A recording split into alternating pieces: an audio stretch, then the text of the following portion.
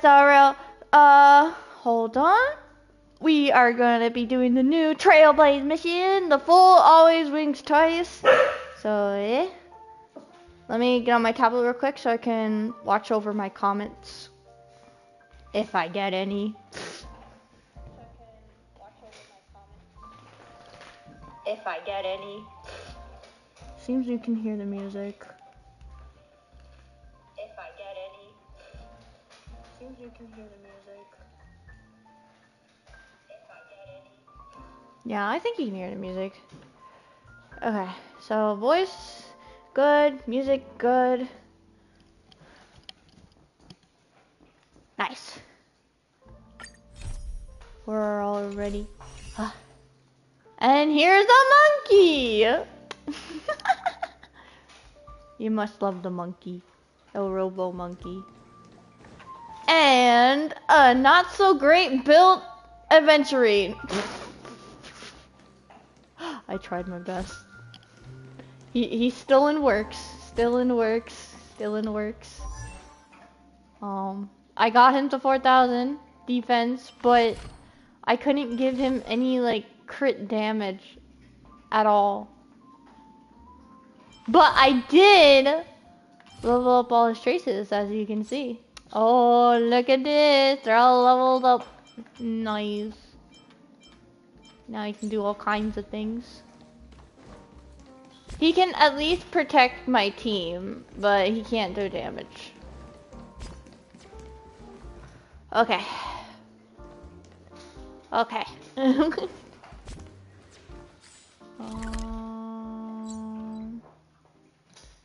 I'm pretty sure we're supposed to go to the parlor car. I remember trying to like avoid going there. Yeah, because this is here, right next to where I teleport.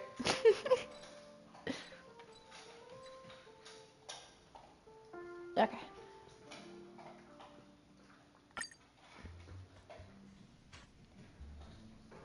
Total system hours until Charmony Festival. Pedagogy's Charmony Festival has entered its countdown phase. Accompanied by Clocky's TikToks. After 12 system hours, this grand celebration will commence with much fanfare. What? Can you hear the music? What?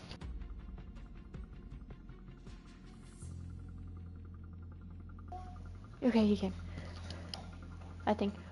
No way! Boo Hill! What is he doing there? Why is he pointing a gun at Dong Hung? Pop!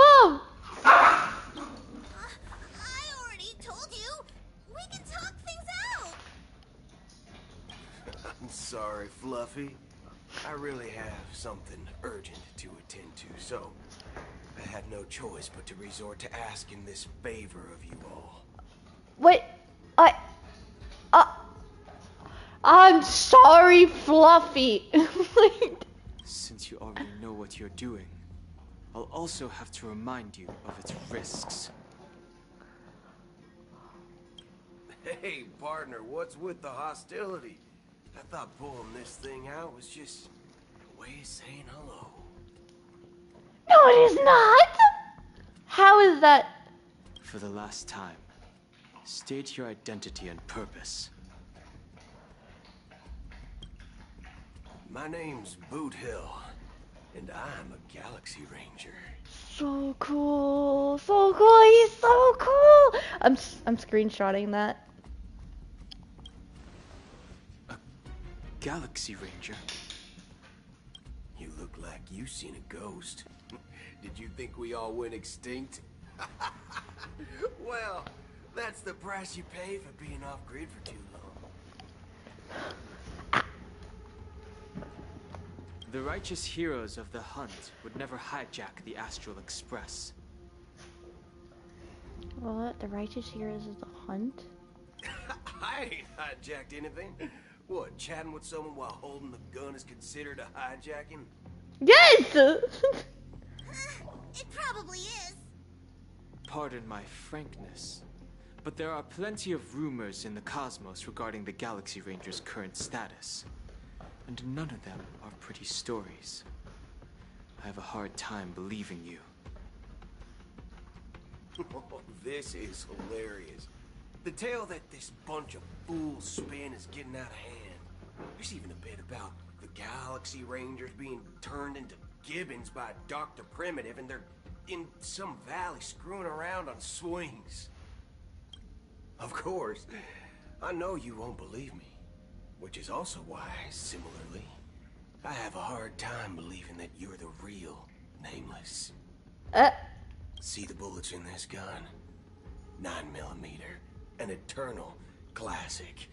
I may need the Astral Express's help right now, but if you're an imposter just like that one, then this bullet might just end up in my head. Wait, how are they imposters? I can't allow myself to be exposed to danger. That's just the way it goes. So, you all have to first prove yourselves. Huh? Where are you going?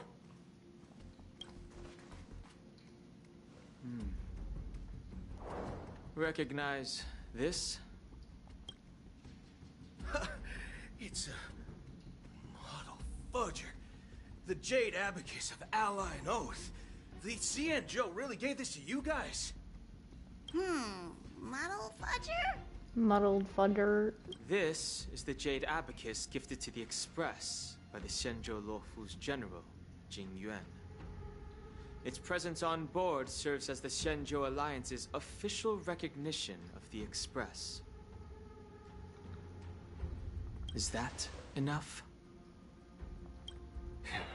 Not bad, kiddo. And across these sprawling stars, a gentle squeeze is all it takes to rustle up a whole legion of Cloud Knights. Now, I reckon that'd be one fudging sight to behold. Now it's your turn. Been ages since the Galaxy Rangers had the spotlight shown on them. We ain't equipped with such fancy gadgets, but I've been around the block enough to know the way to handle these types of situations is easy as pie. That's because they're like overpowered. Alright then. Feel free to toss any questions my way. Let's see if my answers can't turn your trust. If your gut tells you otherwise, it still ain't too late to show me the door. And why would I play along? If I truly am a real Galaxy Ranger, you stand to lose nothing. Alright then. Tell me, what kind of organization are the Galaxy Rangers? Oh, My friend, this question is a hard one. I don't think I can even consider us an organization to begin with. Everyone's on their own fated path along the hunt, with their own resolute sense of righteousness and not so welcome among such so-called universal values. This reply does not instill trust, and only makes your predicament more precarious. what does that mean? I'm guessing you're gonna ask about some form of shared faith, right? But us Galaxy Rangers don't need that sort of thing. What brings us together is a shared bottom line. Never bully the weak. Never kill the innocent. These oaths aren't some lofty beliefs, but the fundamental bottom line that one must never cross as a person. Oh, that's good. As Galaxy Rangers, we strictly adhere to the bottom line. When someone crosses them, the hunt's vengeance will surely come knocking. And in this moment, the other crucial meaning of bottom line comes into play. As long as you don't cross it, you're free to do whatever you please. You catch my drift? Catch my drift. Second question. Why do you seek trouble with the Astral Express? I already said that I seek no trouble. I must go to Penacony for a matter. But I don't have an invite. And I can't even enter the family's hotel doors. If only I could borrow the Nameless's identity. The entire cosmos knows your guest of the family. Aren't the Galaxy Rangers also esteemed guests? Well, you've hit the nail on the head. This is why I'm here. It's fine if I tell you. The Rangers are pursuing an imposter. A son of a nice lady posing as one of us. What? She's on Pentacone right now. The Rangers are pursuing an imposter. Wait, Akron is part of the Galaxy Rangers. Is she talking about Akron? But wasn't she part of... Or maybe it's someone else.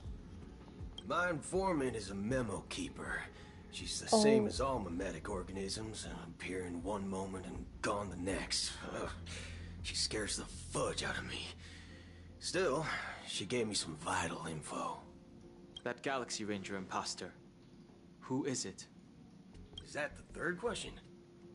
Is it a hard question? It isn't. Just that you might not believe me. That person calls herself Acheron. And according to our informant, she could be an emanator of nihility. Oh, they did say something like that. It's impossible. That's what I said. Don't worry. When I first received the news, I had the exact same reaction as you. IX never gives anyone so much as a first glance, and that's perfectly normal. What reason would they have to bequeath strength unto mortals? That sentence was a pretty cool sentence. Hold on, screenshot. Then you must know that emanators can also conceal their own identities, which, for many people, it's better that way.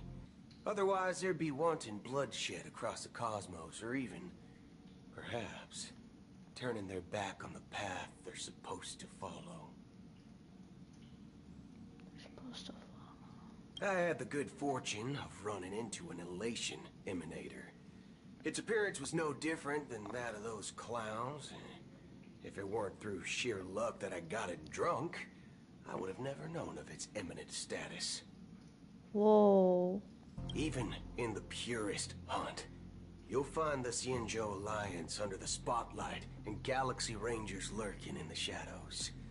Paths are inevitably concepts created by people and exist in planes beyond our understanding.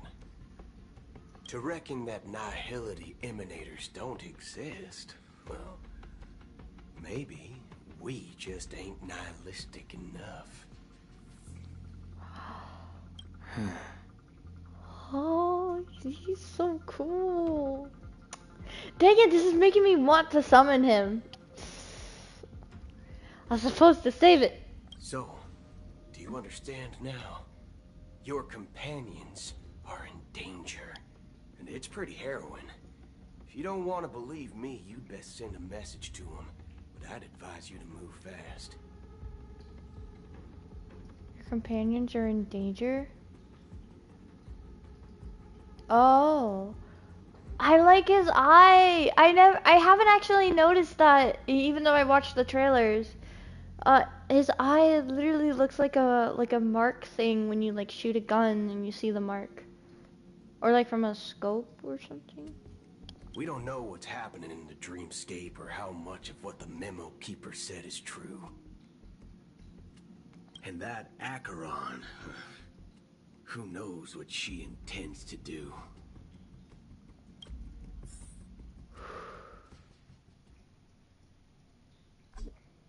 Entered safe zone. Oh. I don't intend to do anything. That's not up to you. Eh? Did you know?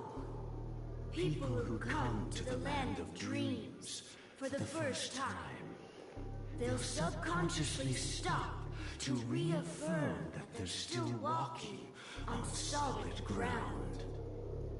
And then they will unanimously raise their heads to gaze at the sky.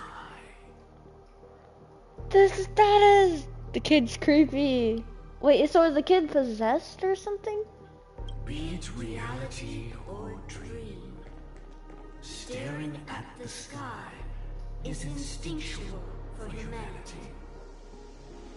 Since the day that the golden hour was completed, it's always been there, watching over every single night of decadence. That's creepy. But now this night sky has been mercilessly severed, dyed with the mist of nihility. And this whole event happened within the course of a single slash of a blade. A single slash of a blade isn't really accurate. It was actually 2 blades, just that the second one was faster. That's not the point. Oh. Many guests who weren't supposed to be invited have gathered at this banquet. Even if the harmony is all-embracing, I have no choice but to show some of them the door. For the sake of Penacony and the peace. Show them the door. I'm gonna assume that's kill. They mean kill. Kill? Maybe not. Maybe not. The planet of festivities has no place for you, a puppet of nihility. Those who live in the shadows do not bear the right to tread the illuminated stage. Speaking of living in the shadows, there's probably not much difference between us. It's only polite to reveal your true self, at least when speaking to others. Hold on. I need to get like an ice pack. My wrist hurts. Penacony's Dream Master. Dream Master!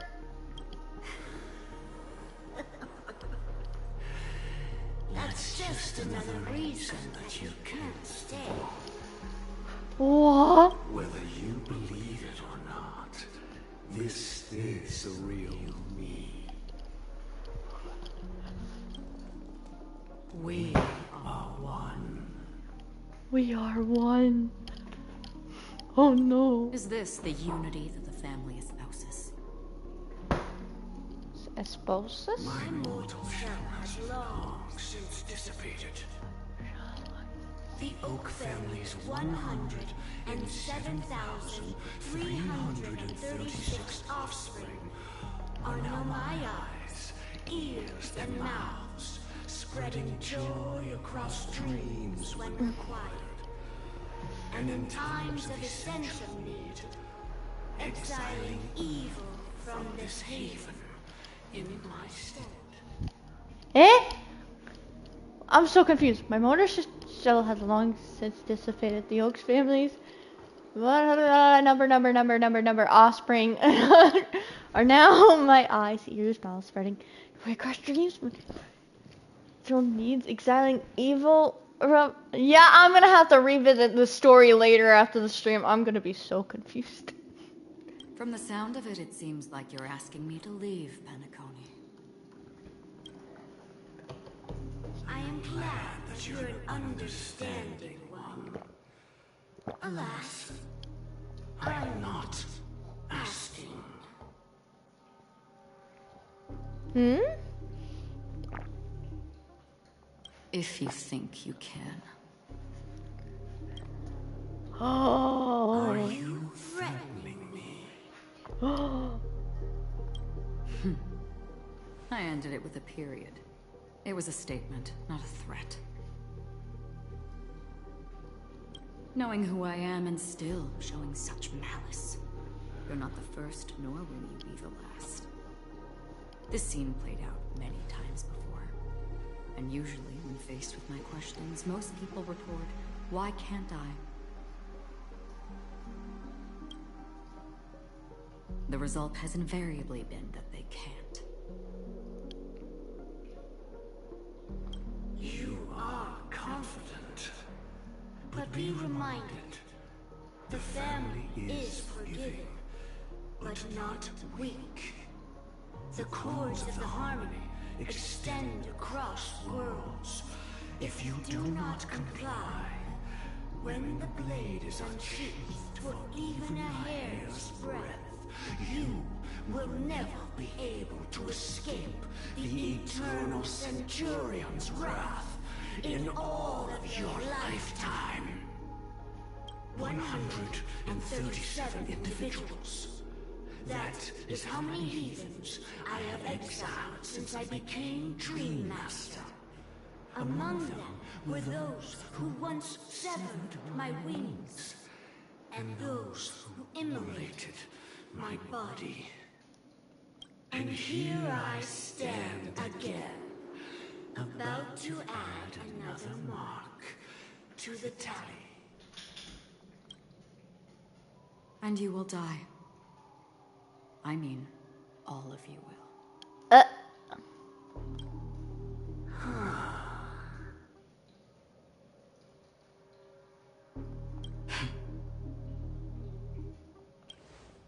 But that won't come to pass.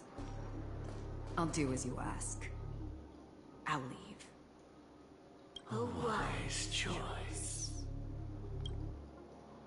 I wasn't aware there was a choice. To you, that surely is the only option. Please bear in mind, you and Penacony are of different worlds. Those born on a far bank cannot seek solace across the river. Leave and never return.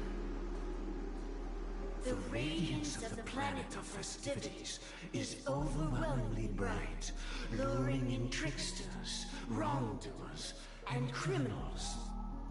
But even the harmony itself will never welcome the self-annihilator of nihility. And even more so, when this self-annihilator heralds the destruction of everything. Your strength is obviously a gift of the sleeping and shapeless, immeasurable and fathomless, like a tributary spawned from the abyss that brings death and sin to all. I think she gets it. She's literally already leaving. Acheron, a befitting name. Take it from someone on the other side of your so-called river. You know better than I do that Penacony has already deviated from the harmony. Whatever your intentions may be, I foresee only one outcome. Its future holds nothing but nihility. Just like all the worlds that have drowned in their shadow. Whoa.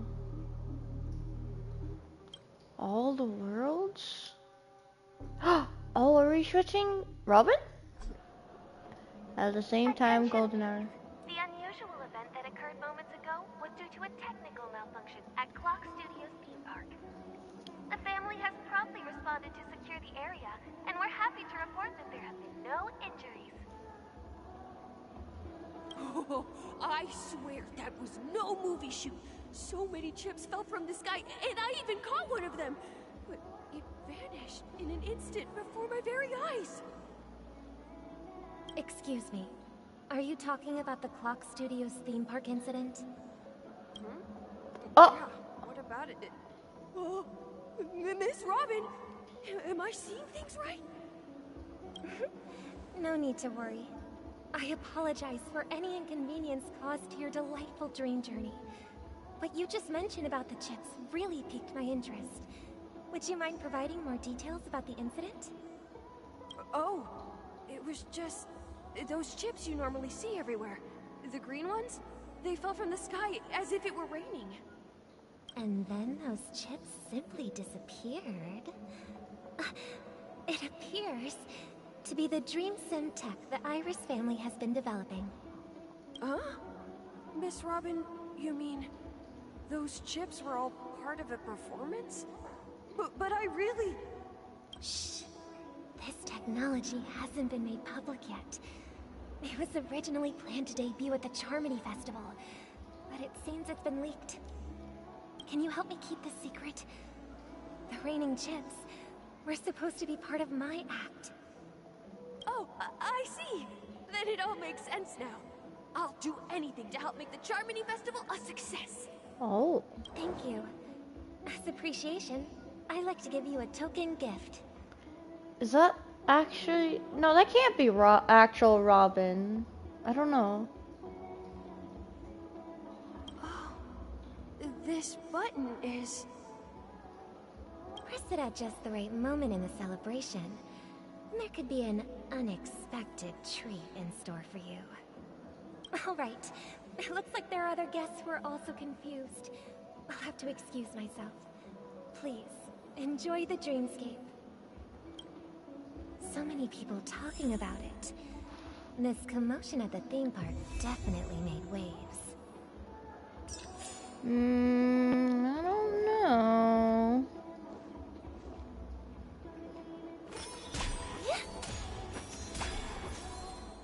The bird. The bird. Let the show begin. Yo, oh. Shoot, I already know what this does. I seen her trailer. Is there any purple?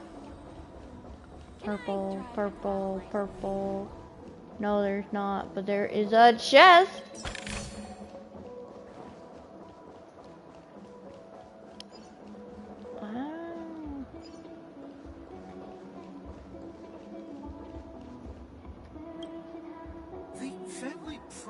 They would protect the guests within the dreamscape, but I witnessed a group of organic life forms making their way to the theme park. And soon after, a rip tore through the sky, and black rain started leaking out of the void. The family needs to provide a reasonable explanation, or I'll take my loved ones and return to reality. I thought the dreamscape was supposed to be a paradise. If it's not, then there's no point staying here. It appears the good sir has seen many great events. And it's true that an uninvited guest has unexpectedly entered the dreamscape. However, their target is not the ordinary guests, but the ambassadors of the IPC. The family will certainly ensure that the safety of the guests is of the highest importance. Miss Robin, I know the Bloodhound family has already sealed off the theme park and has control over the situation, but it won't resolve the problem.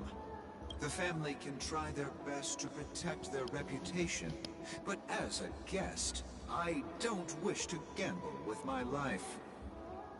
But as you can see, sir, no innocent bystanders were affected in this incident. Perhaps the dreamscape is not as perfect as promised, but there's no place safer than dreams under the family's rule. I believe you know this better than I do. If this incident happened in real life, how many people would be able to walk away from it? That's true. That's true. I could stay here, but keep in mind, guests come to Penacony to enjoy the dreamscapes. They do not wish to be entangled in a conflict between the family and the IPC, so let's not have any more unnecessary incidents. I can't help that. They're trying. Of course. With the Charmony Festival about to commence, we will spare no effort in our preparations. Rest assured.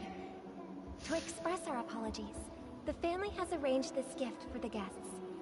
Thank you for understanding. Sophie says, yo, hello, how you doing? Hi, Sophie, I'm doing great. You missed the Boo Hill scene. I was so shocked that the first thing I saw was Boo Hill aiming a gun at Dong Hung. Oh my gosh. That was crazy. And you call the pom-pom, I'm sorry, Fluffy. Wait. Sophie says, yeah, he looks so sick. He does! And I love his eyes. His eyes are really cool. Yeah. I was planning on skipping him and saving up my summons, but this is just making me want to summon him even more. You've had quite a bit to drink. Hello. May I ask what happened here? Nothing to be worried about. There's been a small rehearsal mishap at Clock Studios theme park. Please stay calm. Hey, are you a fool? You don't even recognize Miss Robin? Who do you think you're talking to? Sophie says, lol, I think I'll go for him. I just might after the end of this whole story seeing him. I'm sorry. I've just been transferred to the Bloodhound family, and I'm still not too used to working on the streets. I didn't realize it was you. I'm so sorry. Oh. Hey, don't sweat it. You guys have a tough job. I know how it is. How's the situation looking? Oh, we've sealed off the theme park. Most guests are used to bizarre phenomena in the dreamscape, and so far, no threats have been detected. We can expect order to be restored soon. Sophie says you will like him more, I'm sure. I bet I will. He's so cool. Rest assured, Miss Robin will intensify our patrols to ensure that no incidents occur. I trust you guys. But regarding what happened in the theme park, what do you hounds think about it? It's okay. Feel free to speak your mind. I'm worried for Akron though. Boot Hill came because apparently I knew Akron was already an emanator for Nihility, but apparently he says she's not an actual Galaxy Ranger, so I'm worried for her. Well... Actually, I was there shortly after it happened. Is it true that the IPC's ambassadors came with ill intent? And that Galaxy Ranger who easily cut through the sky? Yeah, you saw wrong. That was all part of a show. Sophie says, did you pull for anyone or not yet? Nah, I don't know. I don't think I'm gonna pull for anyone. I pulled last banner for Aventurine, so I won't be able to get anyone this time. So I'm just gonna save. Miss Robin, to tell you the truth, everyone's been talking about it. The myriad factions on Penacony have already been causing unease for everyone. Thank you all for your loyalty towards the family. The planet of festivities has indeed run into some trouble. The representative from the IPC, he's trying to regain ownership of Penacony and is prepared for a hostile takeover. Oh yeah. Sophie says, lol, I can't spoil it for you, so do your best. Thank you, I'll try. Of course the family did not agree. The result of the failed negotiations is as you see it now. No wonder. So this is the main reason why the IPC staff are banned from entering the dreamscape. Did they apprehend the troublemaker in the end? Don't worry. Mr. Sunday is currently tracking his whereabouts, and he'll have something to show for it soon. However, given the situation, the IPC surely won't let this go easily. Therefore, we are relying on you hounds to maintain the order and stability of the dreamscape. Dang, this song in the background sounds so good. This is Robin, right? Hold on. To understand what is going on, yeah, try more. Oh, so you build your Aventurine? I'm sure he is strong enough. He is not strong. He can protect my team, but he can't do damage. Not yet. He is still underworks. He has 4,300 defense. Yeah, Robin's song is the best. It is. Hold on. I'm gonna pin something in the chat. So I'm gonna send. And then I'm gonna pin it. Pin message. There you go. Now it's up.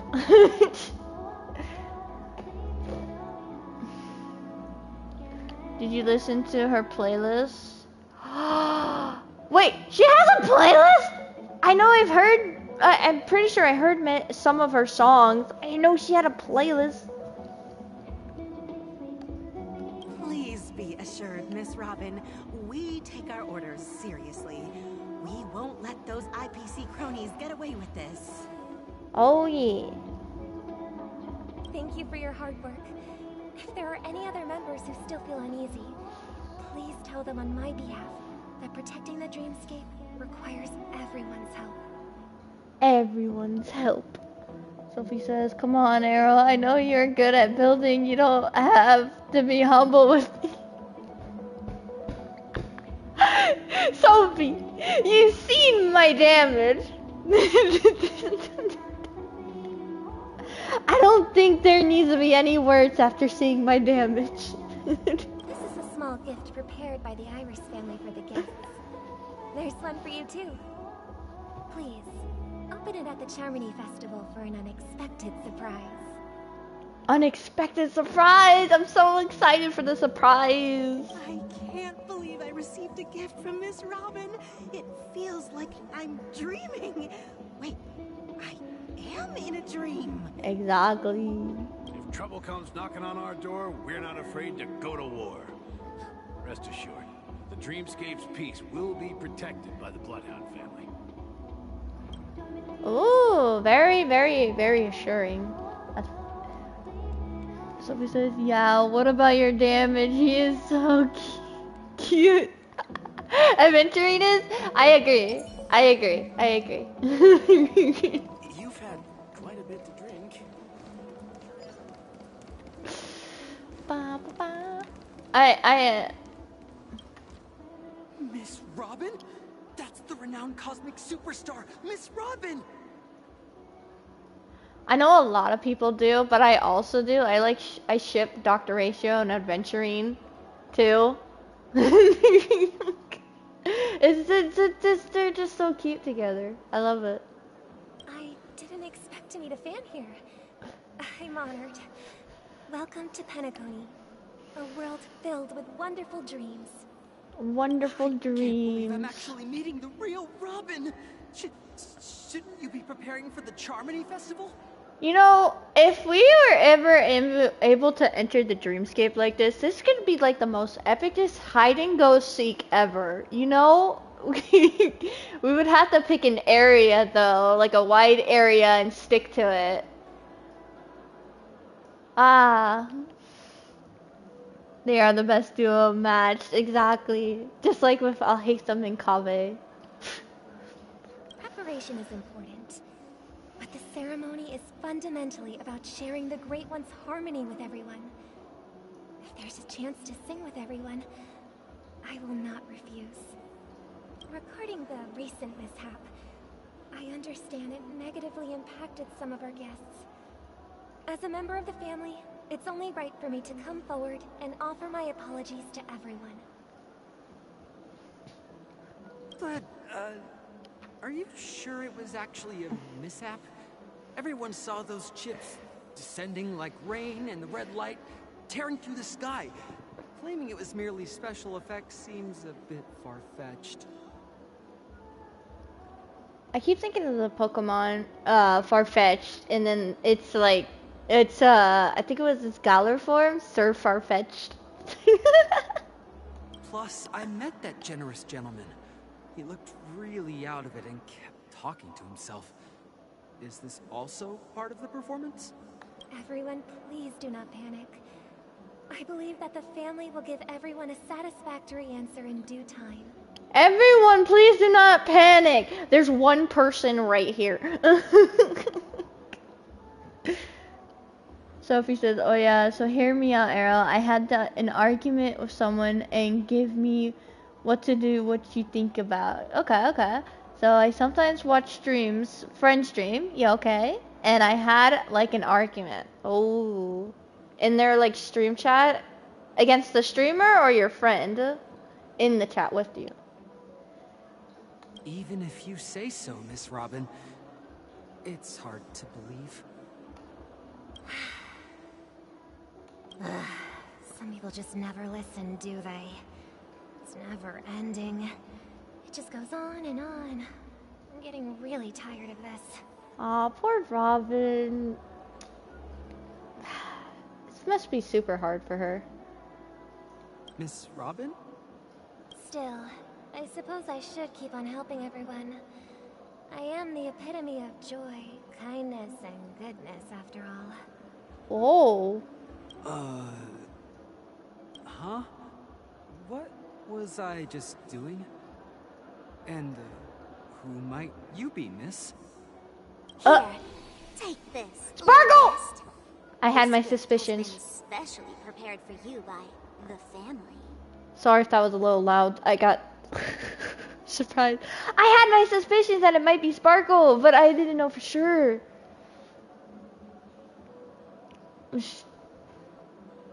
The streamer friend like me and you. Oh. So I spent...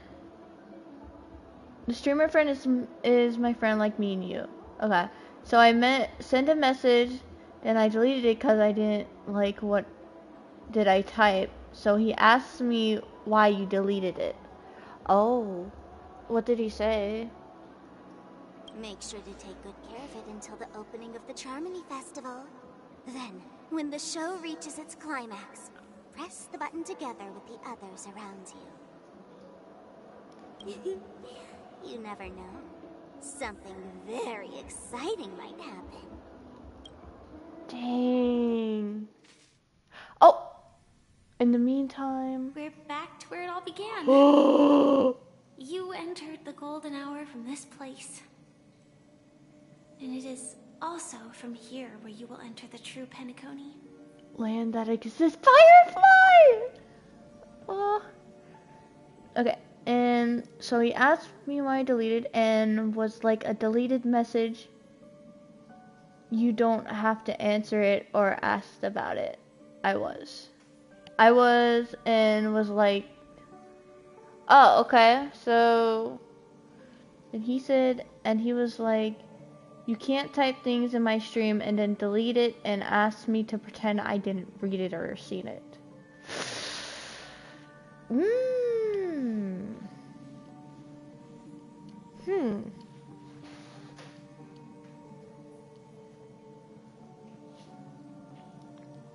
Did he like actually see what the message was? Was it kind of like, was it?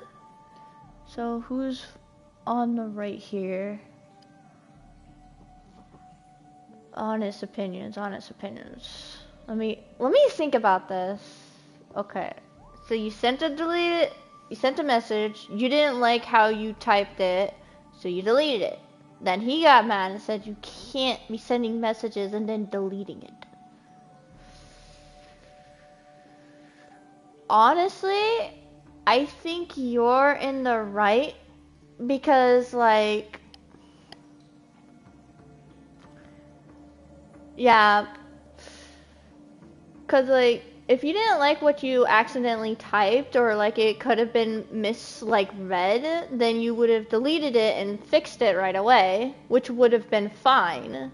So I think he was a bit over dramatic on that part. And he went like, you can't. And I think he read it. I think it's a problem because he read it. What did you send? Was it like something like accidentally inappropriate and misspoken? Because sometimes I can like text something and it could be misread in a different way.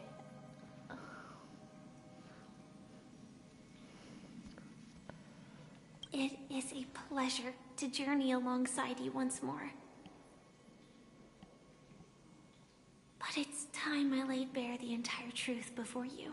Oh, the truth? As you might have heard, I also go by another name. Stellaron Hunter Sam. Stellaron Hunter Sam! Are you alright? You lied to me! Are you Firefly's soul? I know you have many questions. Do you remember when we encountered death in that strange dreamscape? When I was caught by that meme? In that instant before it killed me? I saw the reflection of another dreamscape in its ghastly pupils. In the instant it killed me, I saw a reflection of another dreamscape. What? Another one? Yeah, I agree. No, it's just I sent a message to check how much time it will take to show in his stream. The message was like, that will not do then. Well then, I think you're fine. I think it was just, he was being a little bit overdone. Like, if you were like spam sending and spam deleting, like spamming, then that's not okay. But if it was like 1 or 2, I think you're good. You're good.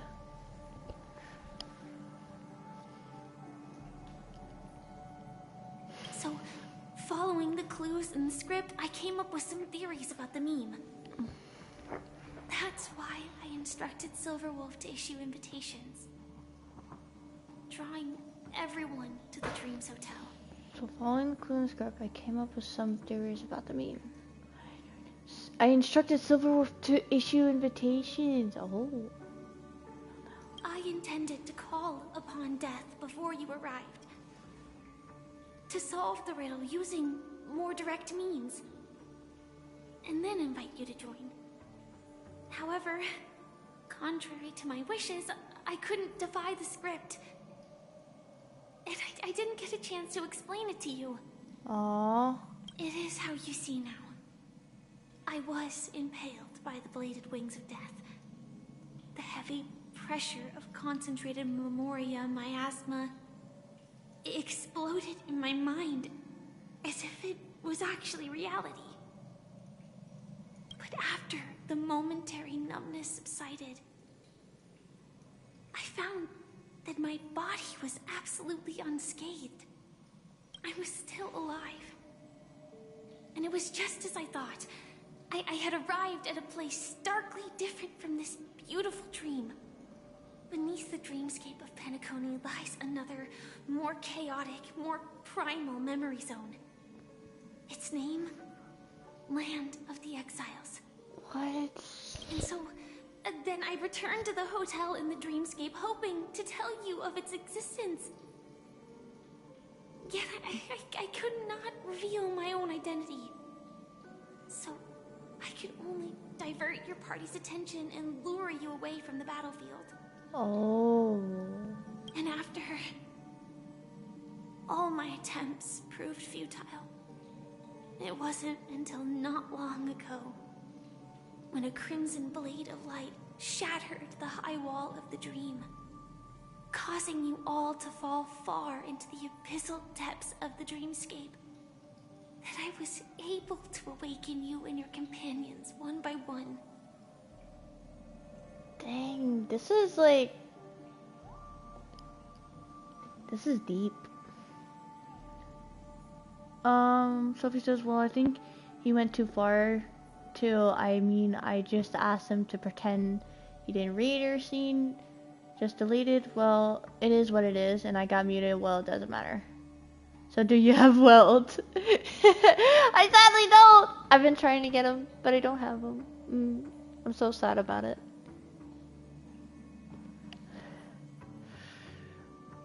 Well, he shouldn't have muted you for something like that. Dang.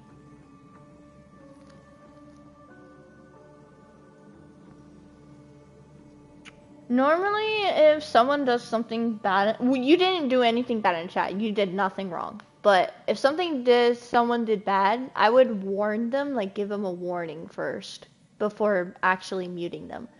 Unless if it's like so bad to the point where it's like, oh, this person's bad, then I would do it. Oh, it's okay. I don't think so. Ah, I see. And that's it. That is all that's happened so far. That's it, all that's happened so far. I completely understand. I'm completely confused. No, it's tough to believe all this without reservations. I just want to say, you are very close to the final answer. Just one more thing needs to be done. And then I can prove it to you. Wait, no. I believe you, Firefly. I'm just, I'm confused of everything that's going on. Now, let's leave this place. Close your eyes. You better be coming with me, Firefly. Take a deep breath and visualize the dreamscape's outline in your heart. And remember, you must not open your eyes at all times. 3, 2, 1. Don't be afraid. The one who has come to greet us has arrived. To greet us? I want to see so badly. After a piercing screech, a thick and ferocious surge of memoria crashes into your chest, churning and ravaging. Your consciousness becomes like scraps of paper caught in a whirlpool, breaking apart, dissolving, and dispersing within the turbulent, muddy current. Innumerable voices resonated through the symphony of memoria, like roaring thunder, and among them, one echo stood out with exceptional clarity. You knew it came from the girl beside you, your hearts beating to the same rhythm, peaceful and even more peaceful. Until in that quiet darkness, memories ripple into existence. I never knew you could do this. Eh? Ah! Wait, is that Blade? And there's Firefly. There's like blue streaks like coming down her face, blue lines. Did you see her gameplay or not yet? Oh yeah, did you see that blue bird? The blue bird, I thought the bird was purple.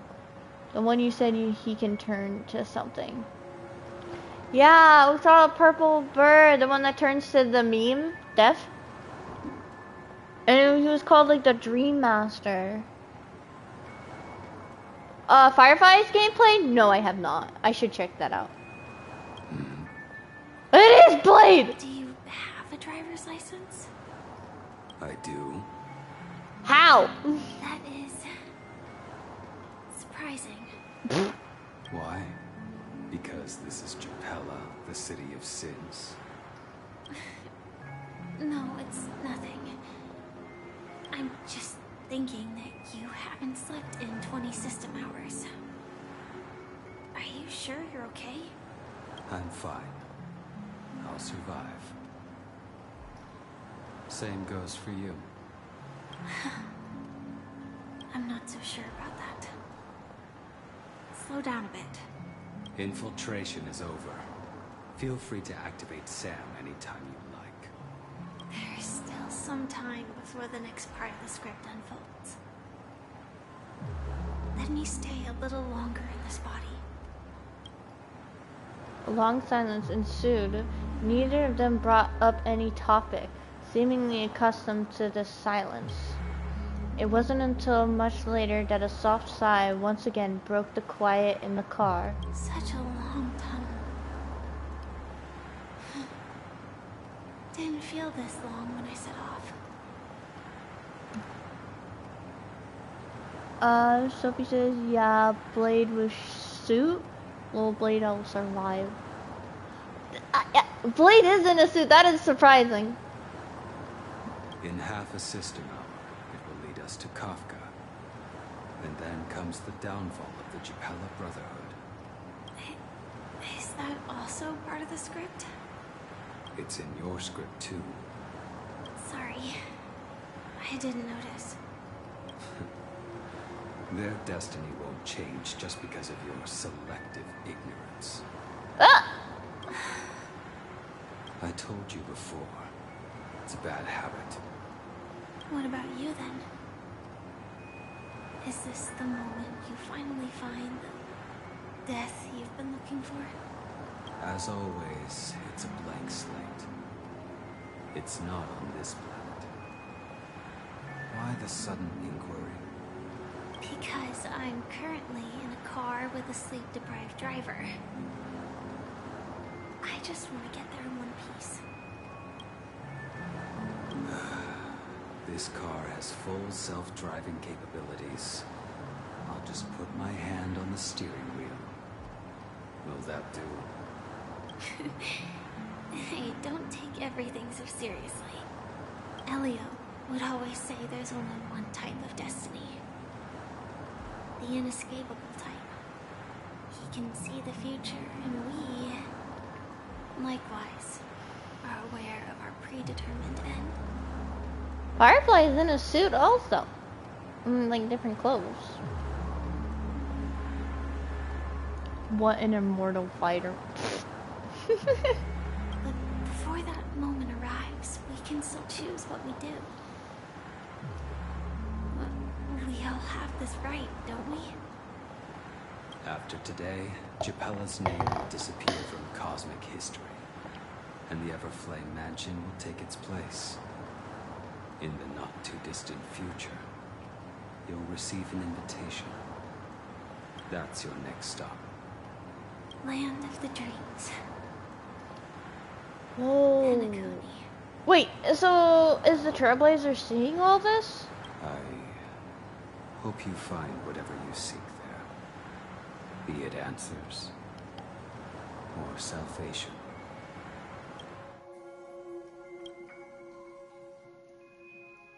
I think he is. Glad to see you're safe and sound. Ah! Oh, and Firefly's with us. That voice just now. Mr. Yang, you're here too. Close your eyes. This is the answer. Isn't it incredible? The monster that we have always known as Death is actually the guardian of the land of the exiles. It abides by a certain rule. Abducting people from their dreams and bringing them here. Abducting people from their dreams and bringing them here. So wait. Death is the guardian of the land of exiles. So that's how they do it? Wait, so was I just stabbed by Death? What? The question that has been perplexing us, does death really exist in the dreamscape, appears to be a cognitive trap. It was laid by those orchestrating events from the shadows to cover up the truth behind the disappearances and the existence of this fortress known as Dreamflux Reef.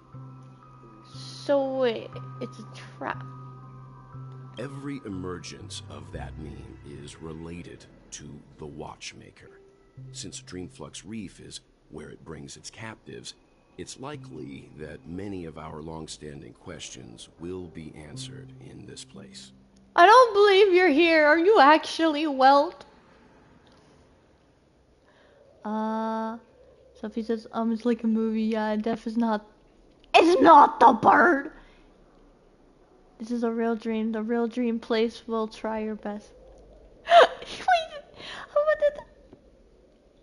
This is the real dream. The atmosphere here is starkly different from the beautiful dream. There are no regulators here like the family. And they all look like they're mildly dazed. But from the whispers of the residents, I've heard a familiar name. Gallagher! Gallagher. So wait, so Gallagher is deaf, right? No, it looks like he was just controlling it, or like deaf, or something. It's that man again. Always in the right place at the right time. I'm just guessing. Though that does save us the trouble of looking for him. Himiko and March have already made a move. Get ready. We're about to set off. He controls him. Oh. The real dreamscape, the land of the exiles. Before we go, should we speak to everyone first? Yes, sir. Yes, sir. Yes, sir. I like to speak to every single person. Oh, look, there's a book. Oh, and another book. I just love that he just that. Wah, wah.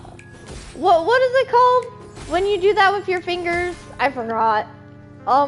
Flick, snap. Right. I'm really sorry for waiting until now to tell you everything. Why couldn't you reveal your true identity? 2 reasons. The script. Firstly, the script. In the future that Elio saw, Sam and the Astral Express's confrontation was inevitable. tried to break the shackles of the prophecy, but this is as far as I could go. Death is Gallagher's pet. That's some crazy pet right there. Yeah, all or nothing. I love his ult. His ult is, it's very unique. That aside, there were also my personal motives. I wished to travel with you as Firefly, and not Sam. It's alright. I didn't take it personally. This is still hard. Thank you. I don't want to worry her. Do the Stellaron Hunters also want a piece of the legacy? Elio only gave me one instruction. Allow the Astral Express to pursue the Grand Legacy. Oh. It means that the Watchmaker's legacy holds great significance to trailblazing. And to you.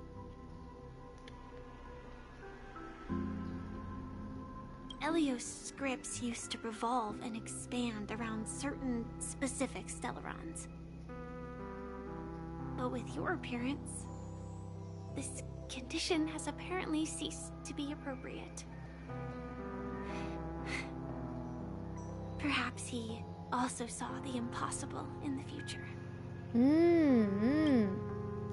So, who exactly is Sam? Do you still remember that medical cabin I told you about? Well, that's Sam. The medical It belongs to the Iron Cavalry of Glamoth's Firmament Frontline. Wah wah wah. A Firefly Type 4 Tactical Heavy Assault Mech. It is the cradle of my vitality. Vitality? And the meaning of my birth. Oh? And for the longest time it was... how I should have looked to the rest of the world. Let's talk later. The time scale of Dreamflux Reef differs from reality. So we mustn't lower our guard. You're sensitive to Memoria. A slight misstep. And you could get lost in this memory zone. Firefly is so sweet. I love her clothes. Like, it has a really nice shade of blue and stuff. Wait, is that a cape? Cape. Oh, it is. It's like a scarf. Something on your mind? Let's talk about it. Is this going to be a late long stream? I'm gonna try to stream as much as possible. And like 5 or 4 hours I have to stop the stream, so cause that's when I have to walk my dogs again. They're currently sleeping. I don't know if I'll start it again or not. It depends. Acheron's Blade Slash. No wonder Miss Acheron is so averse to drawing her blade. It's hard to imagine such terrifying power could reside in an ordinary sheath. If it weren't for the fact that Aventurine's power originated from the preservation, the entire dreamscape would have been affected. True. Don't feel burdened by this. Even without that Stellaron inside you, Aventurine would still have found other methods to accomplish his goal. Let's just believe in Miss Acheron. And given her prowess, I don't think we've got anything to worry about. What are your thoughts on Gallagher? Ooh, that's a good question. Yeah, it depends, sure.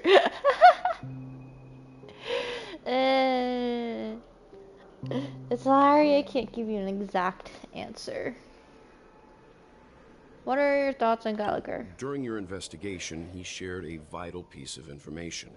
Mikhail, the former watchmaker who collaborated with the family to construct the Penacony we're familiar with today, had a falling out with the family for specific reasons. But this is precisely where the problem lies. You were clearly investigating a murder, so then why, as a security officer, is he changing the subject to talk about his past with the watchmaker? And now, with Firefly mentioning his name again, it's hard not to be suspicious. Regarding Firefly and the crew? Before we found you, she'd already revealed her Stellaron Hunter identity and shared a lot of information. Who would have thought that the Molten Knight's true identity was actually a young girl? For her, this is a secret that she cannot allow others to know. That being the case, I think we can believe she's willing to cooperate. But she didn't reveal all her secrets. I just can't shake the feeling that her situation is different from that of the typical dreamer. And I hope that doesn't lead to any dangerous predicaments. Let's call it a day. I hope you've regained a little composure. We'll move out when you're ready. I am already ready. Let's go. Keep going straight down this alley and it'll lead to an elevator. It'll take us to the center of the land of the exiles. Okay.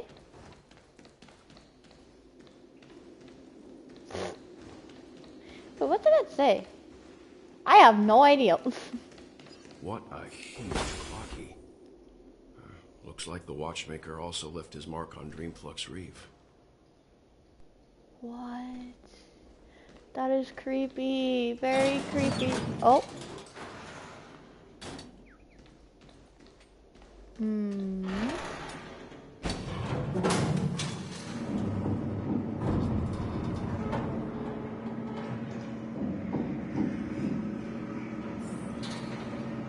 They read it so you can't read it.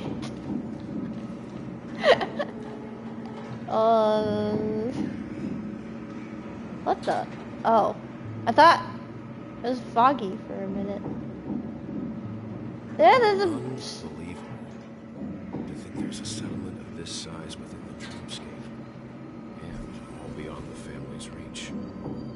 Settlement beyond the dreamscape and from the family view. So the family can't get here? It's so bright. The atmosphere in this fortress is pretty different from that in the beautiful dream. When I first saw it, I was in awe too. The sky here, it's like a reflection of the 12 dreamscapes.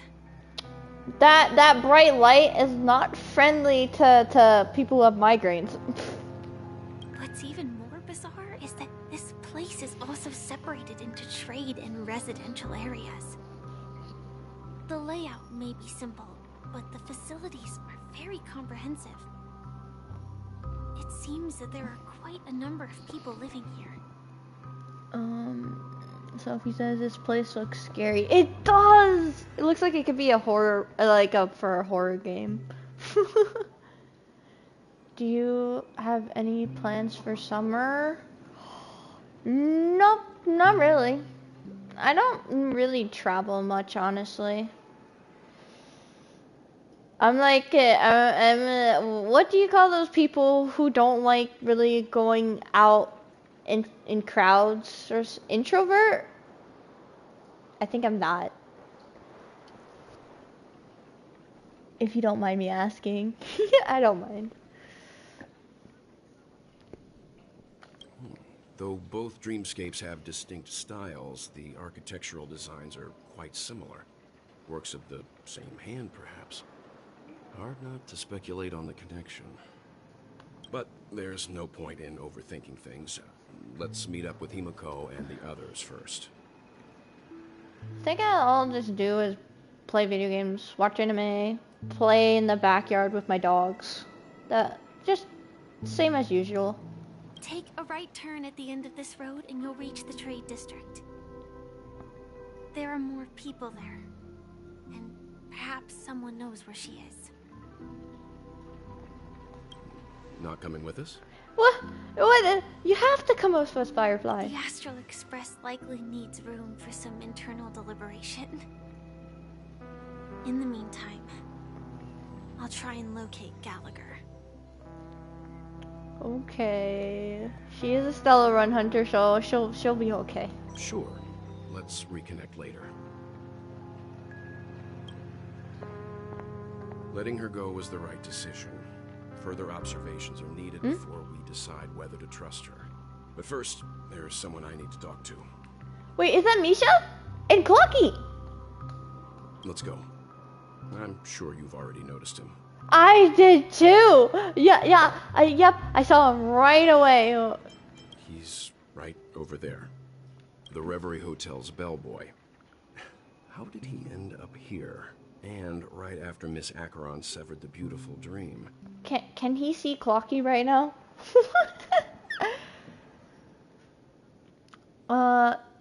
Well, I hate seeing and meeting people, same. If I can live in my house forever, I don't mind actually. Just games and food. Yeah, things become more interesting. It has... Yeah, well, yeah, one of the only times I go out is when I have to meet up with family or my job. Yeah. We'd better check, just to be sure. I love Misha. Perfect for me. What? Legal for me to stay in. What are you doing in the bucket? But it is perfectly legal for me to stay in. You are so weird. Why would you want to be in there? Oh, okay.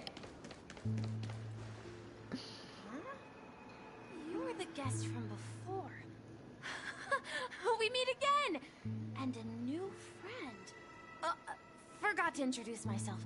I'm the hotel's bellboy, Misha. Bellboy. That sounds adorable. Misha is adorable. Hello, Misha. I'm Welt. We met in a dream. Clocky scares me. Oh. And who might this be? Oh, he can see Clocky! Tick-tock! Old friend and new friend! Let's high-five! No. Mr. Yang, you can see him. Mr. Yang, you're still young at heart. Your memory zone mean? Nope. Clocky is a good friend of mine. We all live here. Oh my gosh.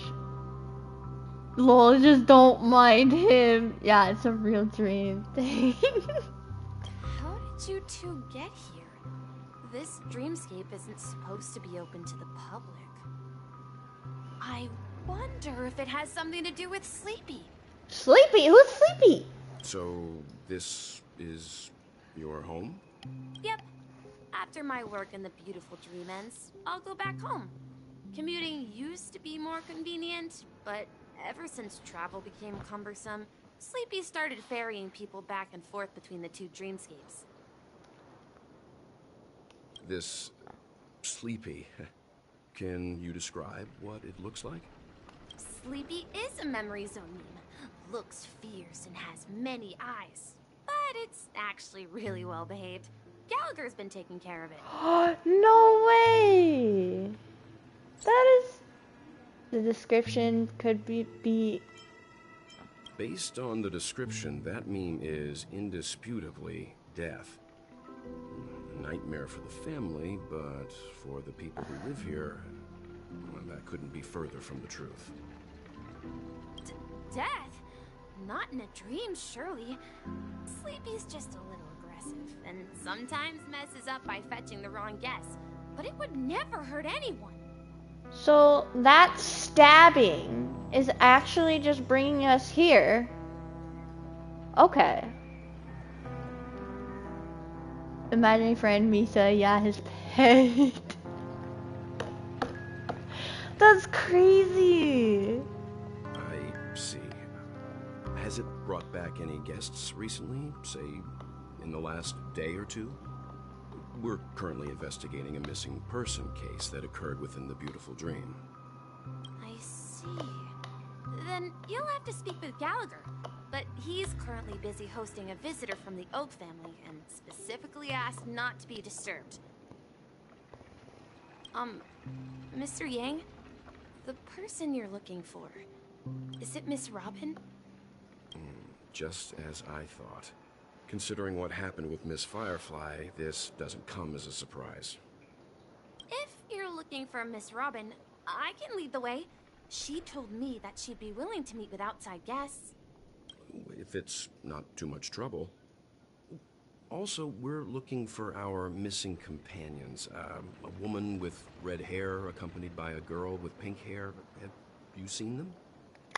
That's probably easily spotted. Those are very bright colors. Oh, I haven't. But please, rest assured. Dreamflux Reef is a small place, and it's not as bustling as the beautiful Dream, but its safety is unmatched. How about this? Since it's your first time here in Dreamflux Reef, I'll be your guide and help you find your companions. And then we can all go visit Miss Robin together. She's gone to Mrs. Grace's to visit the children. She won't be leaving anytime soon, so there should be enough time. All right then, we'll follow your plan. Well, we now know the answer to both murder cases that have caused such commotion in Penacony. As for the intentions of the mastermind behind it all, we're still none the wiser.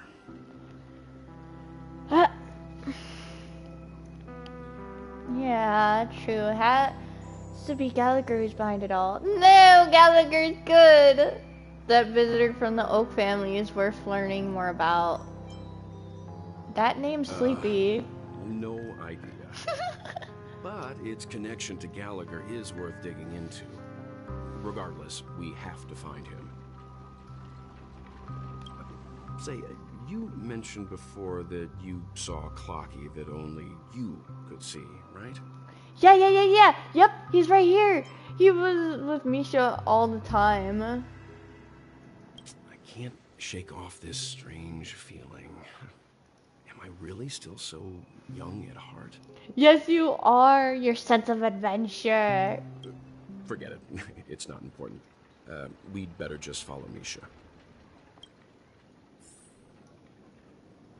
That first time when we were going out into a world and Welt wanted to come along, was it the first or second world? I can't. It was the first world. Welt came with us on the Laufu. No, or was it? It was Welt. But like, I thought it was very childlike when he wanted to go on an adventure too. The first time.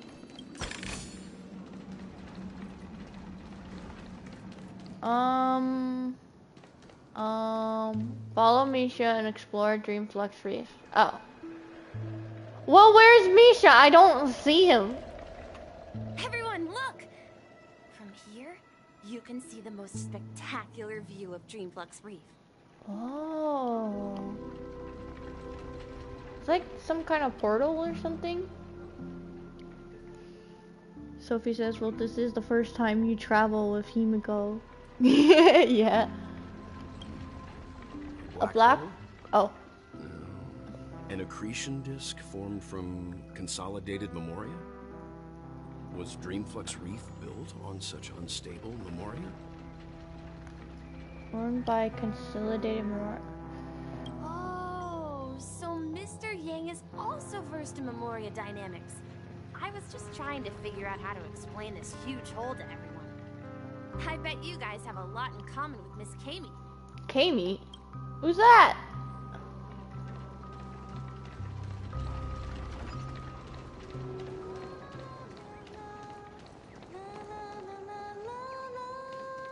Robin's better. There she is. And she's not even singing the lyrics. She's going like la la la la la la la la la. This is Miss Kami. My calculations are finally done. In another 10 system hours, the above dream will swallow the dream below. My hypothesis was correct. This place will cease to exist as the dream devours everything. Oh, so she knows that the dreamscape is collapsing. Lol, what? Is Whipper voice. Please someone stop her. Wish we could. Who are you all, and why haven't you left yet? This place is about to disappear. I can still hear her in the back. I don't know if you guys can. What are you doing out here? Then why aren't you leaving? I'm Kami, a dreamscape surveyor specializing in Memoria dynamics, and this is my life's work that I'm researching. Ah, so you'll risk your life for your work. See that huge gaping hole? It was just a narrow rift many years ago, but now it's grown into a giant hole. The surrounding Memoria has been flowing towards the other end of the hole at a constant velocity, slowly but surely. But the scary part is, according to my calculations, the flow rate of Memoria has recently changed, and it's faster than ever before. It's almost as if something is sucking it in from the other side. That is... wow. Sophie says, oh, by the way, is there bio about Lucha's burst? Yes, it is. It is. When I saw his trailer, I immediately wanted him, no matter what. Yeah. Well, Death will return, yes. Oh gosh, you mean Sleepy? Nah, it's not named Death. That's Sleepy right there. He's harmless. By constantly improving upon Madame Rosalina's Memoria measurement method, I've finally obtained accurate results. After 10 system hours, the Dreamflux Reef will cease to exist. Just like the melting of glaciers, everything will crumble and disintegrate. The dreams on that side of the void will fuse into one. Oh, what? 10 says that Dreamflux will cease to exist. Just melting glaciers. Everything will crumble, disintegrate. Please don't worry. This sort of thing has happened many times before. Miss Kami isn't a bad person. She's just a bit lost in her own world.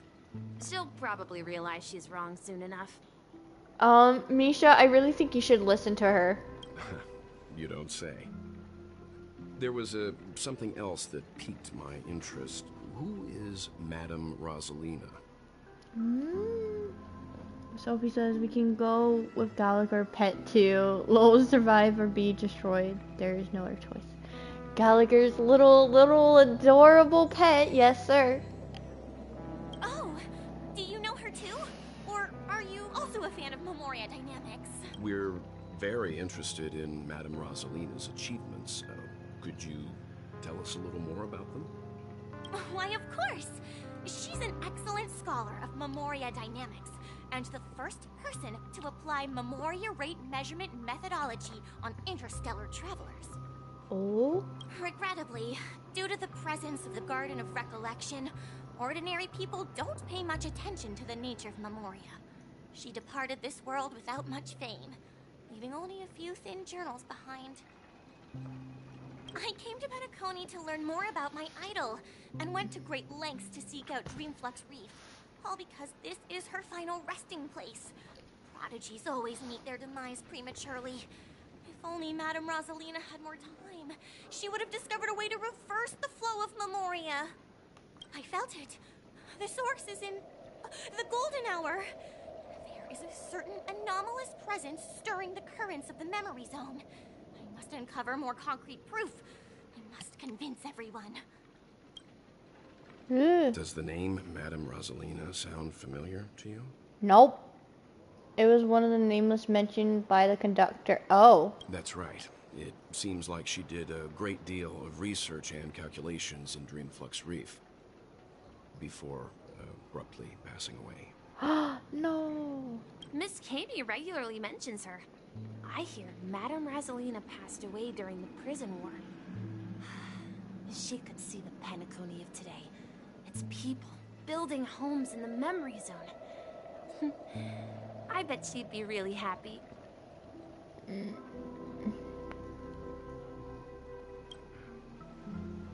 Perhaps.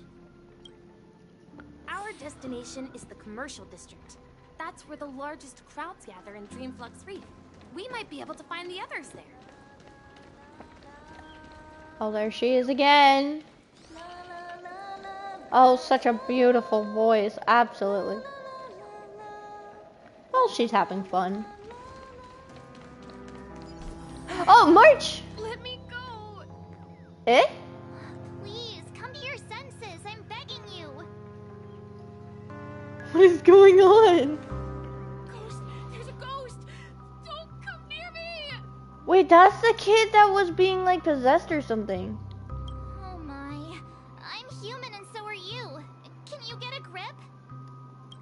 Mr. Yang and Mr. Trailblazer, I've been waiting for you. Quickly, come help. I bumped into a member of the family on the way here. He was so scared and I just wanted to calm him down. But...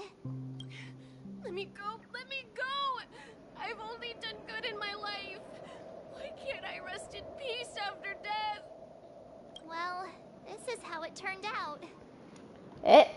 You scared him this badly? Now you shall pay respect to March 7th's ghost of Dreamflux Reef. Me? A ghost? Don't make me hit you. He thinks he's dead. Although, when I first fell in, I also thought the same. Dear guest, this is not the afterlife. This is Dreamflux Reef. That's right. Did you hear that? Repeat after me. Dreamflux Reef. You're talking to someone invisible. If I'm not dead, what am I? I shouldn't have pushed my luck and tried sleeping in my dream. Curiosity kills the papashi. Sophie says, did you pick anyone? 300 polls, character select? No, I haven't reached 300 polls yet. Sophie says, oh, sorry, I gotta go. See you later. Have a great scene. We'll open your brain and enjoy the quest. Thank you, bye. Invisible who? What's wrong with sleeping in dreams? Stop asking! You'll alert the monsters. All the dead are right here. All of them. You're not talking about the memory zone meme, are you? Don't say that name! It's all your fault. They're coming! They're coming! Oh no. Okay. You chose the wrong enemy. You guys look at Lucha's battle stance for like maybe 2 minutes. I have to use a bathroom. My stomach hurts, so be right back. What is it we're waiting for?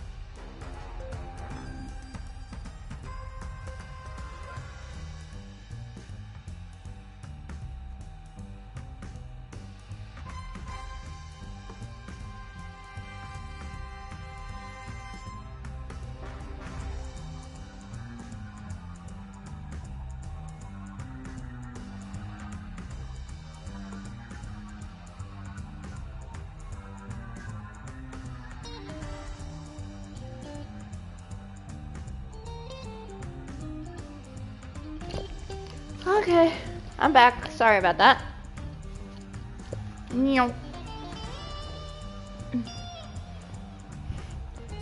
Let's see.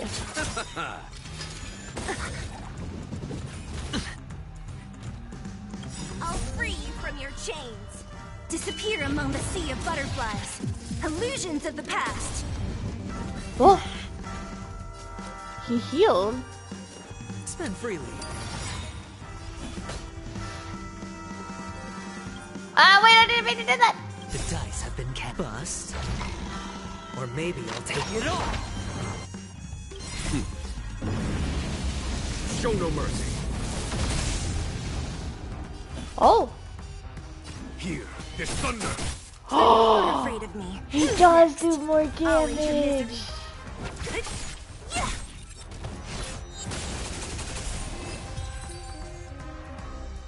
That was cool. He passed out. What? His intense negative emotions attracted the nearby memory zone memes. I see. But why aren't the other people around here scared? Unlike in the Sweet Dream, people here don't see memory zone memes as dangerous monsters. And even if they pose a threat, people can easily escape by forcing a wake-up call.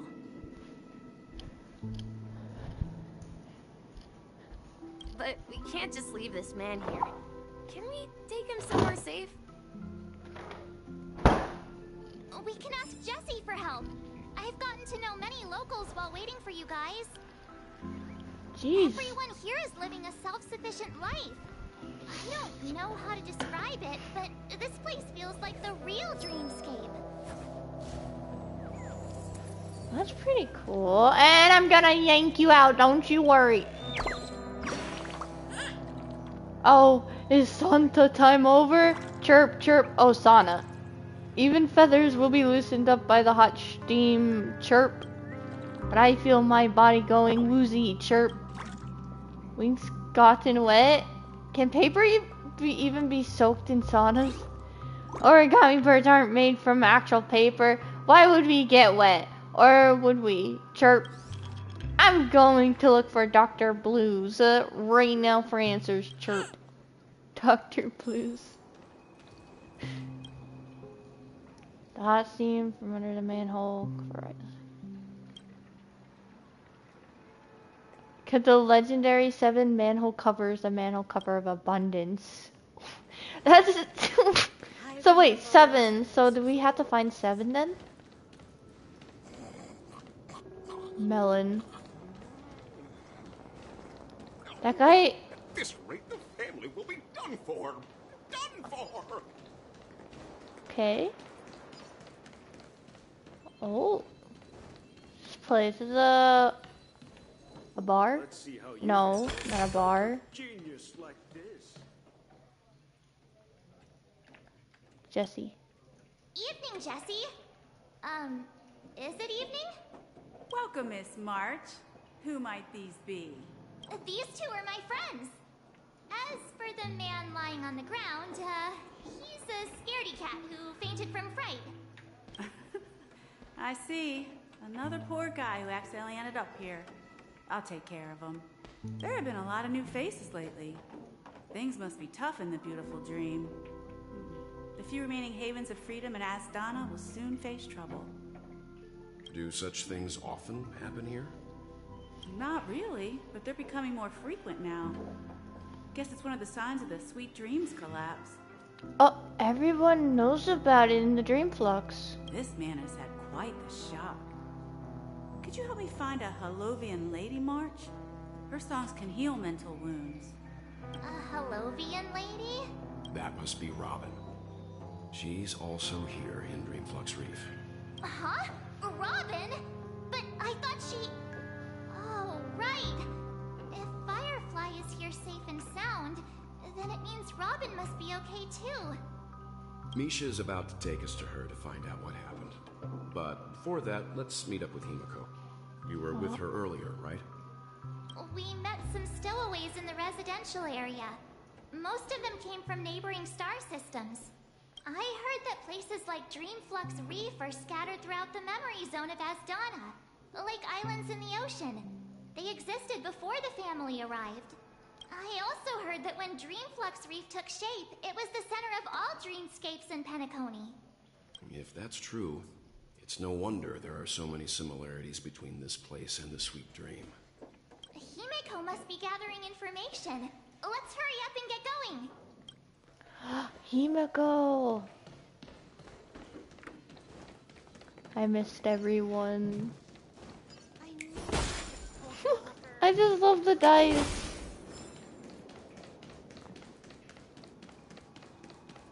Oh, there she is. This is where we split up. She can't be too far away. She's right there. So that's how it is. I never imagined we'd gather the remaining details here. Wow, he's big. To borrow Gallagher's catchphrase, what an unpredictable twist of fate. Himeko, here they are. Ah, perfect timing. Now that everyone's here, I'd like to introduce everyone to Micah, who's partly in charge of the Land of the Exiles. Micah, these are my companions. It's a pleasure to meet the Nameless. So this is the Land of Exile. You know us? I've been keeping an eye on you since the day you arrived in Penacony. We would have met under more appropriate circumstances if Dreamflux Reef hadn't been isolated from the 12 Dreamscapes. Please, allow me to formally introduce myself. I'm Micah, the Gravekeeper of Dreamflux Reef. Gravekeeper? Great. Life in Dreamflux Reef is pretty liberating. Everyone here mostly keeps to themselves, without meddling in others' affairs. My daily task involves cleaning a few tombstones. Wait, so there is graves here? You're too modest, Micah.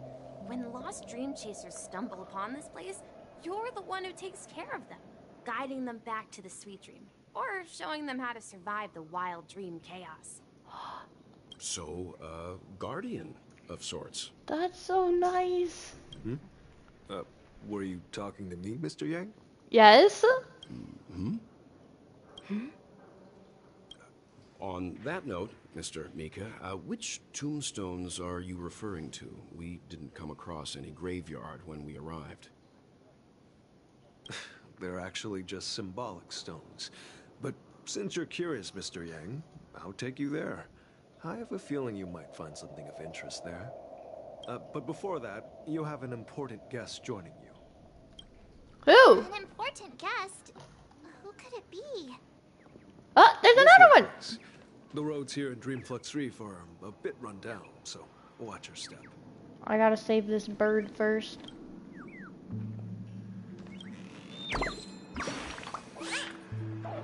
Hey, stranger, are you here to buy some balloons? Chirp. I've been looking in the shop window for a while, but I haven't seen the shop owner come back. Chirp. The shop owner is on vacation. Chirp. Seems like the shop owner is out on vacation. No wonder Roosevelt is so quiet. I don't think I can wait till he's back. I'll go ask if Dr. Blues can make me a balloon chirp. There you go, Dr. Blues again. Let's have a toast to dreams. So this is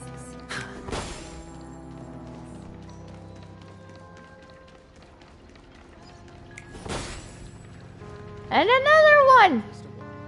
I don't want to speak to this pole box thing. What is that? What? A coin? A coin? Oh, I need a coin to get it out. Okay, we don't have one yet.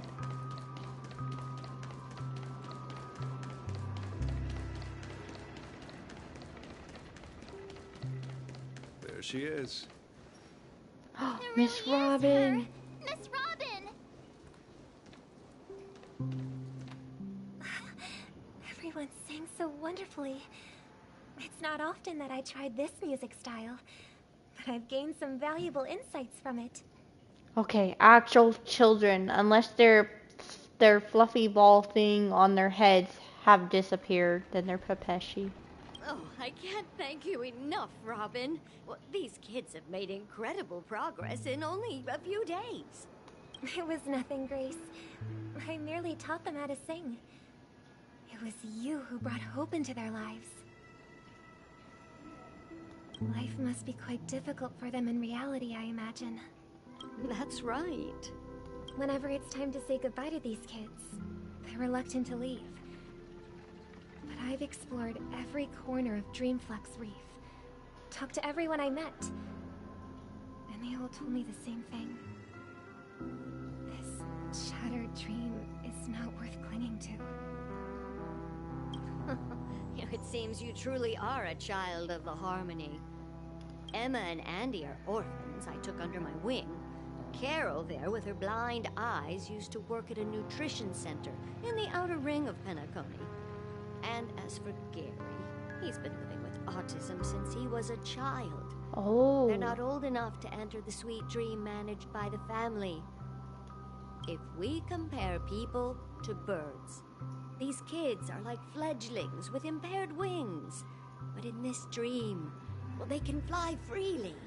Even if they stumble along the way, well, they're still relying on their own strength. They can fly? I see. And me, an old lady with no legs. Well, without this dream, I couldn't even walk toward them. Oh, so she has. I'm glad that you found a new life here in Penacony. It's just... Don't worry, Robin. Dreams have their significance, but they aren't everything. Both the children and I understand this.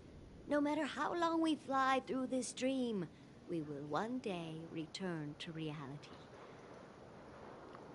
But you know what?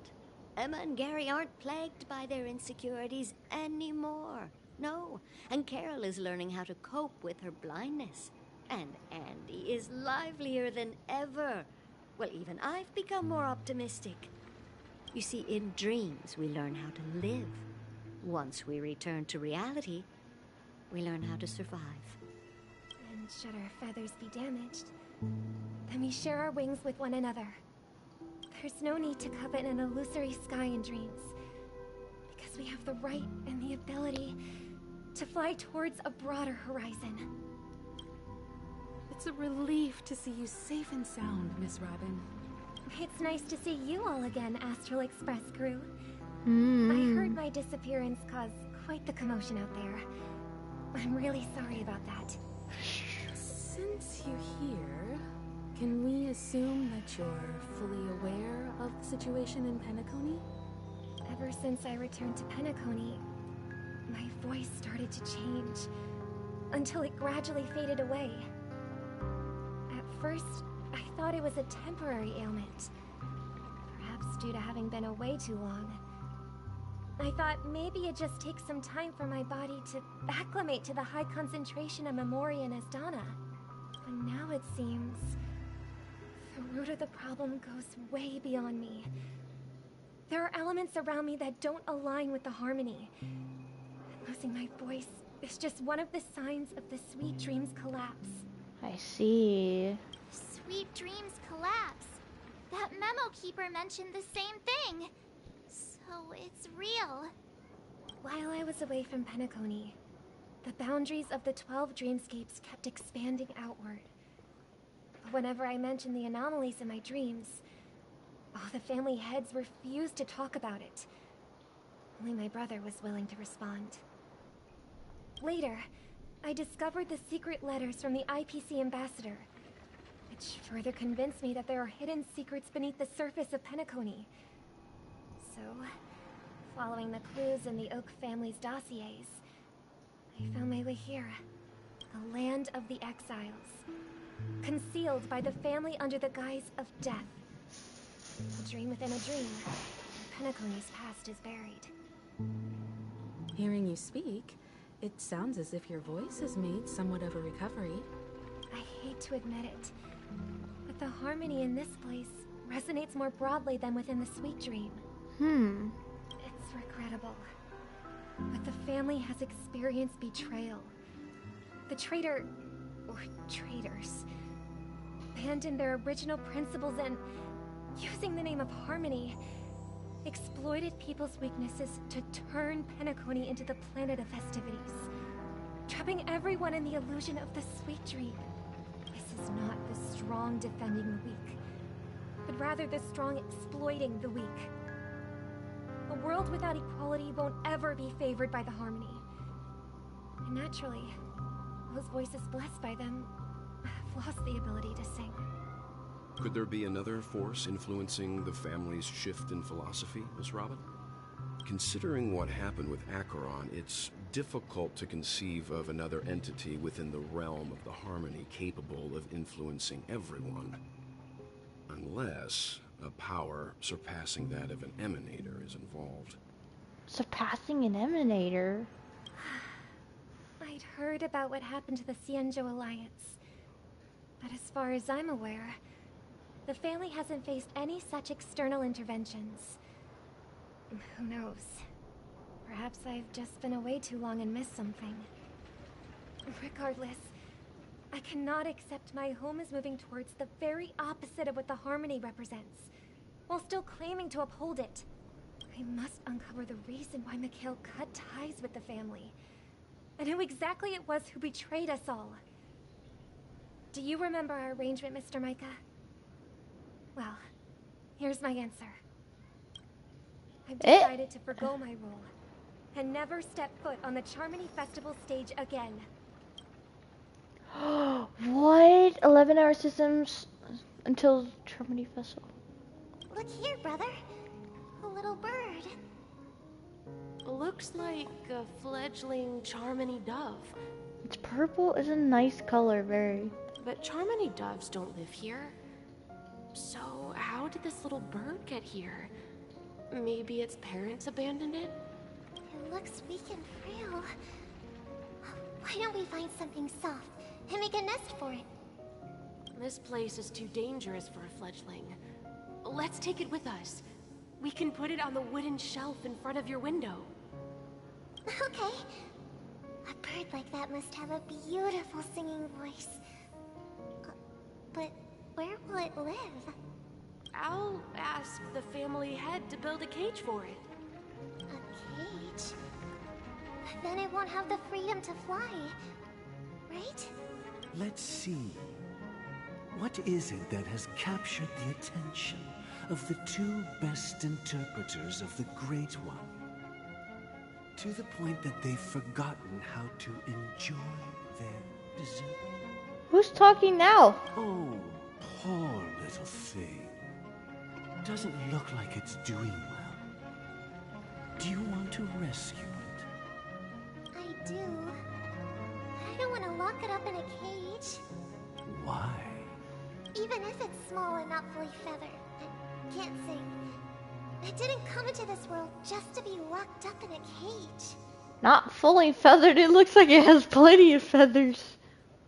Birds. They should be flying free in the sky. That's quite the romantic idea. And what about you, a young scholar? Do you agree with your sister? I think she's right. But if we leave it out in the wild, it won't survive for more than a few days at best. Ah, I see. It seems our little scholar is still a bit unsure. Well, let me tell you youngsters a story. As you probably know, Charmony doves can fly through the air. When they fly really high, the friction caused by the flapping of their feathers against the atmosphere creates amazing lights, so that they look like shooting stars. We've seen this spectacle so many times that we think it's just something they can naturally do. But that's not the truth. Their radiant display is the result of countless struggles against nature over generations. Their ancestors were too weak to survive on the ground, so to escape predators, they started seeking new opportunities in the air. After countless attempts by many generations, one of them finally figured out how to fly. It soared into the sky and never looked back at the ground again. So, you mean birds aren't born to fly, but they find a way to do it through their determination, right? Well, that's an idealistic way of putting it. So, what are your thoughts, Sunday? The bird is so cute. I think people believe birds are meant to fly because they've never seen those birds crashing to their death. That's an interesting perspective. So, have you decided what to do with the bird now? For now, I'll keep it in a cage until it can take care of itself because I want it to live, no matter what. Well said, kids. It seems each of you has found your own answer. Your insights are truly remarkable. And I hope they come true in their own way. We will take good care of it. Won't we, brother? Yeah. But, Mr. Gopherwood, there's one thing I don't quite understand. Gopherwood? And what might that be, my son? Huh? What if this little Charmony dove never learns to fly in the end? I mean, if there are fledglings in this world that can never fly throughout their lives, should we let them go back to the sky? Only to see them crash to the ground and die? Talking in your sleep, Birdie? What? Time to wake up. Gallagher!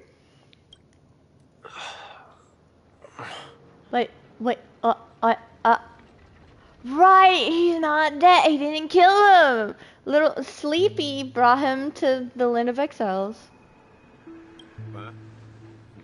Need a hand? I'm still alive? Yeah. Happy about that. Where is Robin? Tell me. Now. I knew that was going to be the first thing you'd ask. Don't worry, your sister is here, safe and sound. She's probably walking around the streets now. If I were you, I'd be more worried about myself. After all, right in front of you is the guy who just stabbed you in the chest with a dagger. If you wanted to kill me, you wouldn't give me the chance to speak. Just tell me your demands, lackey of the Watchmaker. You should really be careful with how you speak. So, you figured out who I am, huh? No wonder you had the guts to go against the Dream Master and the Four Families. Looks like I made the right choice. Oh. Choice? You are aware of my plan and see through my act. Time is running out, so let's drop the charades. I'm suggesting we cooperate. Cooperate?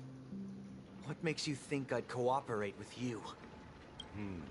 The fact that the famous Robin has chosen my side. Plus, some clues about a traitor and a bright future for Penacony. Any of that catch your interest? I find it hard to believe a man who's full of deception. Fine. You don't have to trust me. What you should trust is the sense of justice inside of you. Ambition. Show me Robin first. All right, as you wish. Here she is. Huh? Eh? That's Firefly. What's your trick this time? Just kidding. I mean, this lady will lead us to Robin, right? And the crew, too. There are too many people who you owe an explanation. That'd be great. Please follow me, Honorable Oak Family Head. Now, all the actors are on the stage. Moments later. This is the monument I mentioned earlier. The names inscribed on it should be familiar to all of you. Rosalina And Tiernan. When Penacony was known as a frontier prison, it was the Trailblazers who connected it with the stars. They were the heroes who saved Astana, and their names deserve to be immortalized. Not just on this small stone tablet, but in the annals of history for all of time. However, today, the planet of festivities is nothing but sweet dreams. That heavy piece of history is all a distant memory. Just like that prison. If their names are inscribed here, then that means... According to Micah, they died long ago.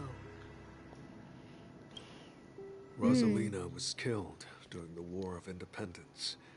She ventured alone into the heart of the star system to investigate the flow of Memoria, but she never returned. Did the Memoria affect her? Tiernan was a skilled gunslinger, strong and reliable. He led the people through countless battles, but he didn't live long enough to witness the arrival of true peace. Wait, he's a skilled gunslinger. Do you think it could actually be Boot Hill or something? Maybe not, but I don't know. In the decade following the war, Penacony faced challenges internal and external.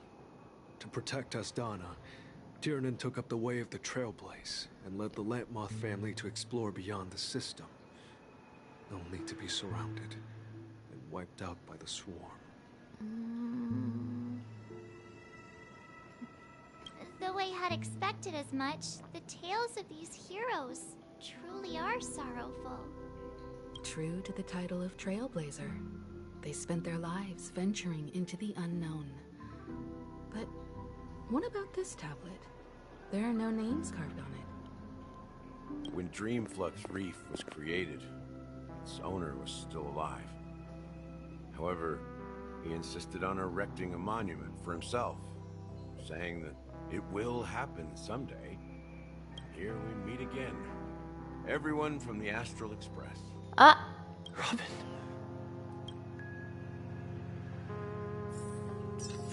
They're all here.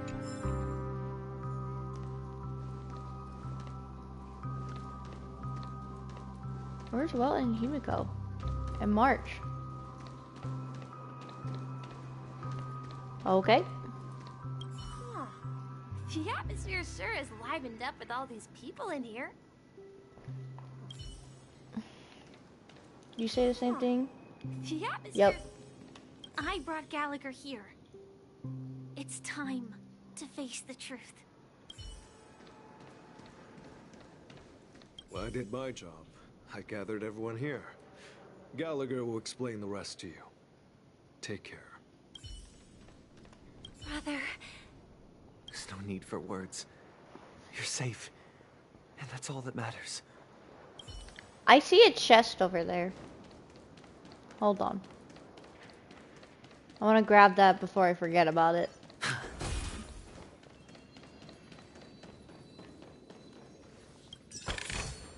Got it.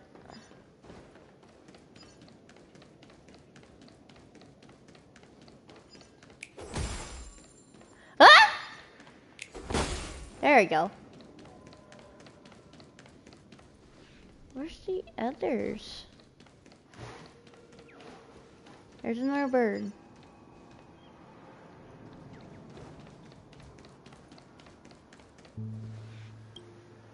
I promised to give the siblings some privacy, so let's talk about our business first. What do you say? That sounds sensible enough. Since you went through the trouble of gathering the family heads, the crew, and the Stellaron hunters, I'm guessing you have something important to say, Mr. Gallagher? Oh? Is it that obvious? The look on your face is practically screaming, I'm the one behind all this. You're right, Mr. Yang. It is indeed time to come clean on everything. The siblings already know what they need to, and they've made their choice. But you, Nameless, arrived a bit late. So it's only fair that I answer your questions. Before we begin, let me reintroduce myself. I'm the founder of Dreamflux Reef, the deputy of the Watchmaker, and the one who sent out that invitation. He's the one who sent the invitation. And the founder? As Gallagher, the history fictionologist, I humbly extend my greetings to you all. History fictionologist? So what? Everything you told us was made up? Well, don't worry. Almost everything I shared was true. Well, except for the part about the family accepting me back. So you're really not... I double-checked with Micah, and everything he said about the family, the Watchmaker, and Mikhail is true. Thank you for your understanding. Now let's get down to business. I'm sure you're all wondering why I went through the trouble of setting up this battle for the legacy. Inviting different factions and stirring up a ruckus all over Penacony. Well, it all boils down to something very familiar to all of you. The Stellaron. Oh. The Stellaron?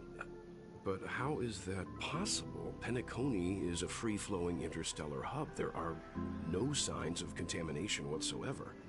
You're totally correct. So, care to take a guess at what that means? I wish that were the truth. But if that were the case, I wouldn't have invited all of you. I accidentally...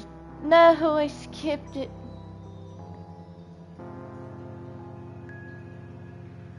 Hold on.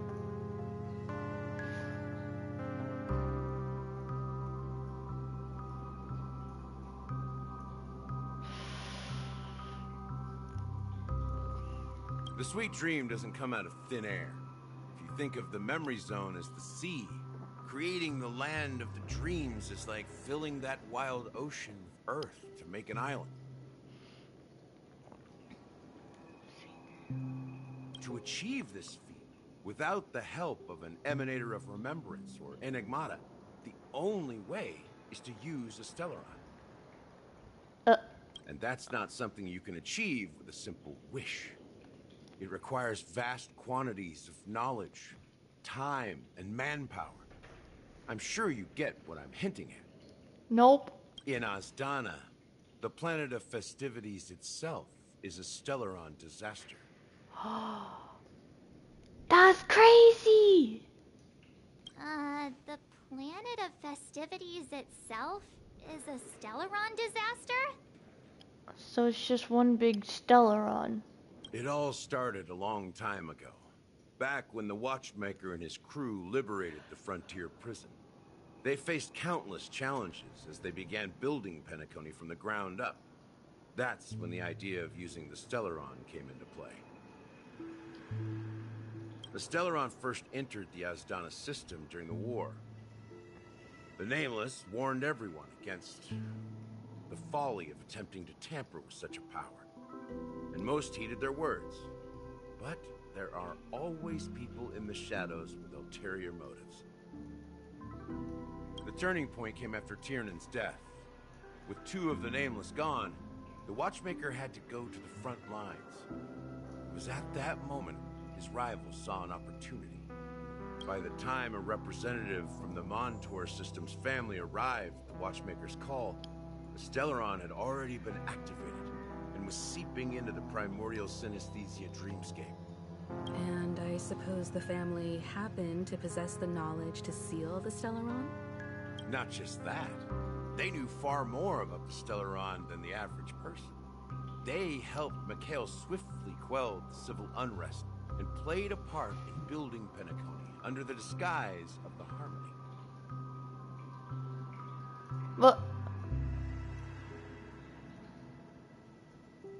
those three eras were known as the Age of Dreaming. The Watchmaker, who had been left in the dark, sent out invitations across the universe, spreading the hype around the land of the dreams. Then, how did they turn against each other? Remember the island in the ocean metaphor? The truth is, the Stellaron was never truly sealed. It existed in a different form within the dreamscape. Think about this. What would it cost to create and maintain such a lavish dreamland? It's people's lives. The opulent dream is built upon the decay of spirits, with a toxic elixir called pleasure flowing through the dreamscape. It tempts people to indulge in the dreamscape, and gradually their minds succumb, becoming nourishment for the sweet dream. Wait, nourishment for the sweet dream. So wait, their souls. So doesn't that mean they actually do die eventually? Confusion, laziness, and cowardice. Weaknesses that plague humanity were magnified and nourished by the family. Penacony became a new kind of prison, even more impenetrable than the previous one. Sadly, we realized this far too late. By then, the family had a firm grip on Penacony, swiftly quelling any opposition that arose. At my wit's end, I had to use the power of the Enigmata, and sought refuge in this chaotic realm. Over the years, I created a meme within this dream for our use. So he created it. Dormancy. That's its real name. We exploited a loophole. You see, regular people can't fall asleep again while they are inside the dreamscape. So this is the true meaning of the impossible. You sent out invitations in the Watchmaker's name to find forces capable of resolving the Stellaron disaster and draw them into Penacony to uncover the truth. Huh. It's not just that. Above all, I wanted to see what happens when the major factions engage in a struggle for the legacy. Since this is the Watchmaker's first announcement in decades, the traitor within the family is bound to reveal themselves. So, the legacy is just a facade. If you want to consider the Stellaron as the legacy, I'm totally fine with that. If that's the case, where is the Stellaron now? That's a question for Mr. Wings. The Stellaron is still under the family's control, and as the head of the Oak family, I'm sure he holds all the answers. So he knows where the Stellaron is? Does the sister know? Go ahead. I'm sure Mr. Wings holds all the answers. As I suspected, the core of this issue lies within the Stellaron. You all look quite serious. Is there anything I can do to help? Yes. Just stay by my side the entire time. Are you done talking? So, will you tell us where the Stellaron is? It is the Penacony Grand Theater itself. As I suspected, it's the embodiment of the family. The edifice that first materialized within the sweet dream. That's what turned Penacony into its current state.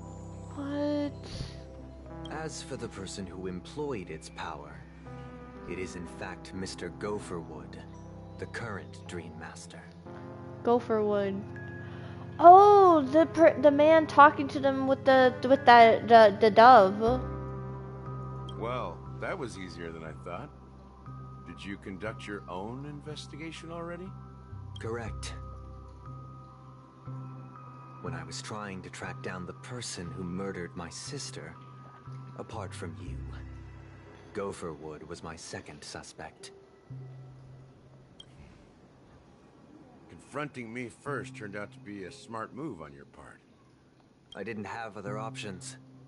The Dream Master has been elusive, and even the heads of the families can hardly get an audience with him. Moreover, Mr. Gopherwood has been kind to my sister and me. And I didn't want it all to end like this. What do you mean by that? To be honest, my brother and I are also victims of the cancer of all worlds. We grew up as orphans, and were adopted by the family when they came to help. Mr. Gopherwood recognized our potential and brought us to Penacony. So... But I can't just stand by and watch Mr. Gopherwood become an enemy of the Harmony. I won't use my voice to support an evil cause. I won't step on that stage and sing. matter who the traitor is, or what orders they give me. I won't let the Charmony Festival become an event that destroys harmony itself, or the paradise in our dreams. Indeed. For the paradise in our dreams. As the head of the Oak family, I'm responsible for ensuring Penacony's promising future. Robin and I will head into the sweet dream and confront the Dream Master. And if it turns out that the family has truly strayed from the harmony, I'll fight alongside you. We'll put the Charmony Festival on hold and make sure Mr. Gopherwood pays for his blood debt. So Sunday's not actually completely a bad dude. Okay. The enemies you are about to face aren't like this old dog here, who can barely even bark. Since our interests are aligned, why don't we team up? Maybe, just maybe, we'll have a shot at success. Yeah. I think that's a great idea. We've always been following in the footsteps of our nameless predecessors. And there's no reason to stop now. Yeah, we Nameless won't back down from a challenge. Isn't that right, Mr. Trailblazer?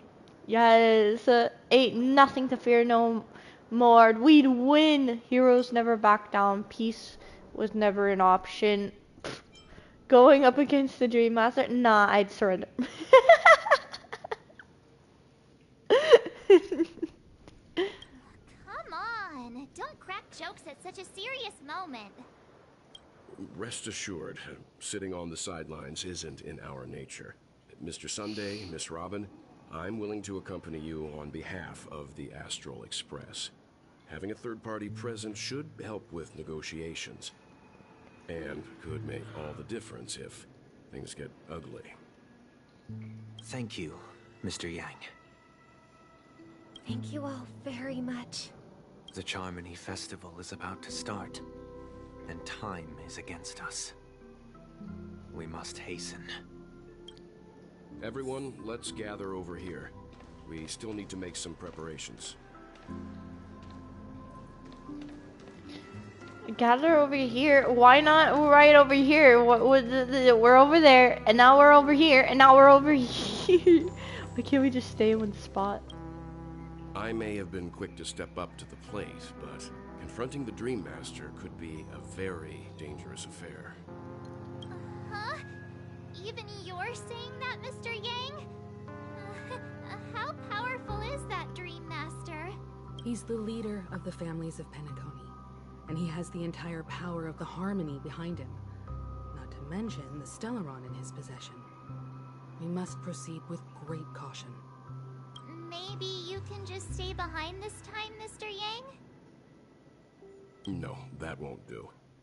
Even if we count Robin as an ally, something felt off about Mr. Sunday just now. Although, I can't quite put my finger on it. I have to make sure he won't turn against us when things start to get dicey. True. You're still carrying the keepsake the IPC envoy gave you, right? May I borrow it for a moment? Good thing. Well, if he does turn evil, I don't really like Sunday that much, so it doesn't matter to me. No. I knew it. What do you need it for? I don't think this will bring us any As I luck. suspected, this chip Aventurine gave to you is actually a miniature transmitter. Transmitter! But... If I'm right, he intends to use it to track your location or contact you when needed. As it so happens, this may actually be of some use in the current situation. So we get to see more Aventurine later on. Aventurine? Is he still alive? And what does he have to do with our mission to confront the Dream Master? Remember what I said earlier? Working with the IPC is a way to keep the family in check. If negotiations go south and the family show their true colors by going after the Stellaron, I'll use this transmitter to send a message to the IPC. It'll be just the opportunity the IPC ambassador was hoping for. The only question mark in all of this is Aventurine's current status. But the IPC is always listening, especially senior strategic investment department heads like him. Getting the message across shouldn't be a problem. Good luck to you, Welt. Well, you take care too. If anything goes wrong, don't worry about me. Just make sure to seal the Stellaron. Spoken like a true hero. Well, we'll be okay. He's powerful. Even if the Dream Master is innocent, the family's corruption runs deep. I won't make the same mistake Mikhail did. Let's wish him the best of luck. Don't you have something else to tell us, Gallagher? Why would you say so? Before we departed, the conductor asked us to inquire about the 3 nameless in Penacony. We've already collected intel about Rosalina and Tiernan, so the only one left is legwork. Legwork. If I'm not mistaken, we've already met him somewhere, haven't we? It's not enough to say meet, but the answer is pretty obvious. After all, I've hinted at it in quite an evident way. I've been watching over you ever since I received the reply from the Astral Express. And I've seen the great effort you all put into linking different realms together across the cosmos. And now, after getting this far all in one piece, you have truly proven yourselves. Miss Himiko, were you the one who repaired the Express and got it sailing through the cosmos again? Yes. And you two, young Nameless, you have very interesting life stories and extraordinary skills. Yeah. Aw, you're making me blush with those flatteries. Keep them coming. Ha! Of course, my reputation precedes me. Believe in me, the galactic baseballer supermassive. I don't know much about my life story, but I do have extraordinary skills. You're full of energy. Please send my regards to the conductor, Pom Pom. Please let them know that their friend had fond memories from his time aboard the Express, which he reminisced on every time he had a good drink. As for the last Nameless, he embarked, disembarked, and embarked again, traveling in a great circle, ending up back where he started. On his deathbed, he told me to find the Astral Express and deliver an invitation to the future Nameless. He left behind a special gift, a true legacy. Something that belongs only to the successors of the Trailblaze. Come with me. Now is the time to reveal it. Oh. Eh. Reveal what? Back here again. Oh, the stone tablet. Sometimes I feel like you're still alive, old friend. Like you've still got so much to say and do. I've kept my promise. Brought the future Trailblazers you've waited so long for. I don't know why you were so obsessed with that train. But I remember your last words. Don't let us down, old man.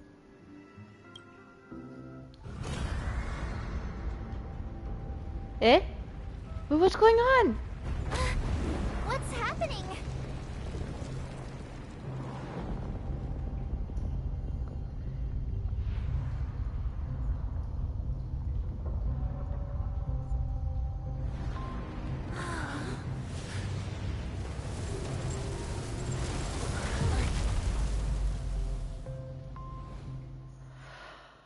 Wait, is that the the stage? The main stage? Go ahead. His resting place lies in the garden up ahead. It's not. It's a resting place, garden. The first and last Nameless of Penacony. Mikhail Char Legwork, the Watchmaker. Wait.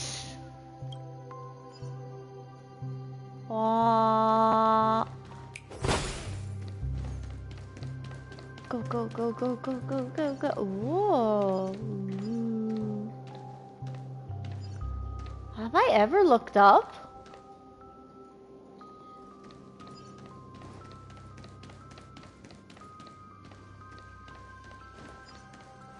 He's sitting on the chair.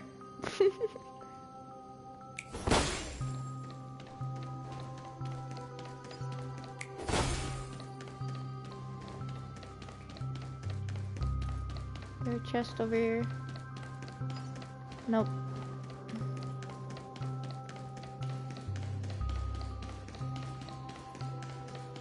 Whoa, this is impressive.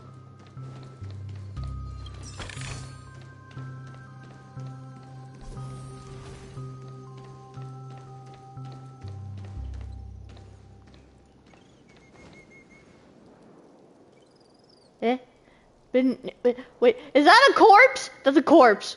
Beneath the sea surface of Memory Zone in a garden closet, closest to the full moon in the water, an elderly man rests on a recliner enveloped in utter silence. The watchmaker Mikhail Char Legwork has passed into the endless, timeless dream where no sound could ever awaken him. Sure enough, the watchmaker is the third nameless. Even I could guess that one. The legacy he left behind was a dream bubble. I believe inside that bubble, there's something that holds meaning only for the nameless. After all, when I checked its contents, I found nothing inside. Maybe some trailblaze runes? Even more mysterious than me. Well, let's have a look. As the words cases cease, Himiko nods ever so slightly in your direction. You take a deep breath, steady your mind, and turn your gaze towards the watchmaker. Touch the dream bubble in Mikhail's hand. You press your hands against the dream bubble, and the thick, vicious memoria converges under strain, then stretches outwards from your fingertips, as if weaving a delicate web. It gently cradles your palm. A chill travels from your fingertips, carrying with it a myriad of vibrant and intertwined memories, as the experience would suggest. But this time, you see nothing at all. How could this be? Try to focus and capture memories. Take a deep breath and try to read the dream bubble again. The dream bubble is clearly extraordinary. Perhaps the approach was wrong. You think, holding your breath and closing your eyes. With one knee on the ground, and you press your forehead against the thin film coated in memoria. Yet before you there remains an abyss of darkness. No crimson sun descending upon snow-capped mountains. No gentle laughter. No twinkling stars. No echoes of swords clashing. And most of all, no traces of trailblaze. There is nothing, and nothing is there. Indubitably, this is but an empty dream bubble. Wait, what's going on? Seriously? There's nothing inside this dream bubble? How could a dream bubble be empty? Just as I suspected. That old man always had this strange belief in the nameless and the trailblaze. And I never understood where he got that confidence from. Especially since he never managed to get in touch with the Express while he was alive. I could never figure out what was going on in that old man's head. But this empty dream bubble is so typical of him. He was always full of weird fantasies and incomprehensible romanticism. Mischievous old man. Well, I didn't expect him to leave anything concrete behind anyway. Don't think that's the case, Gallagher. I'm sure Mikhail has left us the most precious thing of all. The bird! Don't start getting all philosophical on me, alright? Just as Mikhail believes in the nameless of the future, we unconditionally believe in the nameless of the past. How could they leave with regrets for the future when they were ready to dedicate their lives to the land they loved? There must be something contained in this dream bubble. It's just we haven't figured it out yet. You also have faith in the Watchmaker, don't you, Gallagher? Well, I'm a follower of the Enigmata. My philosophy forbids me to have faith in anything.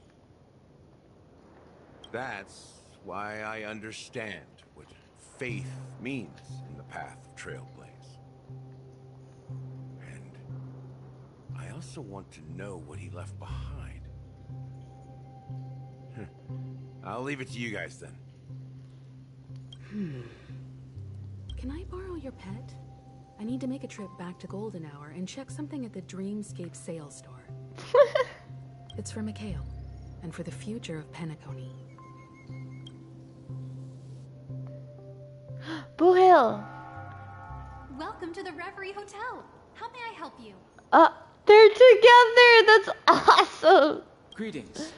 We're the Nameless from the Astral Express, and we'd like to check in. The Astral Express? But I thought... Yes, my companion's already checked in. My name is Dan Hung, and I believe my personal information is recorded in your system. I see, but your companion said you wouldn't be coming due to a change of plans. Now the plans have changed again. And you are... Me? I'm Pom Pom, a new Nameless who's also with the Astral Express. What is it? He's Pom Pom! No way! He's my fellow trailblazer. We responded to the family's invitation before he boarded the express, so he wasn't registered in your system. Is it possible to accommodate him as well? Oh, I see. Another one of the Nameless had a similar situation. Seems like a lot of people are joining the Trailblaze these days. Since there's a precedent, it shouldn't be a problem. Just give me a second to contact your companions. Oh no. I'm sorry, dear guests, but it seems I'm unable to reach the other members of the Astral Express. What do you mean by unable to reach them? My apologies. This is the first time I've encountered a situation like this. However, the system indicates that those guests are still in the dreamscape. How about this? Give me their room number, and we'll go check on them ourselves. I'm afraid that's not possible. I need to verify both of your identities before I can share any guest information. How about you just wake up someone? Let's say, Wilt? I'm sorry, but there are strict rules regarding forced awakening. It cannot be done without the proper clearance. Oh, yeah, something bad could happen. So nothing works, huh? What's your solution then? Are you saying we sleep here? At the reception? Please be patient. We need to contact your companions in order to confirm your identities. And now it seems you need to confirm our identities before you can contact our companions. It seems so. Oh, fudge. Look, nothing personal, but if you can't handle this, go find someone else who can, okay? Calm down, Boot Hill! Please calm down, dear guests. I do recall that Mr. Sunday, the Oak family head, personally handled this issue earlier. Oh, please wait a moment while I contact him. He's in the same place. She won't be able to. I don't think she's trying to give us a hard time. She really just doesn't know what to do. I have a bad feeling about this. You tried to contact them on the express earlier, but they didn't respond. Something doesn't seem right. I need to leave for a moment. You can stay here with the receptionist. Sure thing. Just don't keep me waiting forever. So, what are we... Oh! Pretty worried about his companions. I should give him some space. Stressing out about it won't help anything. We're Boo Hill! We're Boo Hill! This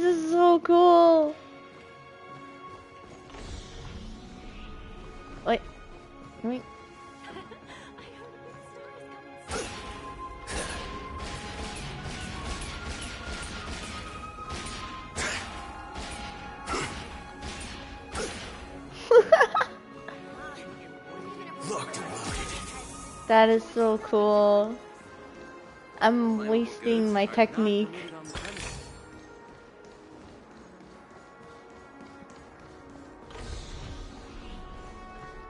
Hello there, Sabrina. The Charmony Festival is about to start. I'm so excited.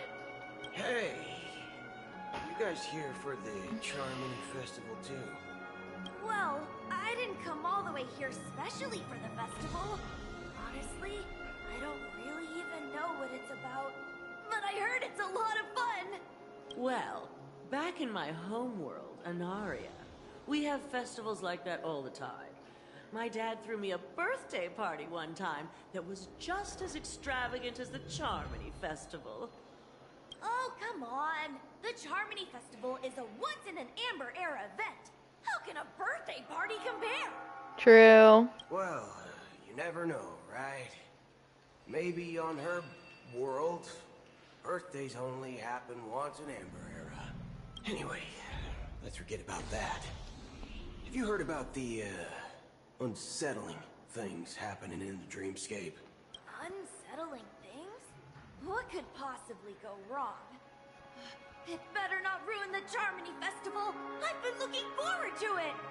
Relax. With a big event like this, there's bound to be lots of gossip and rumors. Don't worry. If anything does happen, the family will be on top of it. Oh, that's a relief. I didn't come all this way to see the festival go down the drain. Well, looks like I won't get any fudging clues out of these two. They're clueless. I like that he says fudge instead of the, you know, the other word. Thank goodness. Here. You guys can, I don't know, look at all his gloriousness while I go use the bathroom again.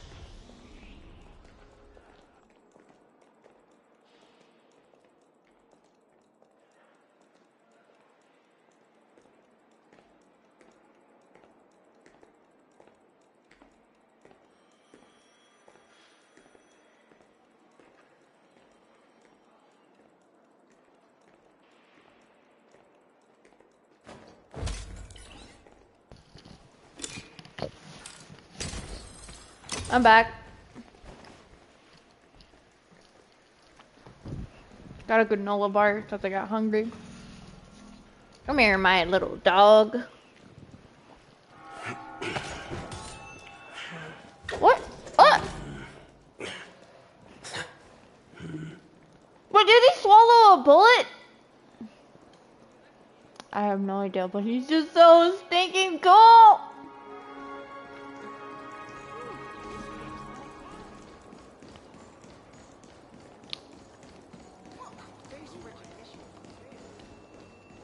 This place is too big.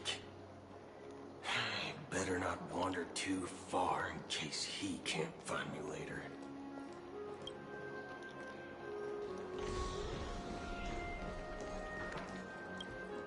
Greetings. I'm Cody of the Bloodhound family, head of security for the hotel. How may I assist you? Hello. So, there's something I wanted to ask about. I've been hearing some unsettling rumors about certain incidents that might affect the Charmony Festival. Do you think there's anything to be worried about? I've traveled all the way from the YAYYYYYY Federation, and I don't want my trip to be ruined. What do you mean? Wait, you haven't heard? I'm not sure where you heard those rumors, but they're completely baseless. I can assure you, as a representative of the Bloodhound family, that everything is going smoothly for the Charmony Festival. At present, all of the families are focused on making sure the festival starts on time. Even the Dream Master himself has arrived. So don't worry, your trip won't be in vain. That's a relief to hear. She doesn't appear to be acting. So, it seems that even the hotel staff are out of the loop. Back already? Hasn't she returned yet? Nope. I'm starting to wonder if sending her to contact Sunday was a good idea. Neither the staff nor the guests seem to know anything about what's happening in the dreamscape, and wherever we go, all we see is people enjoying themselves. Definitely not a good sign. I agree. Another unusual thing is that the Oak family is supposed to be in charge of organizing the council and managing everything inside and outside the dreamscape. However, I walked around the hotel but didn't meet a single member of the Oak family on such an important day. Well, I'll be forked. If I remember correctly, the head of the Oak family is that Sunday guy, right? We shouldn't linger here too long. Let's go back to the Express for now. Not so fast. Have you ever robbed VIPC, bro? If you run away now, everyone will be chasing after you. Have you ever robbed the IPC, bro? Are you suggesting we sit here and do nothing? I wouldn't say do nothing. But let's stay put for now. Even if the family has ulterior motives, they couldn't have anticipated us showing up here. We're the surprise factor for them. They don't want to attract unwanted attention from certain outsiders, so they won't do anything reckless. See, the IPC lackeys are keeping a close eye on this hotel. If I were a family member, I'd find an official excuse and keep the surprise factors here. If we just wait here, that would be like walking into their trap. Of course, we don't need to walk into their trap. I gave a backup plan to the memo keeper. If it turns out we won't be allowed to enter the dreamscape, she'll order a drink for me in the VIP lounge at the hotel. In reality, a secret signal. That's right. Oh, a concrete object can indeed help the memo keeper establish a connection with you. But Boot Hill, if you have more backup plans in the future, I hope you'll let me know in advance. Oh. I'm sorry. But it's one of my quirks. I have too many unreliable friends. And if I reveal that I have backup plans, things can go awry. And that would leave all backup plans completely useless. How do we get into the VIP lounge? This is where my street smarts come into play. Oh my gosh, I love them working together. It's just so cool. I can make him disappear forever.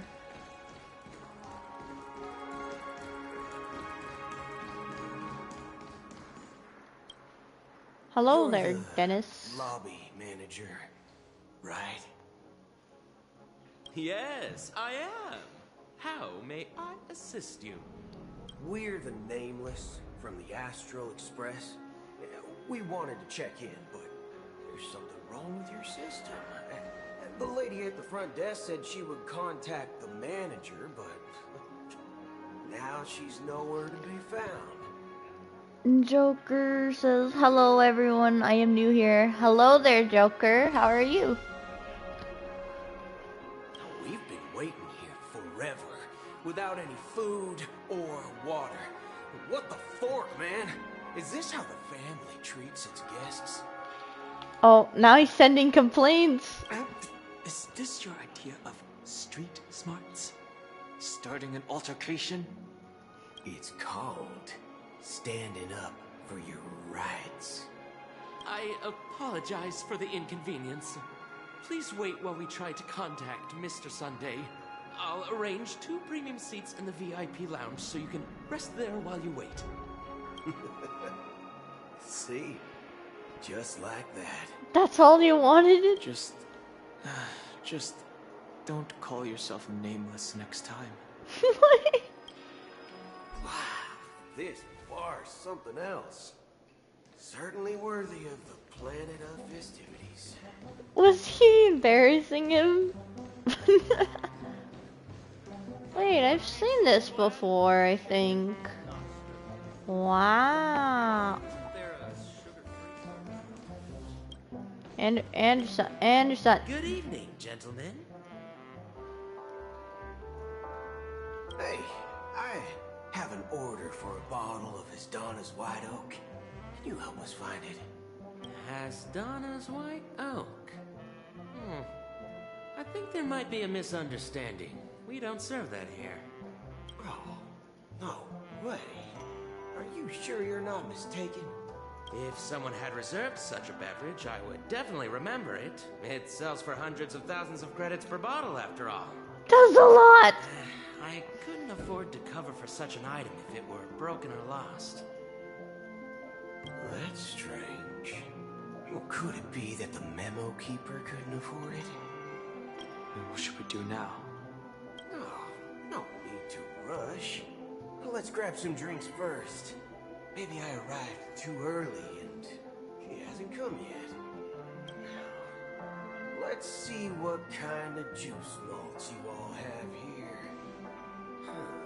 Well, give me a glass of Hinnom Valley, 40 years.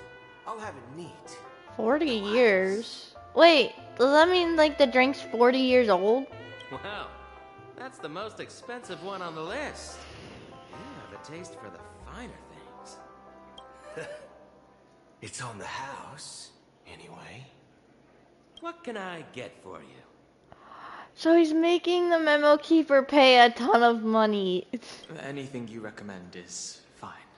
Then I would recommend today's special, Glass Village. It's classic Soul Glad mixed with Laboon juice. It's refreshing and suits your cool demeanor. Just 1 minute. He just called him cool. This flavor. Dynamite barbecue with rocket fuel. Ooh, really hits the spot. Truly the finest sherry cask-aged malt juice in the cosmos. Would that even taste good? That doesn't sound tasty. Dynamite barbecue with rocket fuel. Is that really something that humans enjoy? Hey, this guy doesn't know anything at all. As long as you're satisfied, dear guests, please enjoy. Let's give the memo keeper another half-system hour.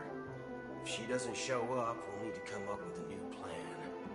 In the meantime, let's take stock of the situation. What do you think? The situation is unclear. Something must have happened on the planet of festivities, but the public is unaware of it. Someone in a position of power within the family must be covering it up. It's unusual for the followers of the Harmony to invite other factions, let alone the IPC and the Masked Fools. If what you said about the Emanator of the Nihility is true, The situation in Penacony is a little complicated, to say the least. Actually, there's something else I'm concerned about. Regarding Acheron. As you know, the faction that follows the path of the hunt are some of the most dangerous folks in the cosmos to mess with. I mean, who in their right mind would impersonate the Xianzhou Alliance or the Galaxy Rangers? It's like asking for a death wish. Isn't there a saying among the Xianzhou people that the Rainbow Sect lets their luck's arrow do all the beating? Talking. Do all the talking. Well, you know what I mean. Even though the Galaxy Rangers have been out of sight for years, we've been keeping an eye on this region. Even the dumbest criminals know better than to mess with the Annihilation Gang, much less the Rangers. But that Acheron lady, she doesn't seem like a lunatic at all. On the contrary, she's highly logical and organized. She knows exactly when to hold back and when to strike without mercy. So Boot Hill knows about her. And do you believe that someone like her would have an ulterior motive for impersonating a Galaxy Ranger? I'm not entirely sure, but I do have my suspicions. Maybe she knows a Galaxy Ranger, or perhaps she's trying to lure us out for some reason, which I can't figure out. Anyway, what worries me more are the anomalies within the family. They've summoned followers from various paths for the festival. No matter how generous such a gesture is, this move seems highly unusual. Unless the invitations weren't sent by them. If that's the case, it's even more intriguing that the family insists on organizing the Charmony Festival, despite the chaos. Maybe it's Shipei the Harmony pulling the strings. You find it beyond human understanding because it wasn't arranged by humans at all. People do stupid things out of irrational impulses. They abandon their principles when self-interest is involved. They believe in things they know they shouldn't, and fudge, they even break their own rules. But Eons don't. They stick to their determined path and never turn back, even if they reach a dead end. You think Shipei's will is behind all this? The Eon. It may not necessarily be Shipei. There's definitely some higher entity involved. I know it may sound pessimistic, but if human free will were reliable, why would we even need Galaxy Rangers? It's much simpler when you boil it down to the eons and paths. Like how Lon always follows the path of the hunt, or how the Express stays true to the Trailblaze despite Akavilli's disappearance. But in my opinion, Akavilli's fall holds significance for the Nameless. Oh, so you're saying the Nameless now have to take responsibility for their own choices because their absolutely right leader is gone? Exactly. I believe the purpose of the journey isn't just about following a path that's always considered absolutely right. It's more about doing your best to choose the right path for yourself among countless possibilities, even with limited insight and judgment. There's a treasure chest all the way in the back. I don't know what you've been through, but I agree that people must take responsibility for their choices, because no one else can do it for them. That's why the Galaxy Rangers need to uncover the imposter and figure out her true intentions. Just in case. I have a backup plan if the Memo Keeper doesn't show up. This is my final backup plan. I promise. I don't know about that. You sure have a lot of cards up your sleeve. Well, going back to my old career would make things a lot easier. By the way, when you were walking around the hotel, did you happen to see any important looking guests. What's your plan? Oh no. It's simple. We just grab some hostages and use them as bargaining chips with the family. Or maybe we can even take their identities. That is illegal. No need for that. We'll return to the Express now. Wait. Are you getting scared? Draw your weapon. Let's make a big scene. Ah. Are you leaving, esteemed guests? Would you like to cancel that Asdonis White Oak you just ordered? Huh? Asdonis White Oak? But didn't you just say? Ha ha. Looks like you are a bit intoxicated, esteemed guests. You ordered a bottle of Asdonis White Oak just a moment ago.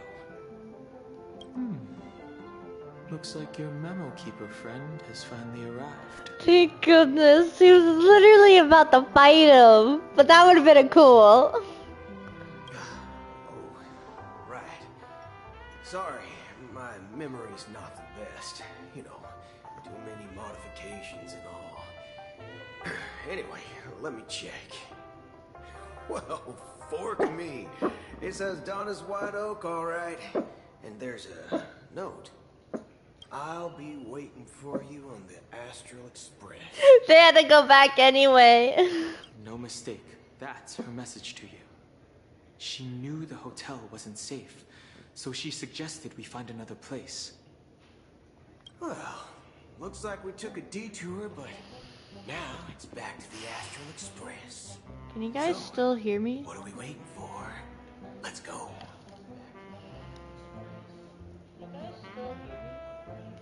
Yep. You can hear me and Boo Hill.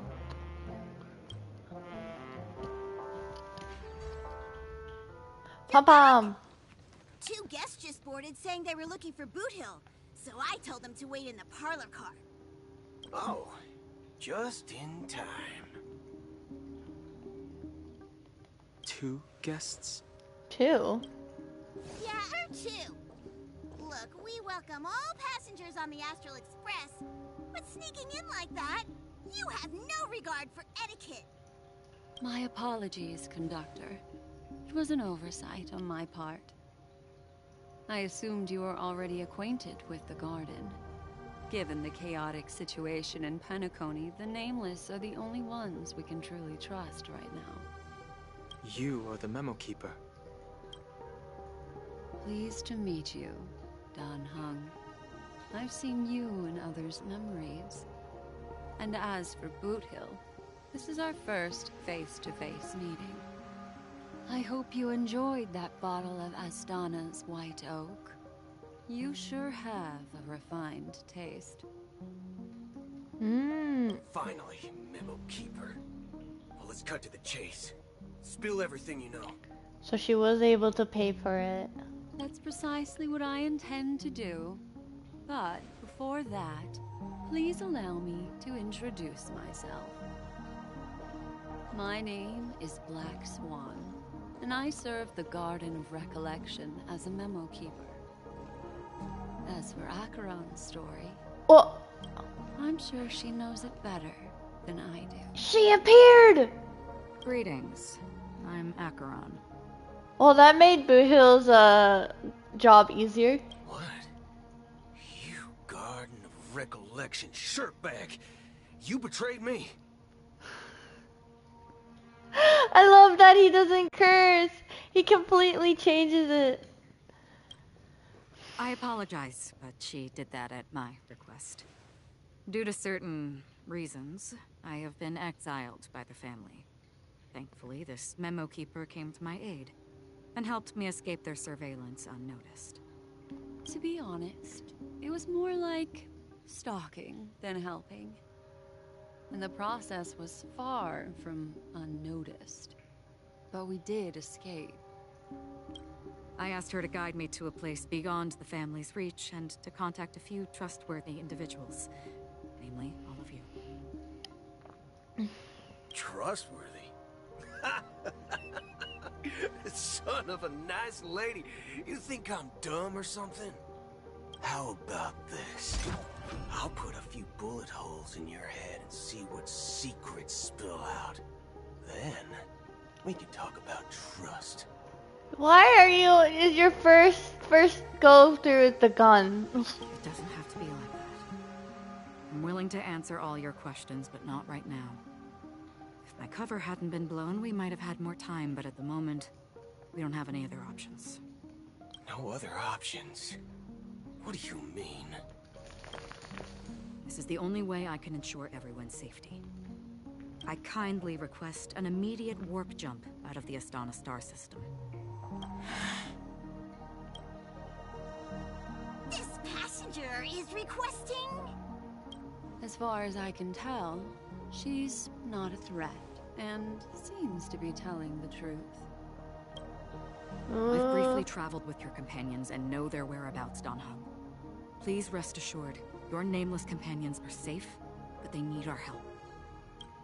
As for Boot Hill, you may have guessed, I've been waiting for you. Galaxy Rangers are known for their elusive nature and limited contact with each other, so this was the only way I could reach out to you. Only by doing this can I find a true Galaxy Ranger and fulfill a long-standing promise. To return his relics to their rightful owner. Someone once told me that every rainfall is like a gift from the heavens, a sign of their mercy upon the world. Raindrops are said to be the tears of the gods, shed in response to the sorrows of the world. Their constant pouring is a reminder that the gods haven't abandoned us yet. So, how long has this rain been going on for? I used to believe, just like you, that it would eventually stop. Years and decades passed. And in the end, such hope faded away before the rain did.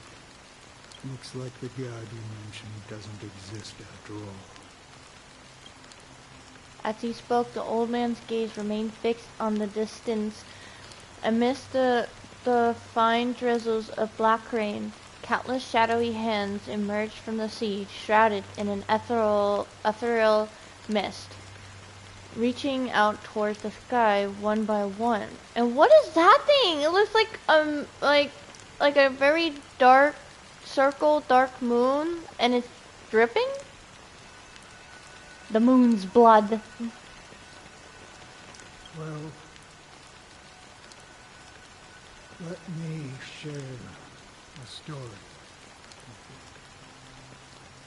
you. Mortals who walk the paths are like sailors on a vast ocean, leaving behind a trail that creates countless ripples of possibilities.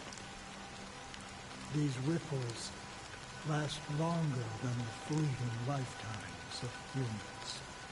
And for some, their presence leaves such a strong mark that it's reflected in the waves. Like those shadows on the ocean. Sinthirsters, the obsessions of the Pathstrayers. They emerge from the depths of IX, seeing themselves as masters of their own destiny, unknowingly repeating the actions of their past lives. They emerge from the nihility and head toward it, leading purposeless lives. However, hollow phantoms who were once my dear companions. A group of Galaxy Rangers. What? Are you watching over them? Watching over them? No.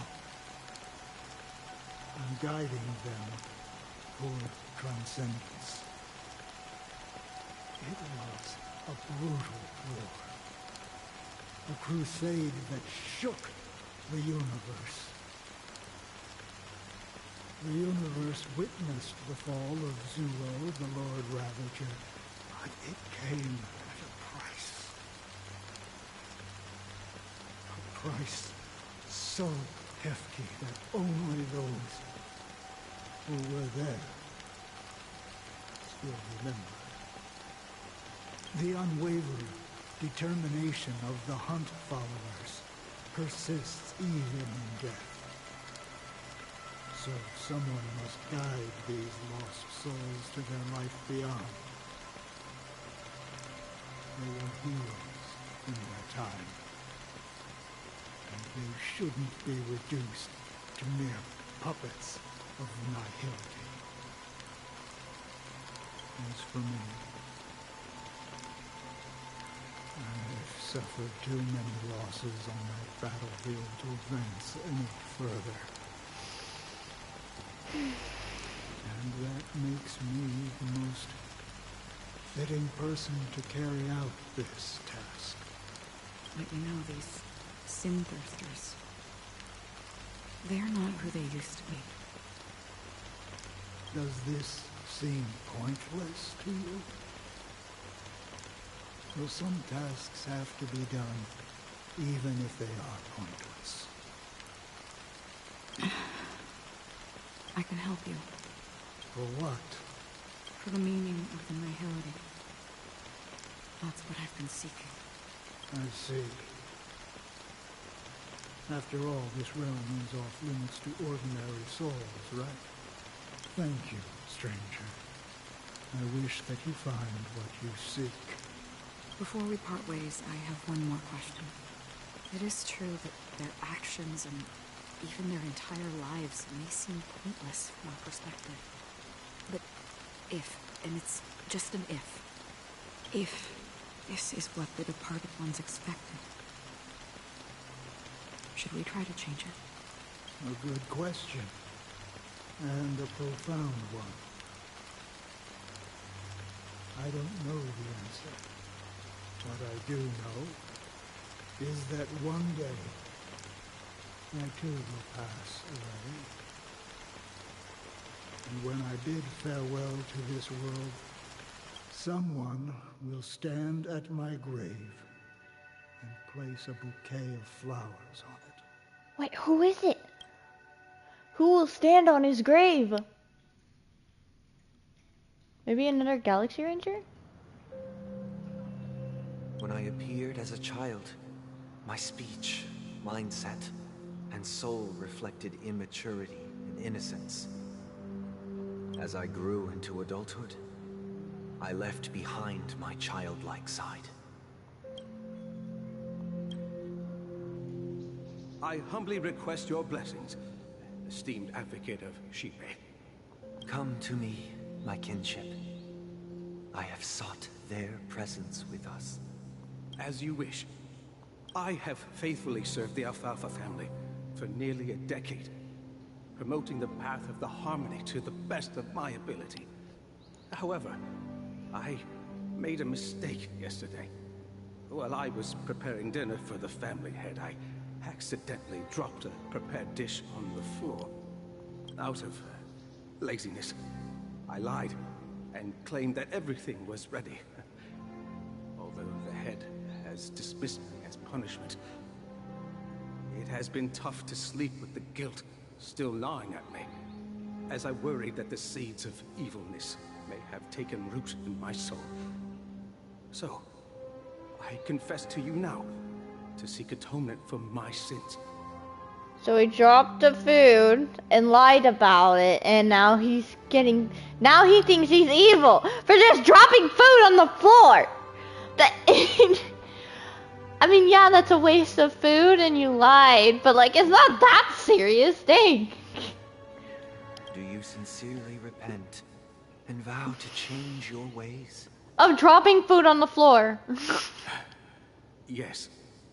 Have you examined your soul and confessed all your sins? Of dropping food on the floor. I mean, it is a waste. It is a waste. It was a waste. But like, Yes. Are you willing to accept the process of atonement? Yes. Very well. Show your dedication and goodwill to the family, and you shall be reinstated among them. Now, please, leave in peace. Oh, praise Sheepy. And thank you, esteemed advocate. Next, please step forward. I wholeheartedly confess to you. Please, pardon my sins. Rest assured, I have implored their presence to be with us. As long as you are sincere, absolution will be granted. Oh, great. You know, I arrived in Penacony as a stowaway. I sold everything to get a ticket. My house, my land, and my 2 children. Wait, yeah, that can't be forgiven. You sold your children just so you can have fun in Penacony. That cannot be forgiven. What? I see. Please, go on. My children were starving, and I hoped they'd have a chance at survival if they became slaves here. If I can strike it rich here, I'll lift them out of that situation and give them the life they deserve. Oh, so that's what was his plan. I don't know how to say something about that. I don't know. But the Bloodhound family got wind of it. They're on my tail, hunting me down. I thought I could bring my kids here. It was all my fault. All my fault. The family is ready to forgive all sinners. I'll ask the Bloodhound family to cease their pursuit. You don't need to live in fear anymore. Oh, thank you. Thank you. I'll work my hardest to redeem my children and make them part of the family. Praise the harmony! Next, please step forward. Just wait, he's gonna walk out and get captured even though... Hey, long time no see, Mr. Sunday. The most esteemed individual in Penacony, and the next leader of the Oak family, right? A Papeshi merchant. I have sought their presence with us. Let us proceed. Sure, let's just get this over with. I have sinned, please forgive me. I wasted half a pizza at breakfast, and a bottle of Soul Glad. Eh? That's it. Nothing more. When we wrap this up, I've got a robo-ball game to catch, you know? Do you seek to atone for your sins through good deeds? My sins? Well, starting to sound like a saint, huh? Well, let me tell you something. Neither the family nor you have the right to judge me.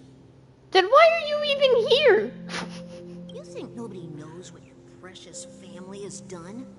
About the watchmaker? Huh? Don't kid yourself, Featherbrain. Those dream chasers might be fooled by your act, but don't fool yourself. Oh, wow. Before you start spouting off your holy verses, answer me this. Where does the power of the Oak family come from? And your power? What makes you think you can sit there all high and mighty, looking down on everyone else? Well, I've spent enough time in confession today to enter the Harmony's paradise, right? Then I'll take my leave. Good luck with your election, and, don't make me regret my investments in you. That was really mean. Oh, revered triple-faced soul, hear my doubts. Who can judge the strong when their power hides their crimes? Who can vouch for the weak when they will pay any price to survive? Who can comfort the purest souls when even they get led astray? If the strong defending the weak is truly the foundation of paradise, then who is responsible for the suffering and anguish in this wretched world? Oh. Brother? Brother? Brother, are you alright? I'm fine. I've been working long hours, and I just made a trip to Dreamflux Reef and back. So, I'm a bit out of sorts. But it'll all be over before we know it. You've been working non-stop on the Charmony Festival, Mr. Sunday, and no one could have predicted this incident. Even if the Stellaron does pose a grave threat, I still feel sorry for all the trouble we've caused you. No need to worry about troubling anyone. The Charmony Festival was meant to spread joy and harmony across the cosmos. But now that we know the truth, I'm afraid we'll have to cancel it. It has always been our wish to make everyone happy, so... we'll do our best to explain everything to the Dream Master. I'm sure he'll understand. I don't think so. Even if the negotiation does not go smoothly, I'll refuse to go on stage. Without the Chord Master, the Harmonious Choir would not arrive, and the Charmony Festival would be just a grand performance, and nothing more. I'm relieved to see your determination. You know, since arriving in Penacony, we haven't had any contact with this Dream Master himself. I'd heard of the heads of the 5 major lineages, but the Dream Master is a mystery to me. The Dream Master rarely grants an audience, even for us. But, given the urgency of the situation, he's agreed to meet us in person. Perhaps you'll be the first guest to meet the Dream Master in years, Mr. Yang. Let's hope we can reach a consensus that satisfies everyone. Indeed. Let us hope so. It's about time. We'll have to get ready for the meeting. I apologize for any inconvenience caused by the urgency. Don't worry. I'll be waiting here. It's Mr. Sunday! Hey, come over here! Looks like someone needs help. Let's go check it out. Everybody's just drunk. Mr. Sunday. Hey there! Okay, see the moon in the sky? It's about the size of the cap on my Soul Glad bottle. I think it's bigger than that, kid. If I just reached out my hand, I could grab the moon, couldn't I? The moon? You mean the Grand Theater? Yeah. Look at me. I've been away from home for too long. I must be missing that moon. But it's no big deal. The Grand Theater here looks much better than the moon back home. It's just magnificent. They told me not to sell everything I had just to come to Penacony. How short-sighted.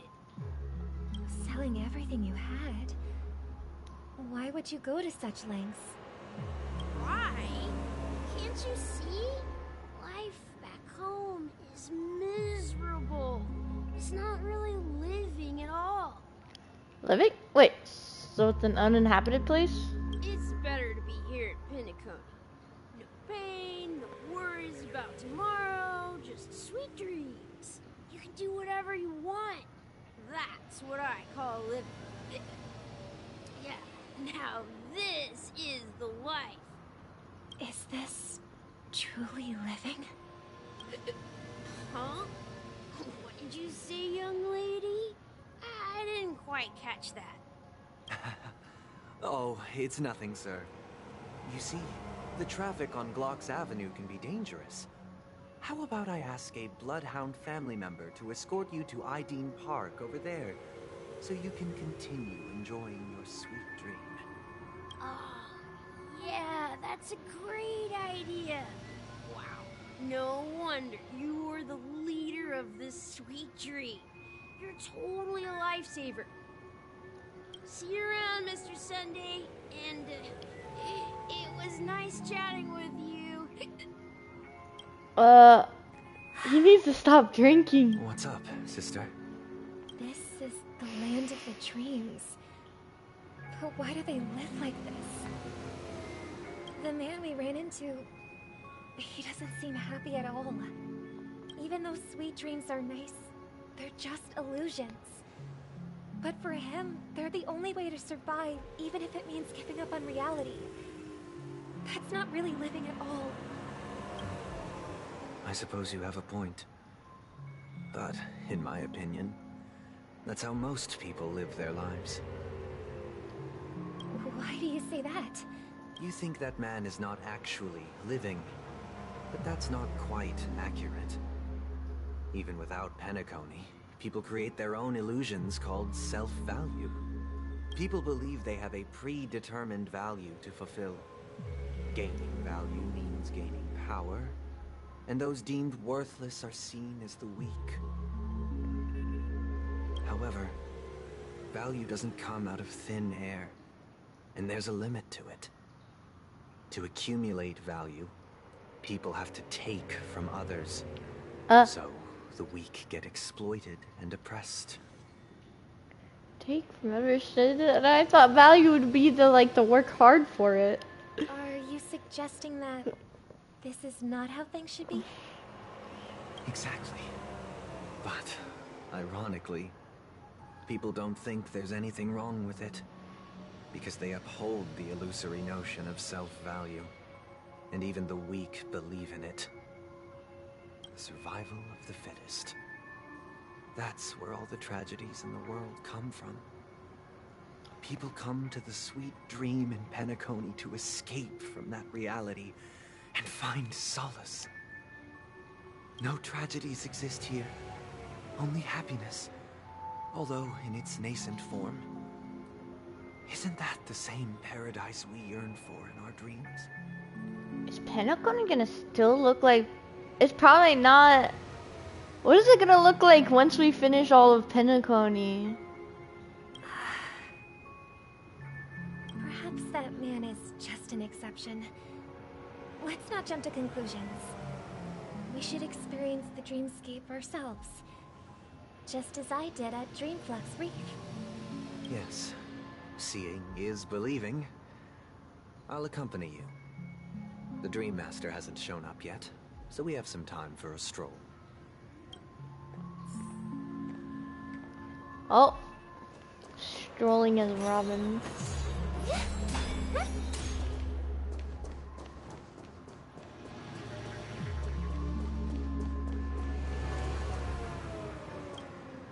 Glad to meet you again, Robin. How are the preparations for the Charmony Festival coming along? We're all so excited about it. It's going smoothly. Thanks for making the trip to join the festival. You're too kind, Robin. It's a pleasure to have guests from all over the universe celebrating day and night. I can't stand being lonely or bored, so this jubilant dreamscape is perfect for me. But if this went on forever, would it get boring too? Nah, not at all. Who would get tired of having so much fun?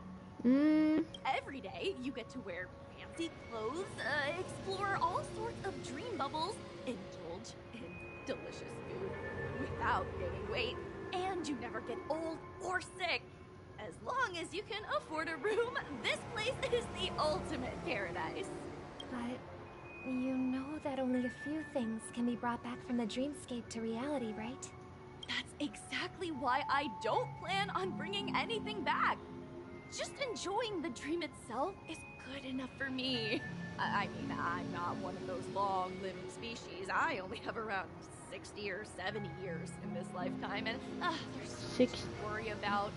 Being happy here is pure bliss. Only in this sweet dream can I truly feel like I'm in control of my life and fate. Who would want to go back to reality after experiencing this bliss? Don't you want to explore other worlds though than just this? I see. I genuinely wish you all the happiness in the world. I wish you a fantastic performance, Robin! I'm off to the Blue Hour for the ball. See you later. The ball? That actually exists. Seems like that guest's perspective didn't resonate with you either. She had a valid point. I could sense her genuine happiness. It's just that... What you're trying to say is, she thinks she's in control of her life. But in reality, she's just escaping from reality and seeking solace in this sweet dream. Once she steps out of this sanctuary, everything will be lost. Well, she did make mention of being able to afford a room. Didn't she? However, the paradise in our dreams, it doesn't have to end. No. And the paradise we yearn for shouldn't be just a fleeting dream either. This thing is creepy. I wonder if exercising in dreams Exercising in dreams. I don't think it would work. This is just your dream self, not like your actual physical body. The scenery in this dreamscape is truly breathtaking, isn't it? Oh, Robin. Can't believe I'm meeting you in person here. What an honor. You're right. Even though time stands still in this dreamscape, it always feels fresh. I find something new every time. A philosophical mind. I hope I'm not intruding. Oh, not at all. No. With little time left, I yearn for meaningful conversations, especially with someone as esteemed as you. Do you mind if we chat? It's my pleasure. No need to be formal. Just speak your mind. You said, with little time left. Please, forgive me for being blunt. But is that why you came to Penacony? Yeah. I was part of a war, and while escaping from the Sarkosian mothership, I got exposed to some radioactive materials. And then, all my comrades died, and my hometown was wiped out by neutron bombardments.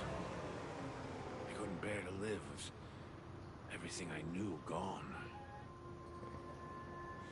That's when I heard about a possible solution here, so I came. So wait, so that's means if he leaves the dream, he's probably gonna die. How heart-wrenching. I hope the family has been able to help you.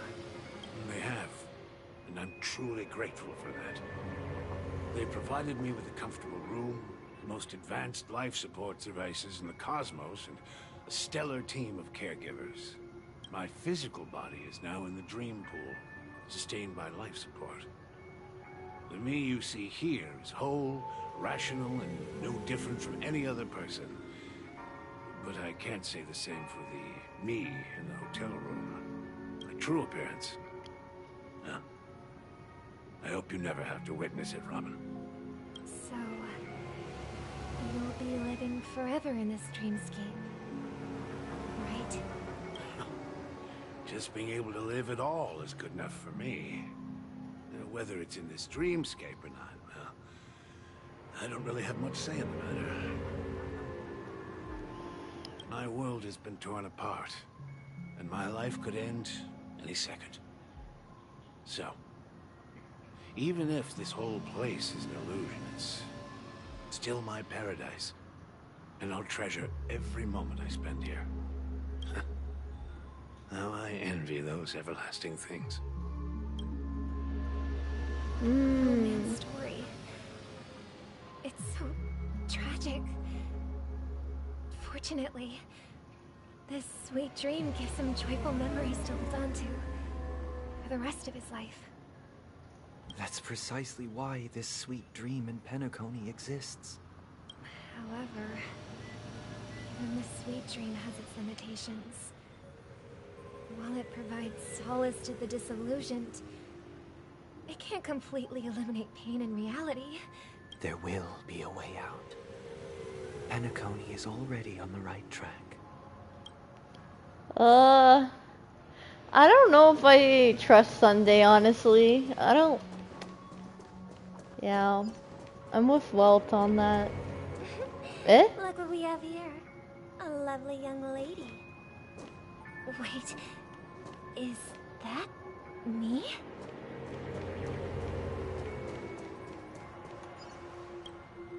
Brother, what a surprise to see you again. You don't even sound like her right now. Show yourself. Your trick won't work on us. I've heard that a skilled masked fool received an invitation too. That must be you, right? Did you enjoy yourself? Barely. The people here are way too gullible. A little bait is all it takes for them to bite. And they run away at the slightest hint of danger. In other words, they're naive and cowardly. Now that you've had your fill, it'd be wise to leave before it's too late. The music of the harmony doesn't tolerate discord. What?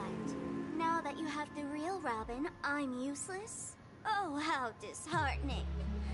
I've done so much for the family. You should be thanking me, because if it weren't for me cleaning up this mess, Penacony would still be in shambles. Don't you think? That was a personal request from the head of the Iris family, and it has nothing to do with us. Step aside and stop causing trouble for the Charmony Festival. The Charmony Festival? You think you can scare me? You think I have no idea what you're planning? I don't care what you're thinking, chicken wing boy. But I'm pretty sure our lovely Robin won't be appearing on stage. After all, you're well aware of what a sorry state this dreamscape is in under the banner of harmony. Penacony, the land of the dreams. Is this truly the paradise you desire? Stop it. What's the rush, chicken wing boy? Did I get to you? I don't like Sparkle either. Our paradise is none of your concern, Masked Fool. Leave now, or the family won't tolerate you anymore. All right. I'll go. But Robin, I suggest you seriously consider this. Do you really believe those living in dreams can escape pain and find true happiness? Well, I've done my part, and now I'm simply waiting for the fireworks to begin. Here, the last two gifts for both of you. And don't lose them. If by some unfortunate chance the Charmony Festival starts against all odds, remember to use them during the show. And it'll be thrilling. Bang! I heard a raven calling in the distance. It seems the Dream Master will arrive soon.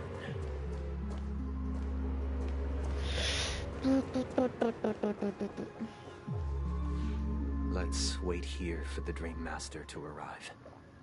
Okay. By the way, brother, I heard you no longer have a sweet tooth. Back when we were kids, you used to steal my desserts. Seems like a lot has changed during my absence. What exactly happened? Well, someone has to stay awake even in this sweet dream.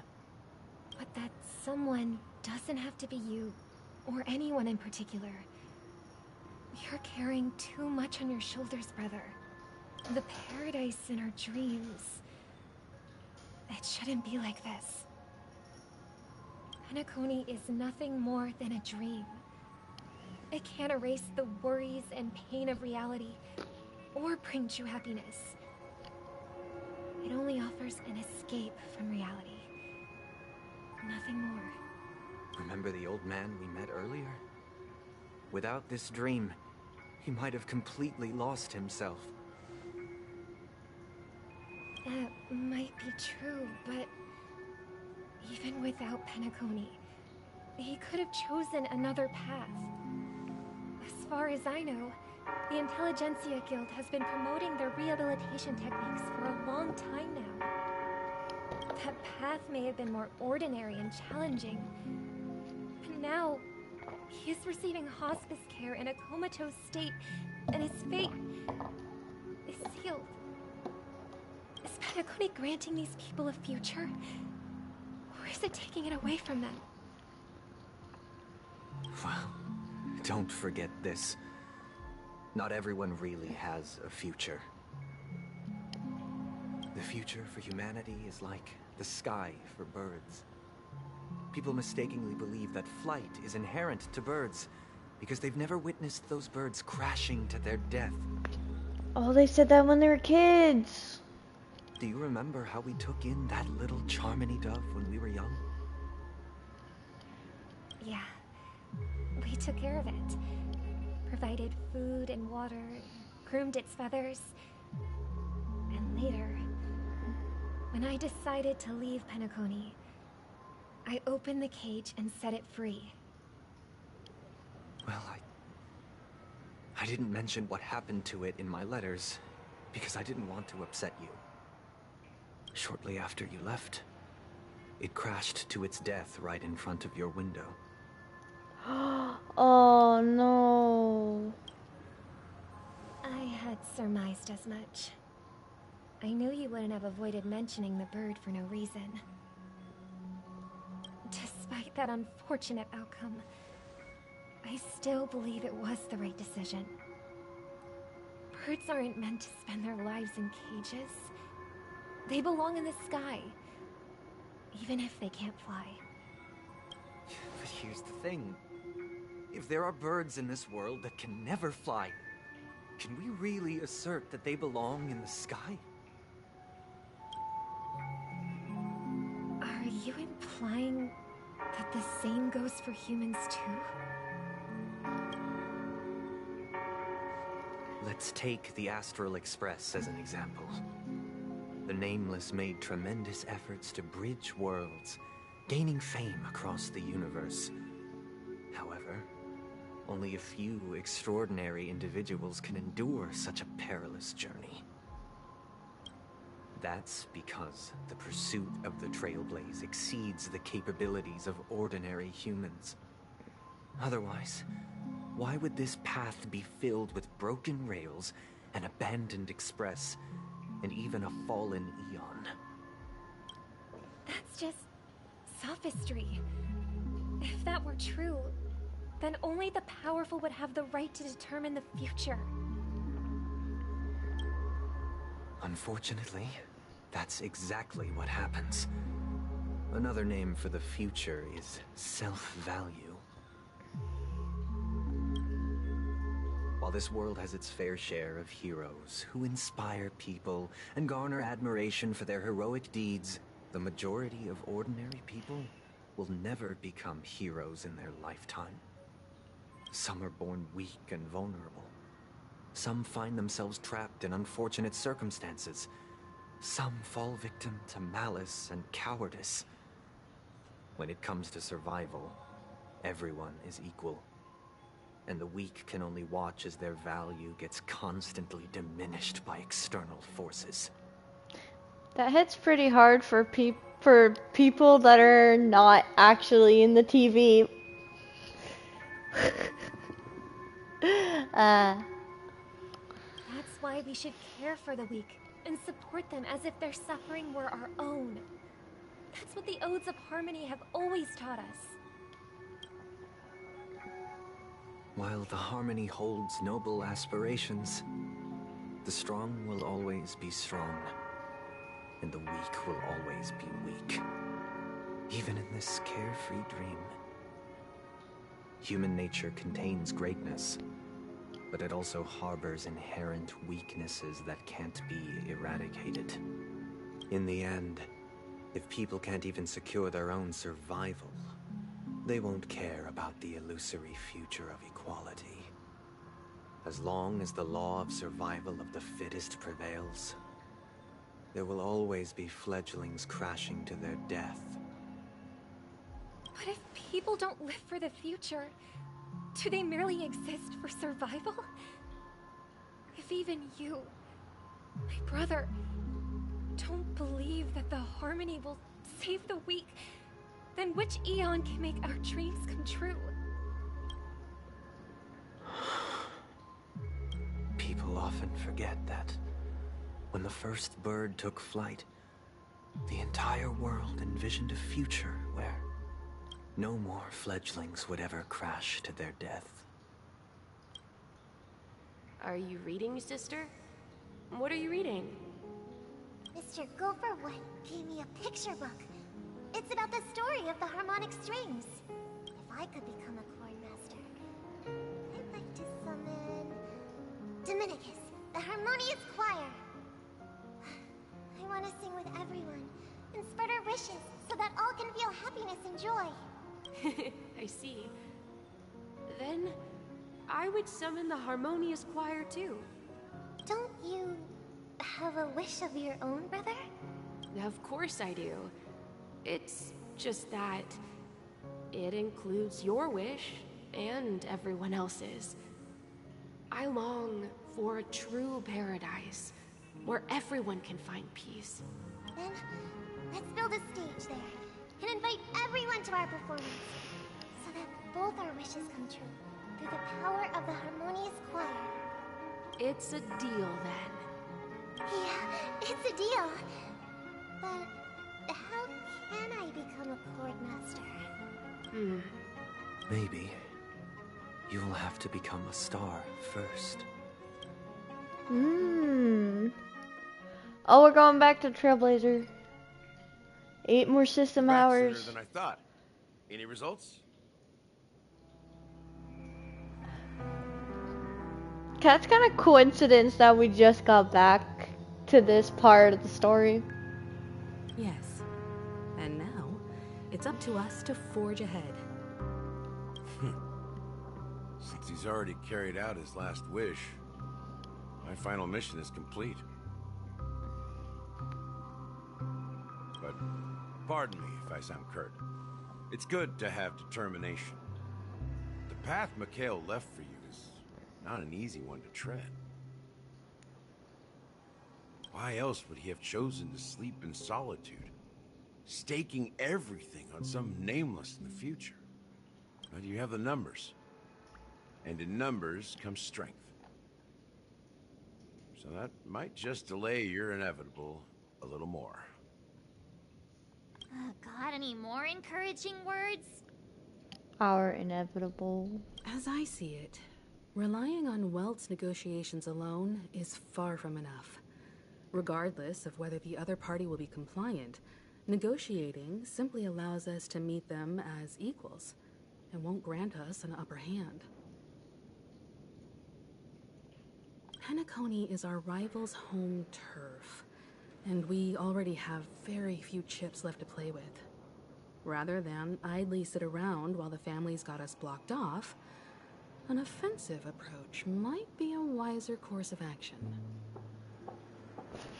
Oh, get off the couch, get off the couch.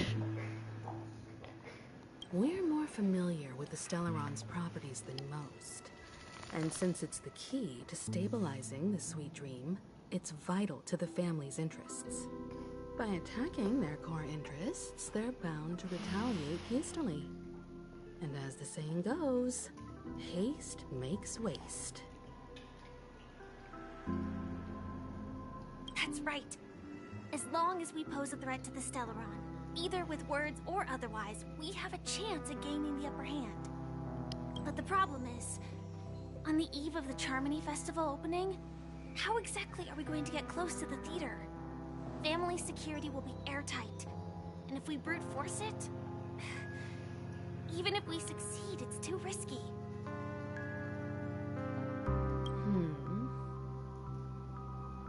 So, no one's gonna say anything? Then I'll raise my hand. I know the answer to this question. Oh gosh. My dog went crazy. You of all people, of course you do. I never doubted you for a second. It looks like we have one more ace up our sleeves. Time for the master stroke. Why are you speaking like the general of the law, Fu? So, I heard that before the Charmony Festival begins, there'll be a pageant to kick off the festival. It's called the Soul Glad TM Festivity Auditions, or something, and it's going to be held in the moment of Scorch Sand. As long as we clinch the top spot, we'll be able to attain the title of Festive Superstar, and be able to personally bask in the graces of Miss Robin. Not that that's important.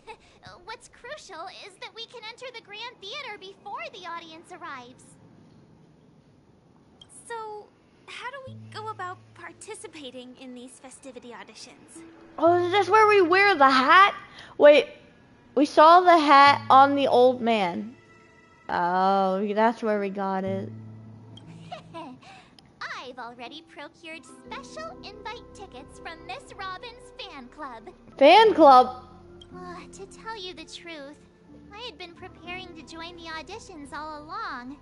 But now it looks like even if I scrape through, I probably still won't have the chance to shake Miss Robin's hand. So they're still running this thing, huh? It was originally just a publicity stunt, set up by Mikhail to drum up attention. But it looks like it might be worth a shot. We'll follow March's plan. Mr. Gallagher, will you be joining us? Are you gonna sing and dance? I'm afraid I won't have the time. As a virtual character, I've already completed my final mission. Whether Penacony can awaken from this dream is all down to you. Should we ever cross paths again? I'd love for you to visit the Express. All right. I'll have to add to that data bank of yours you've got on the Express. And Miss Firefly, we thank you for all your support. We're faced with a formidable enemy. As long as the Astral Express and Stellaron Hunter's objectives are aligned, we're willing to cooperate with you. We've already come this far together. I'd like to join you for the rest of your journey on Penacony. I'm pleased that we can finally fight shoulder to shoulder. I couldn't ask for a better ending. So Firefly's gonna come with us. This is also the spirit of the Trailblaze. Now everyone, let's prepare to move out.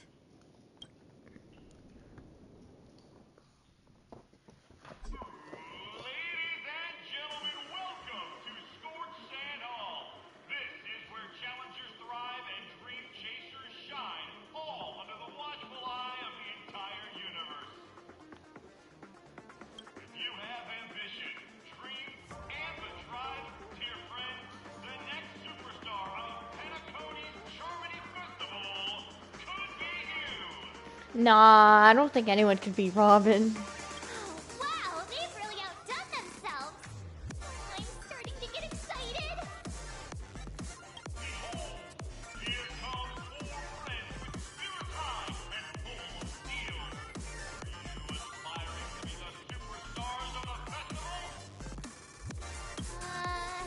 Is he talking about us?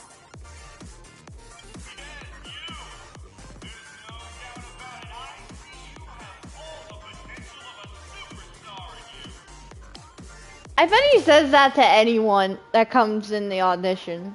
Excuse me, you four. What are you hoping to get out of all this?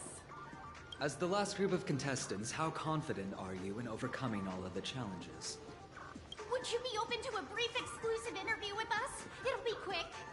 Your journey is long and fraught with peril, yet under a sky blanketed by banners, You fight for the crown! The sword and rose! Protect the beauty! The magnificent and majestic! The beauty's journalist? A knight's head is hard as steel. Brotherland's focus is stubborn as a heel. We don't all have to be winners. If we don't have fun, we'd all be sinners. People are pouring in. Kinda feels like all sorts of baddies are showing up. Let's get in there quickly and enter the competition. Ladies and gentlemen, please make way. Make way.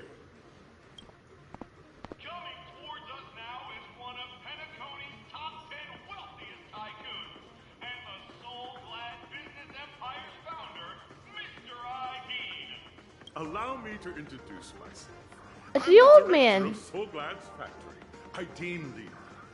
My four friends, introduce yourselves to the audience across the cosmos. Hello, everybody. I'm Himiko, a nameless from the Astral Express, and these are my companions. Don't you guys need to hide your identities? Can't hide it anyways. Penacony is plastered with our posters. And because the Astral Express is so well known, the family won't dare to make any rash moves. Hello everyone, I'm Pokey and she's March 7th. Hello everyone, I'm the Galactic Baseballer and she's say cheese. Hello everyone, I'm Hello everyone. Is it really a good idea to have a talent show at this private moment of our story? The second one. Don't expose my net handle to everyone. Hello, everyone. I'm March 7th. I'm an ordinary girl who loves adventures. Hello, everyone. I'm Firefly. I am also an ordinary girl who enjoys adventures. So it's a bunch of nameless guests. This final face-off is bound to be spectacular. Time is precious. My four friends, come with me.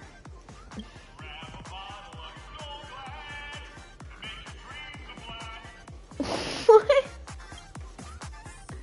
That was terrible singing. Okay. Trailblazer Chronicle.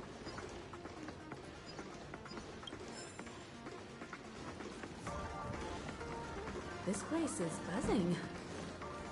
That's right. This venue is a miniature representation of that time known as the era filled with boundless possibilities. What?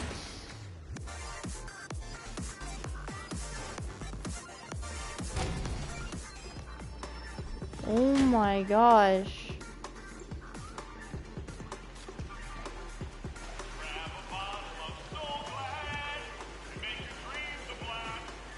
Nameless, your arrival reminds me of the grand occasion when Penacony was first established.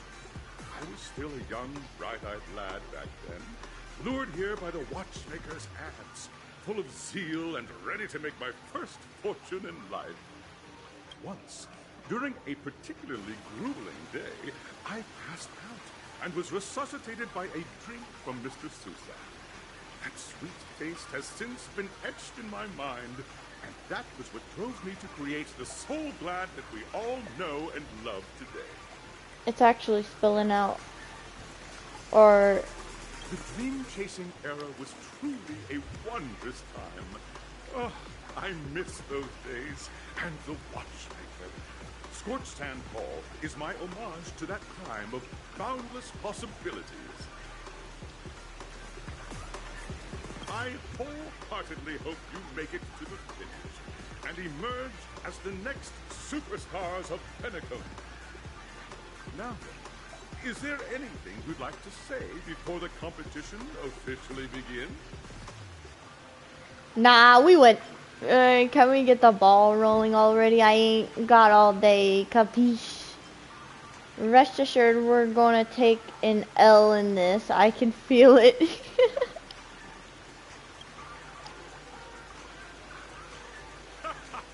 There's that, The ever-vigilant, trailblazing spirit we all know.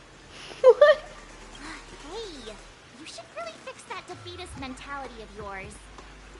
Miss March, how about you? Hello, everyone! Next up, get ready for the Mega March 7th Adventure, where I'm going to break the speedrun world record! Trailblazing into the uncharted and challenging the limits. That's Miss March 7th for you. How about Miss Firefly?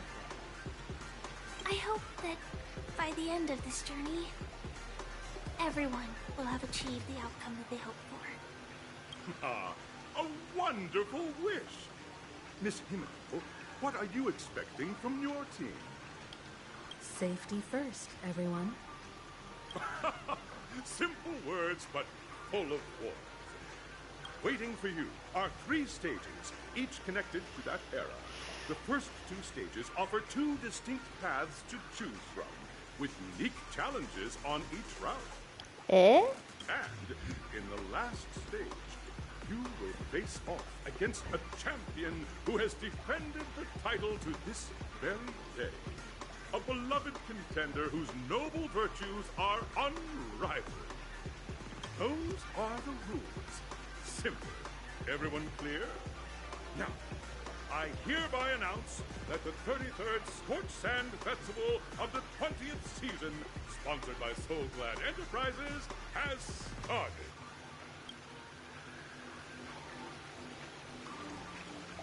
Everyone, as the Charmony Festival is drawing closer, we must reach the end as quickly as possible. Factoring in efficiency and safety, splitting up into 2 groups is the best choice. Aw, no! March and I haven't known Miss Firefly for too long and aren't overly familiar with her. It'd probably be better if the 2 of you paired up. Fine by me. Let's do it. All right. I don't have a problem with that. Enough chit chat, let's do this! Say what now? I get to pair up with Firefly and there's no catch. It'll be a shoo-in with me around. Hold up. Has any of you even bothered to ask me for my consent to this? Time's ticking. Just listen to the grown-ups. Ah! Wow, so rude. We'll split into the assigned groups then. Let's not waste time. Oh, can I go inside the Soul Glad? Red soda? That's obviously pink!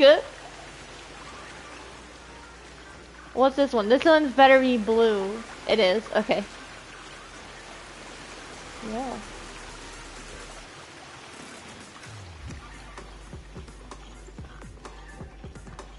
Welcome to the first stage of Soul Glad Enterprises' 33rd Scorch Sand Festival of the 20th season, Dream Play Fantasia. In this stage, you can choose between 2 challenges, the School of Acting or School of Action.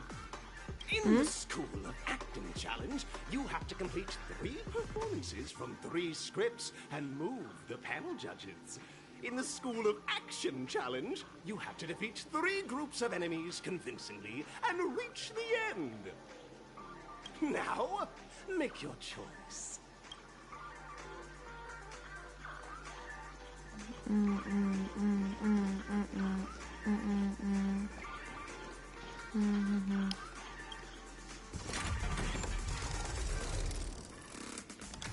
Whoa.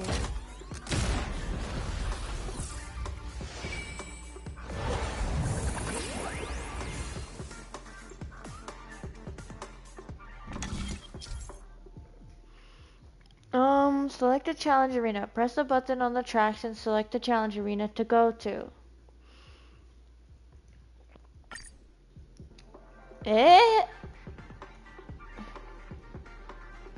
So there's pink and orange.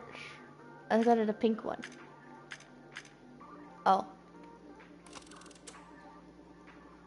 Acting challenge? I kind of want to do the acting one. I think it might be funny. The part. We battle things all the time, so let's try the acting. Those who dare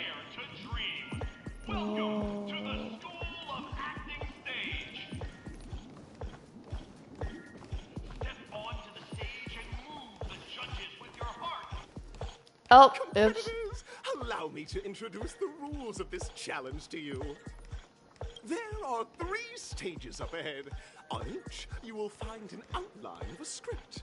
These 3 scripts were written by the legendary filmmaker, the Watchmaker, and depict various stories from Penacony's era of pioneering.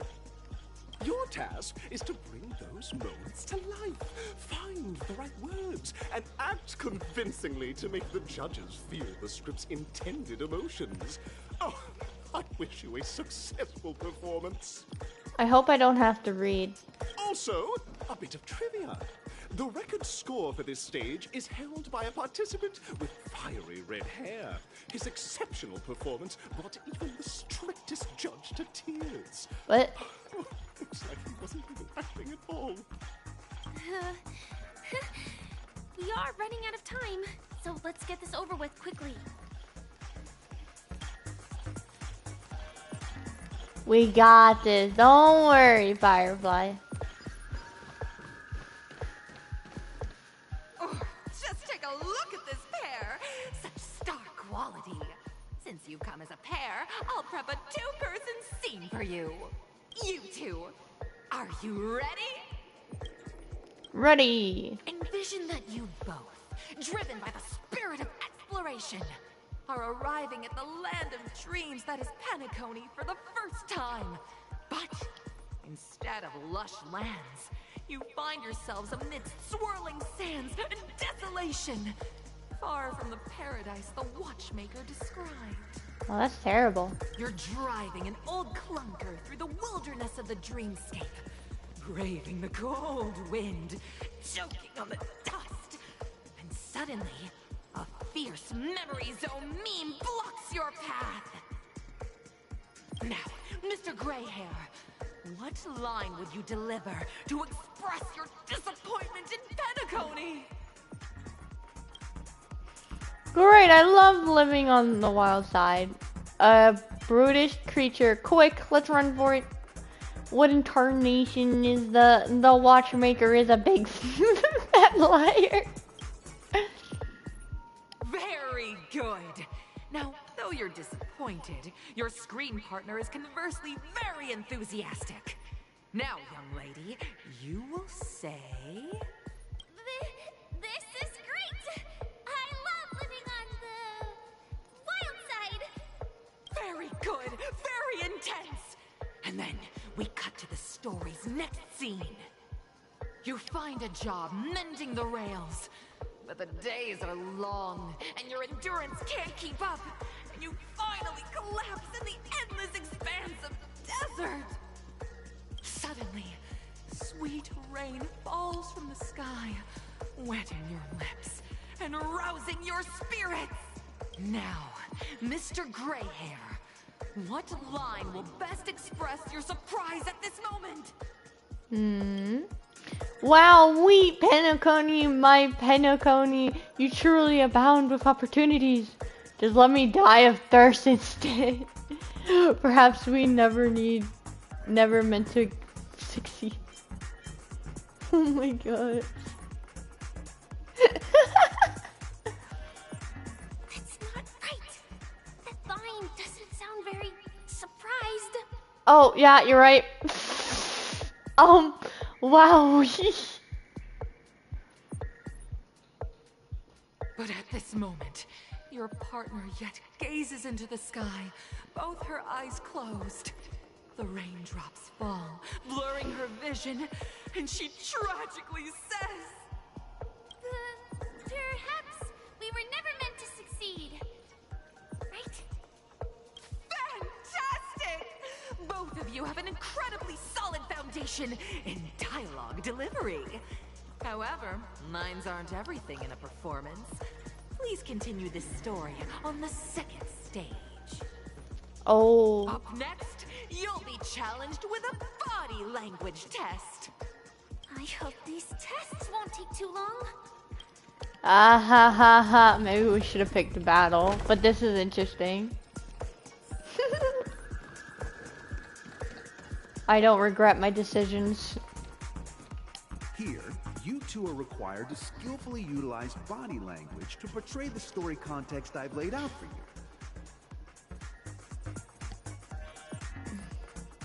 Picking up from where we left off, a heavy downpour saves you both stranded in the desert. This rain quenches the anger in your heart. You look to your companion, now completely devoid of fighting spirit, wanting to comfort her. At this moment, what should you do to make her laugh? Pat her head, tell her dad joke, no, stand up and prepare to move out. Roll about in the sand. Right answer. Your companion sees you rolling about in the sand and thinks about the arduous obstacles along this journey. She can't help but let loose a laugh, rekindling hope in her heart. And so this girl... Scar says, sorry, I'm kinda late, lol. You're good, you're good. I'm gonna get back on my feet and keep moving forward. A tug at the heartstrings! The story continues to develop. The heavy rain leads you both to sense a business opportunity. So you start venturing into the umbrella industry. But just as the business begins to pick up, competitors start flooding the market with low-priced goods, squeezing your market share. Oh no. You have no choice. The goods you stockpiled at high prices have to be sold at a loss. This is a pretty self-destructive move, which drives your business to the brink of bankruptcy.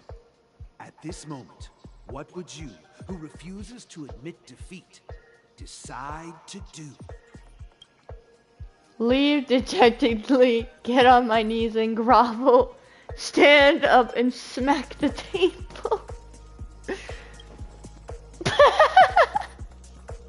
You drop to your knees with a resounding thud and start to repeatedly bash your head hard against the floor, telling enthusiastically to your business rival, the key to a peaceful life lies in these 5 powerful words: show me mercy, pretty please. Get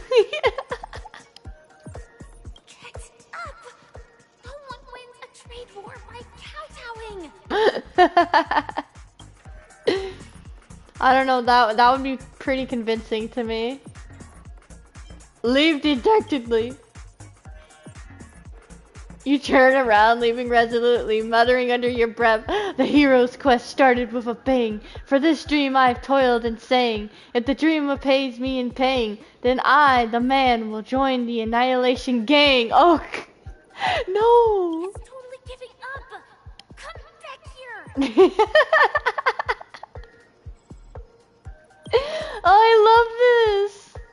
Stand up and smack the table.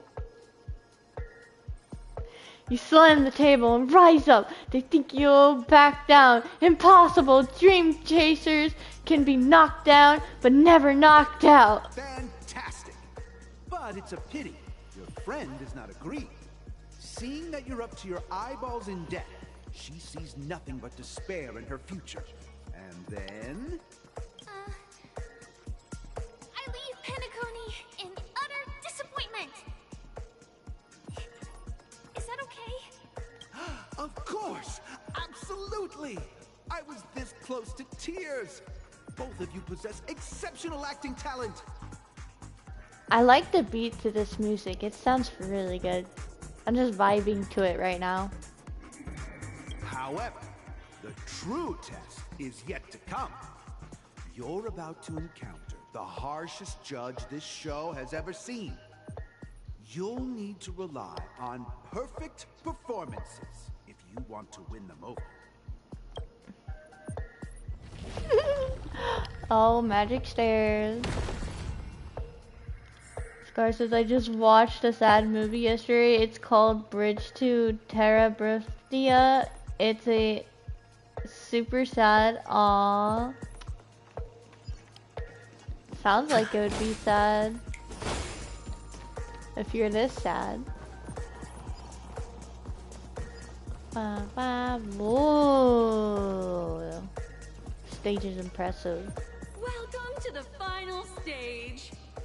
Actually, all the scenarios that you previously encountered were all from the film Once Upon a Time in Dreams. Two companions arrive on Penacony with nothing but a dream. Their desire for achievement is met with continuous setbacks. Ultimately, one continues on, despite spiraling into debt, while the other concedes defeat and leaves. Many years later, their paths cross once more in the thriving Penacony. Yet, they refuse to acknowledge each other because... I became a big shot, but she ended up destitute? What does that mean? I fell into poverty while she's leading a normal life. I'm leading a normal life, but she ended up destitute. What does destitute mean? Let's pick the second one. Against the backdrop of a revitalized Penacony, the joy of reunion mixes with the sorrow of past separation, the awkwardness of being strangers, and the shyness of a long-awaited encounter, all converging at this very moment. Give it a shot. Try and convey this bittersweet scene to me. Bring it to life with precise and emotive acting. Is this ever going to end? I know! Why don't you try that clockwork thing you used before? Eh? What? You want me to use it now? Aren't we supposed to be acting? Your performance is far from satisfactory. Oh. Oh. Okay. Calm. Sad. Happy. Wait, when is she supposed to be? Huh. I don't know. God! I never imagined that such a sad scene could be portrayed by you two in such a joyful and heartwarming way. Two people sharing a long cherished friendship, as if time and status meant nothing to them. Huh? But we haven't even done anything!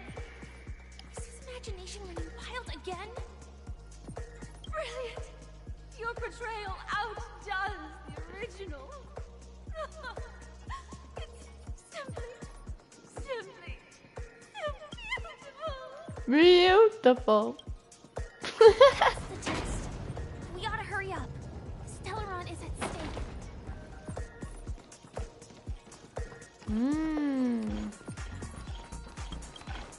Click, click, click. Oh, will I get that music thing that's like beating here? I would like that. Congrats to both of you for clearing the stage, but more importantly, are you having fun? Fun is more important than success. Yes, so much fun. Look at the time! You finished much faster than that red-haired contestant did. That red-haired contestant. Who is that exactly? You'll find out eventually, but only if you clear the next test first. Welcome to the second stage of the 33rd Scorched Sand Festival in the 20th season, sponsored by Soul Glad Enterprises. Gunfire time! Gunfire? You have the option to choose gunfire and undergo Brother Hanu's trial. Wait! Time, where you'll face Clucky's trial. Now, make your choice. We have to pick between Gunfire and Hanu? Shoot! Okay, we've done plenty of Hanu trials before, so let's try Gunfire. We've done...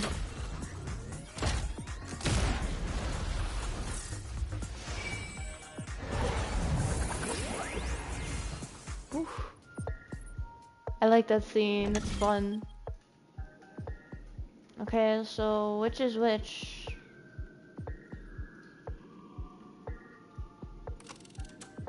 Ah, this is Gunfire.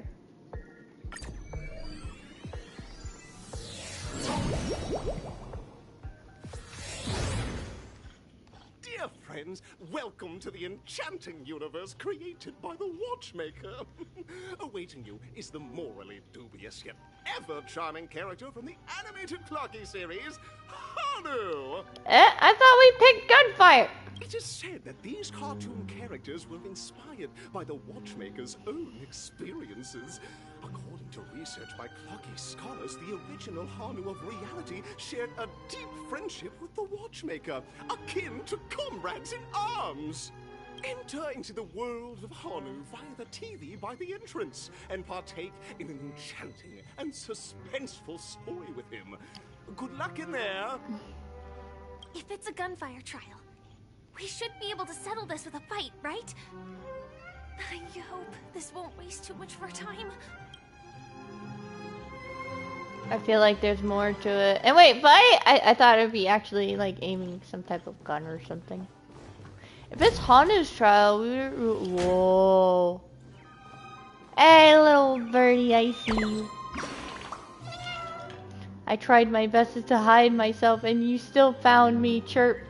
When everyone hid in the balloon, I was the only one who chose a unique hiding spot, chirp. I even got upside down to conceal my hair, chirp. I've seen this a million times. What? Other birdies also know about the statue's hiding spot? I wasn't the first one who found it, chirp.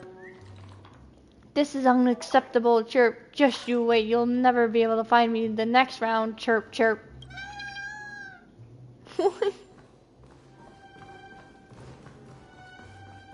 Ready?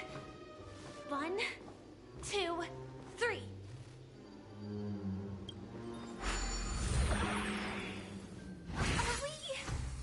Are we both in control of this Hanu character? What?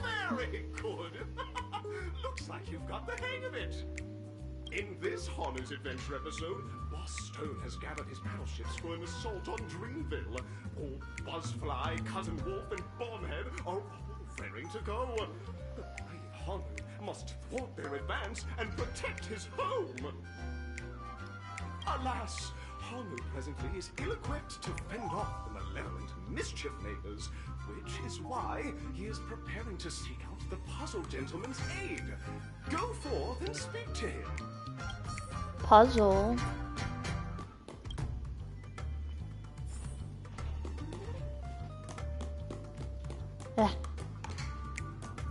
Oh, brave Hanu, you look like you could really use some help.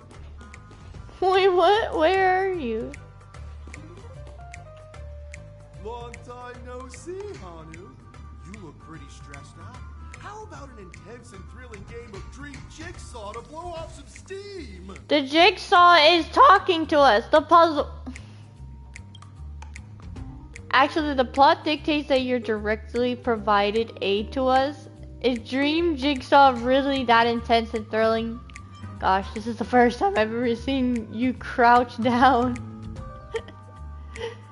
Wait, oh wait, he actually has shoes and a hand. And I just realized that. Let out a really cool sounding hoof. You let out a cool hoof. It might just be the coolest hoof in history. Oh my! Are you telling me that Boss Stone has rallied the villains to seize Dreamville? What a dreadful twist of fate! How did you understand that? Listen closely, Hanu. I'm aware you're in need of a suitable weapon. And I also know there's one just upstairs. But you know what? You'll have to play an exhilarating round of Dream Jigsaw first. No Jigsaw, no moving forward. That is so dumb. That's not fair. You have to help me now. What do the weapons in Dream Jigsaw have to do? If another Dream Saw is in danger, how do you not understand the predicament? Let out a really cool sounding hoof. Dreamville is in danger, don't you understand? We already read that. Wait, but given your character's design, you can only respond with a cool humph. Oh my gosh. You make a cool humph. Only someone as cool as you produce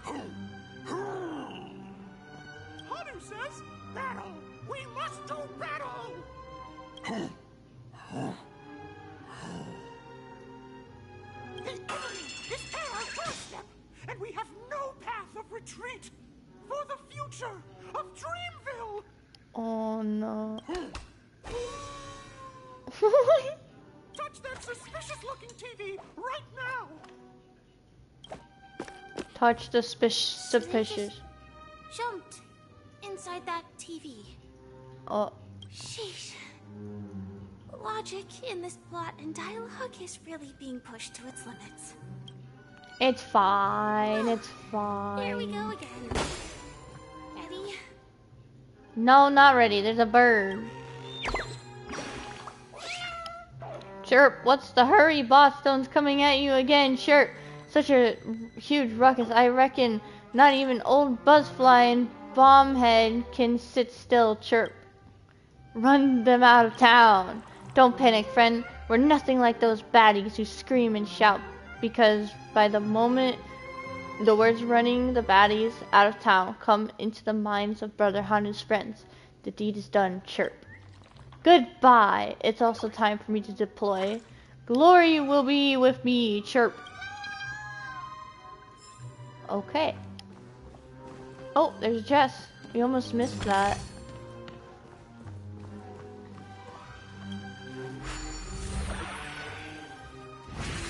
I'm gradually getting used to this. Huh. Who knows? I might even be able to perform some high-level moves with Hanu. Oh, did someone say high-level movies just now? That's right, pal. The upcoming script is just exploding with all sorts of high-level shenanigans. Last we saw, Hanu was preparing for battle. Suddenly, he hears heavy footsteps coming from the hallway.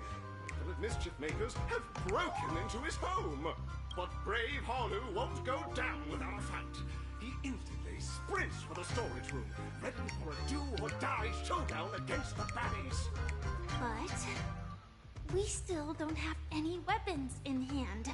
Guess what? Hanu's favorite bazooka just so happens to be in that storage room. So there's a move on. What a coincidentally convenient plot twist. It'd be even more awesome if the organizers allowed me to wear armor.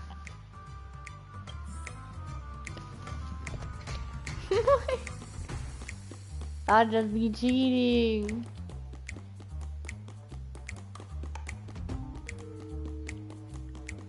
The storage room. It's behind the shelves, right?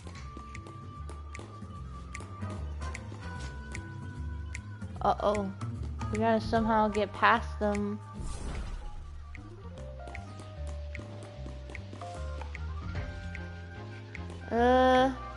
He seems to be asleep. Let's go, let's go, go, go, go, go, go, go, go! Get it, get it, get it! There's actually a bazooka here.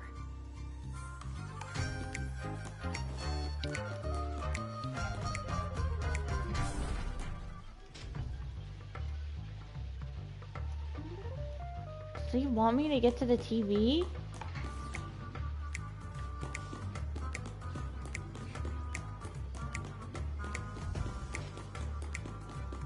Hold on, let me grab this book.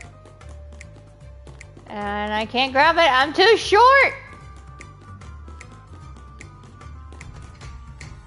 Oh!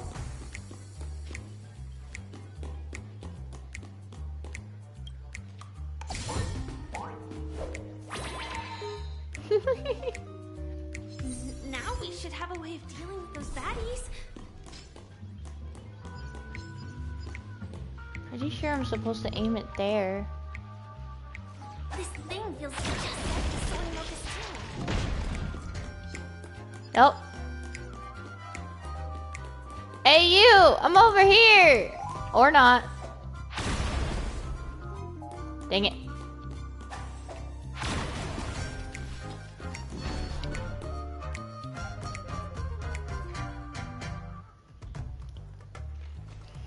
Oh no. Careful. It looks like we've got more company. Get ready to fire. Got more ammo.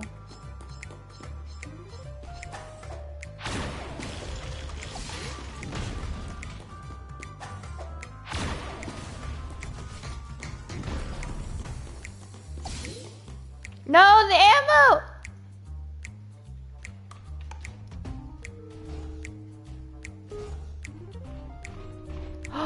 There's way more!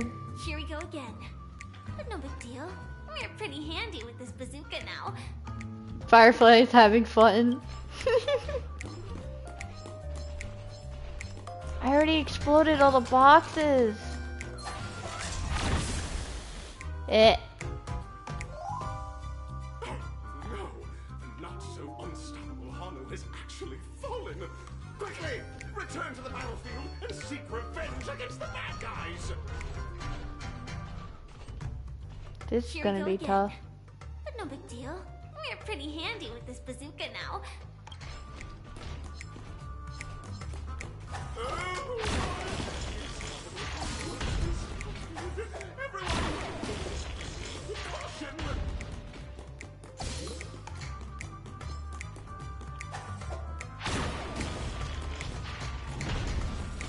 Go, go, go, go, go, go!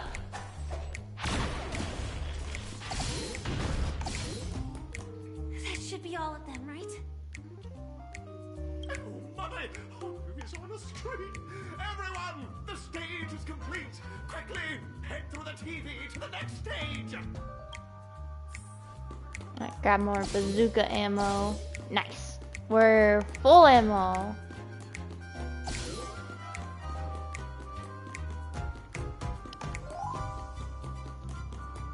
Good thing there are so many enemies. I would have ran out of bullets. Actually, I wouldn't have need the bullets if there wasn't so many. But it is gonna be hard to let go of this bazooka. Never mind. Let's hurry over to the next stage. She really likes the bazooka. I let go and it sends me back. Oh, speed.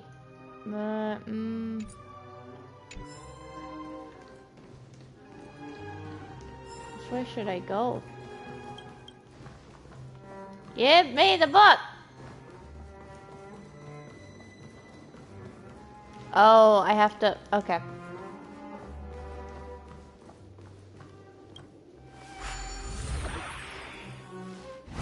I can't go up the stairs. Yeah, I can't.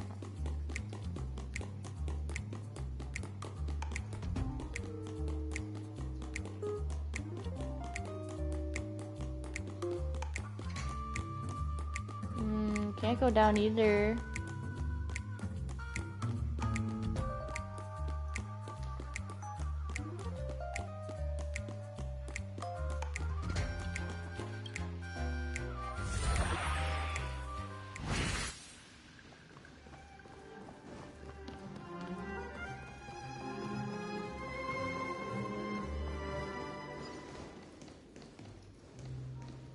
Eh? Where am I supposed to go?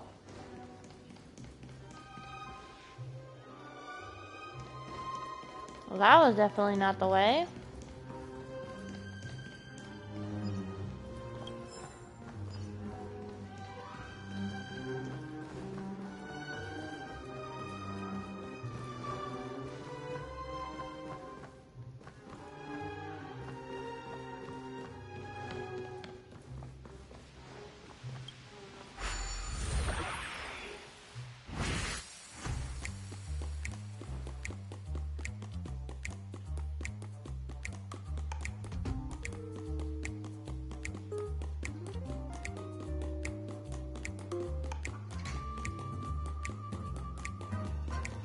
But I can't go up there. Oh, wait.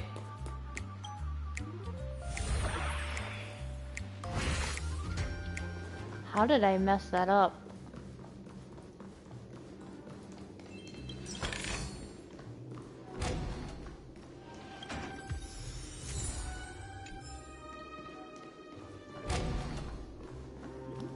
What?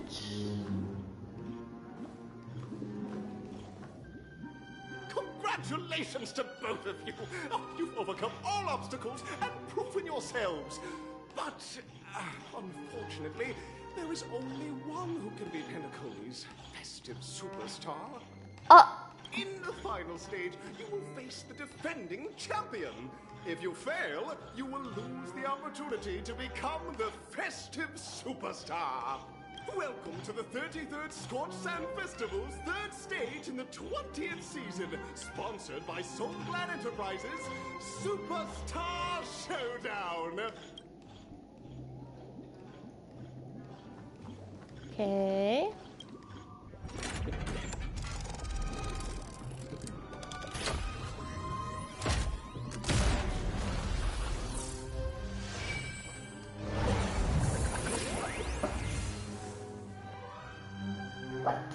Don't bark, stop.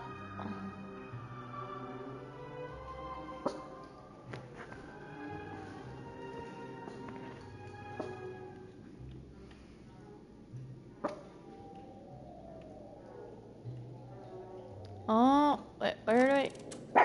Star Showdown Arena 1, Stardom Arena 2. Let's pick the second one.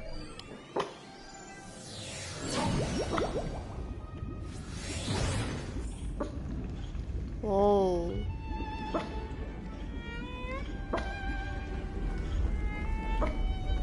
Ah! Were you not getting squashed?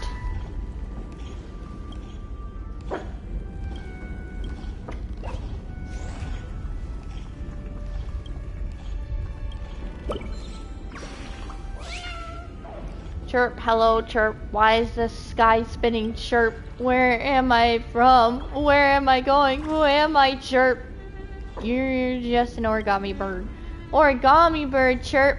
And what's this place? Chirp. Yellow, red, so many things spinning around in my head. The soul glad in my tummy is going to spill out. Chirp. I can't. I'm gonna die. I have to find a high place to stop her up. Chirp.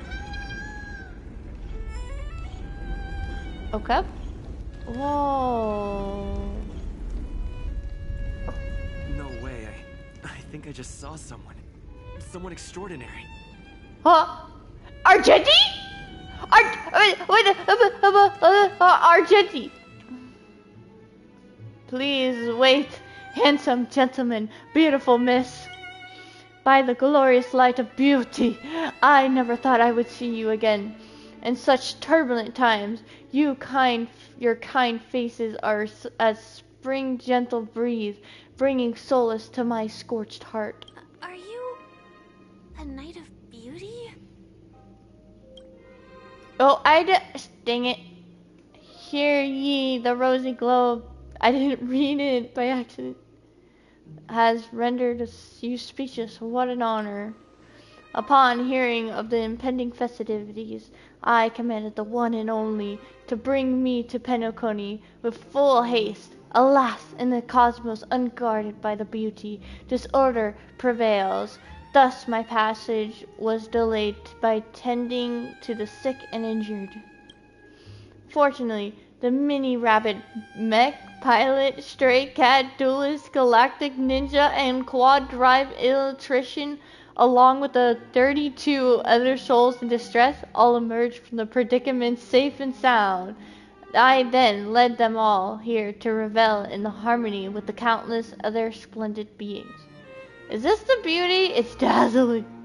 You're quite the savior, aren't you? I'm busy saving the world. Could you please make way? I do not deserve such praise. Unfortunately, the dashing IPC ambassador, whose radiance matches that of a beautiful peacock, said adventuring, remains in a woeful state. How I wish he too could partake in this splendid occasion. Okay, let's get back to business. Since fate has brought us together, it stands to reason that you both seek the accolade of the audition's victor, correct? So he's the champion? He's the red-haired champion. Though upon arrival, I was once mistaken for a towering silver-armored fugitive with fiery red flames due to my lack of eloquence. It matters not, for all these trials stem from the land of dreams, beauty. What matters is that I now stand before you. Our paths have crossed. I, Argenti, of the Knights of Beauty, am humbly requesting for a battle in the name of the code of chivalry with you both. If I am fortunate enough to emerge victorious, kindly grant me passage to the crown of victory and recognize that Idrilla, the beauty, is the most peerless beauty of them all. Oh gosh. Bear witness. Oh no. This is... What is this? We don't even have normal attack. Don't mess with me. Sure, I'll play along. It's on me. We'll be okay. Follow my charge. Conflict is pitiless. Argenti's received a damage boost. Damage boost! Is that it? We need to destroy those things. We need to destroy it now. I'll free you from your chains. Disappear among the sea of butterflies. Illusions of the past. Wait, I didn't need to activate that. Oh well. Just in case. Ah! Stop! Stop! Stop! Stop! Stop! Stop! Stop! Oh no! Stack! Stack! Stack it!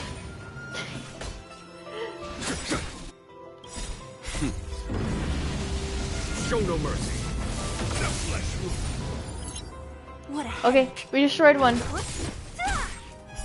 That's two. Nice. Your misery. Who's next? Behold, this symbol of Why? I'll see you off.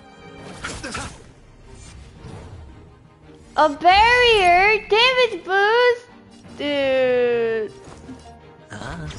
Don't mess with me. The dice have been cast. Bust. Or maybe I'll take it all.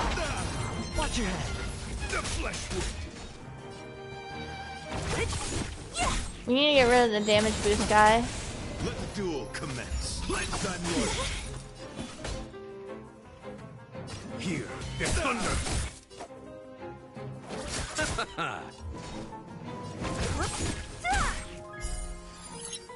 I'll end your misery.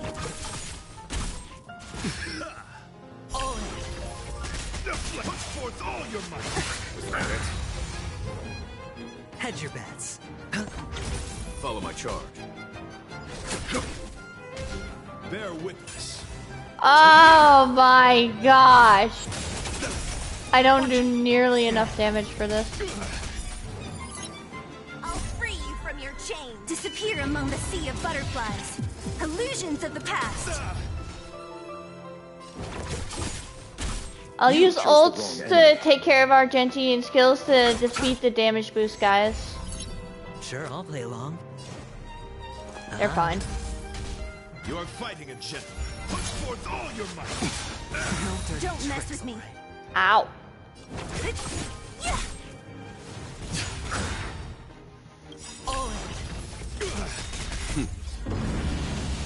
Show no mercy.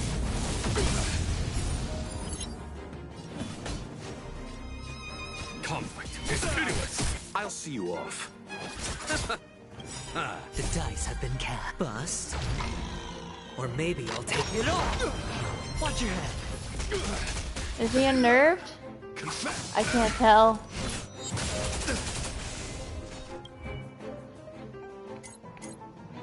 No, that's not the enemy. Yes, he's unnerved. Okay.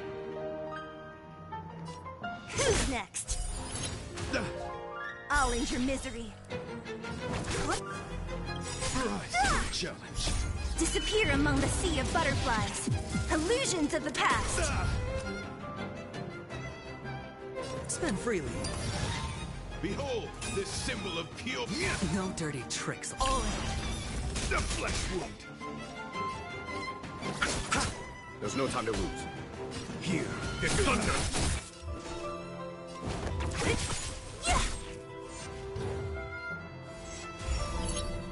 duel commence. Let's The flesh wound. A flesh wound. I did not mean to. I was meant to use her skills. Watch your head. Ooh, I'm scared of the damage boost. Conflict is pitiless.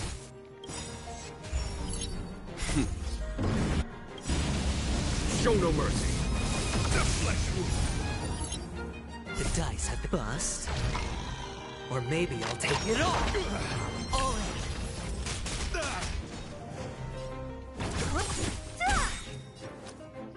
Ah.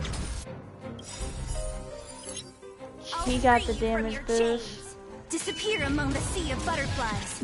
Illusions of the past. Okay, one more health bar. Ah, there's more! You chose the wrong enemy.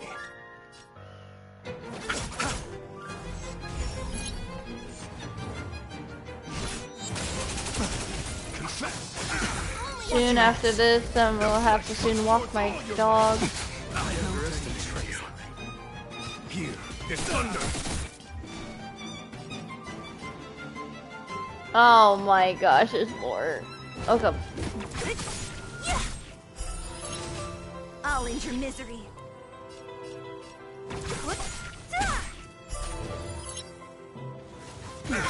I should have destroyed the damage boost. Hedge your bets. I'll see you off. The dice have been cast. Bust. Or maybe I'll take it all. Watch your head.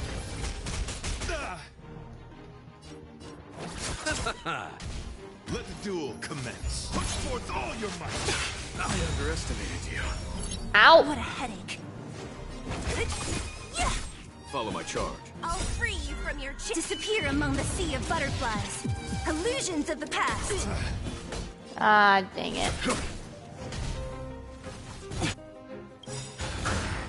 All in. Eternal slip. The dead return!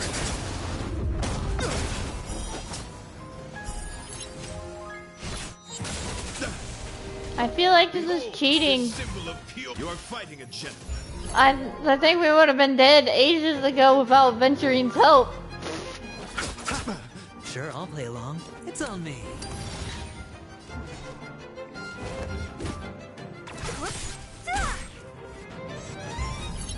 Yeah, I knew it. That's the damage boost. Watch your head. Put forth all your might. All in.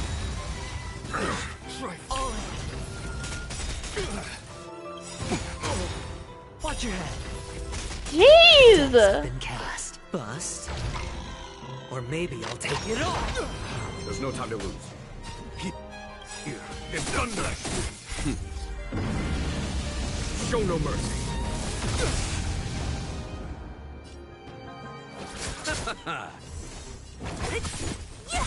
Hedge your bets. Let the duel commence. Put forth all your might. All in.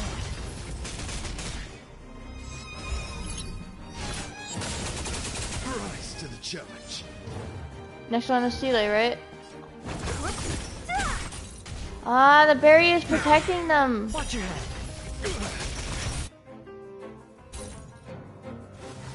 Have at it. I'll free you from your chain. Disappear among the sea of butterflies. Illusions of the past. You chose the wrong enemy. Eternal slip. The dead return! Bear witness. Ah, why? Follow my charge. Sure, I'll play along. Spend freely.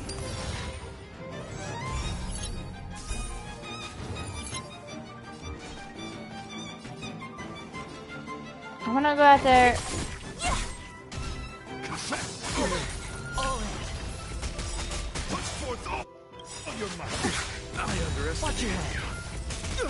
The dice have been bust. Or maybe I'll take it all. All in. Have at it. Watch your head. I'll see you off. Shoot. There's no time to lose.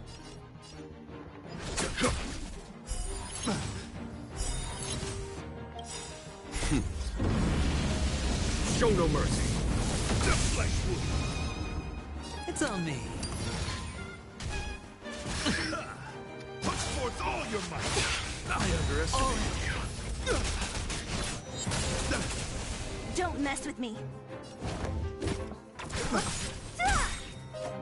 I'll free you from— Disappear among the sea of butterflies. Illusions of the past. Behold, this symbol of pure Eternal beauty. state. The dead return! The duel commence. What a headache.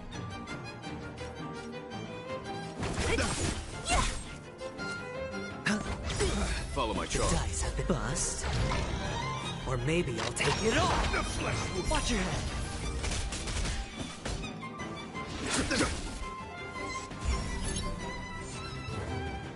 Dang it. Pledge on yours. Put forth all your might.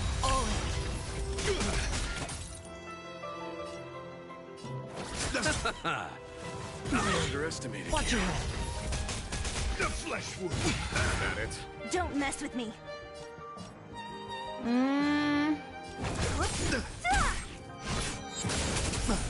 We're almost there. You're fighting a gentleman. Put forth all your might. Ow, ow, ow, ow, ow, ow, ow. Spend freely. The dice have been bust. Or maybe I'll take it all. The flesh wound. Watch your head. Dang, I love adventuring. I want to build him better. I really do. Here, in thunder. You chose the wrong enemy. That's enough. I've come to grasp the sincerity of your... Eh? Beautiful, beautiful, truly a captivating contest. It is through you that I realize to uphold the honor of Idrilla. I must further hone my skills. What a beautiful lesson indeed. Go forth, my dear friend, beautiful miss. The audition's crown is yours to claim. I shall remain here, gazing from afar as you bask in the limelight, joining the audience in offering you the most heartfelt cheers and applause. We don't have much time. May fate allow us to meet again, Night of Beauty. That was In that cool. case, let's make our way to the end. Penacony's really thronging with talent. I hope we make it in time. Go forth, the champion stage belongs to both of you. Bask in the glory you deserve. Oh, he's so cool. Okay, well, I'm gonna have to end the stream here. It's time to walk my dogs, and it seems they've made a bit of a mess already. So, I gotta go take care of that. So, bye-bye. I might start another stream again, or I might have to plan another stream next week.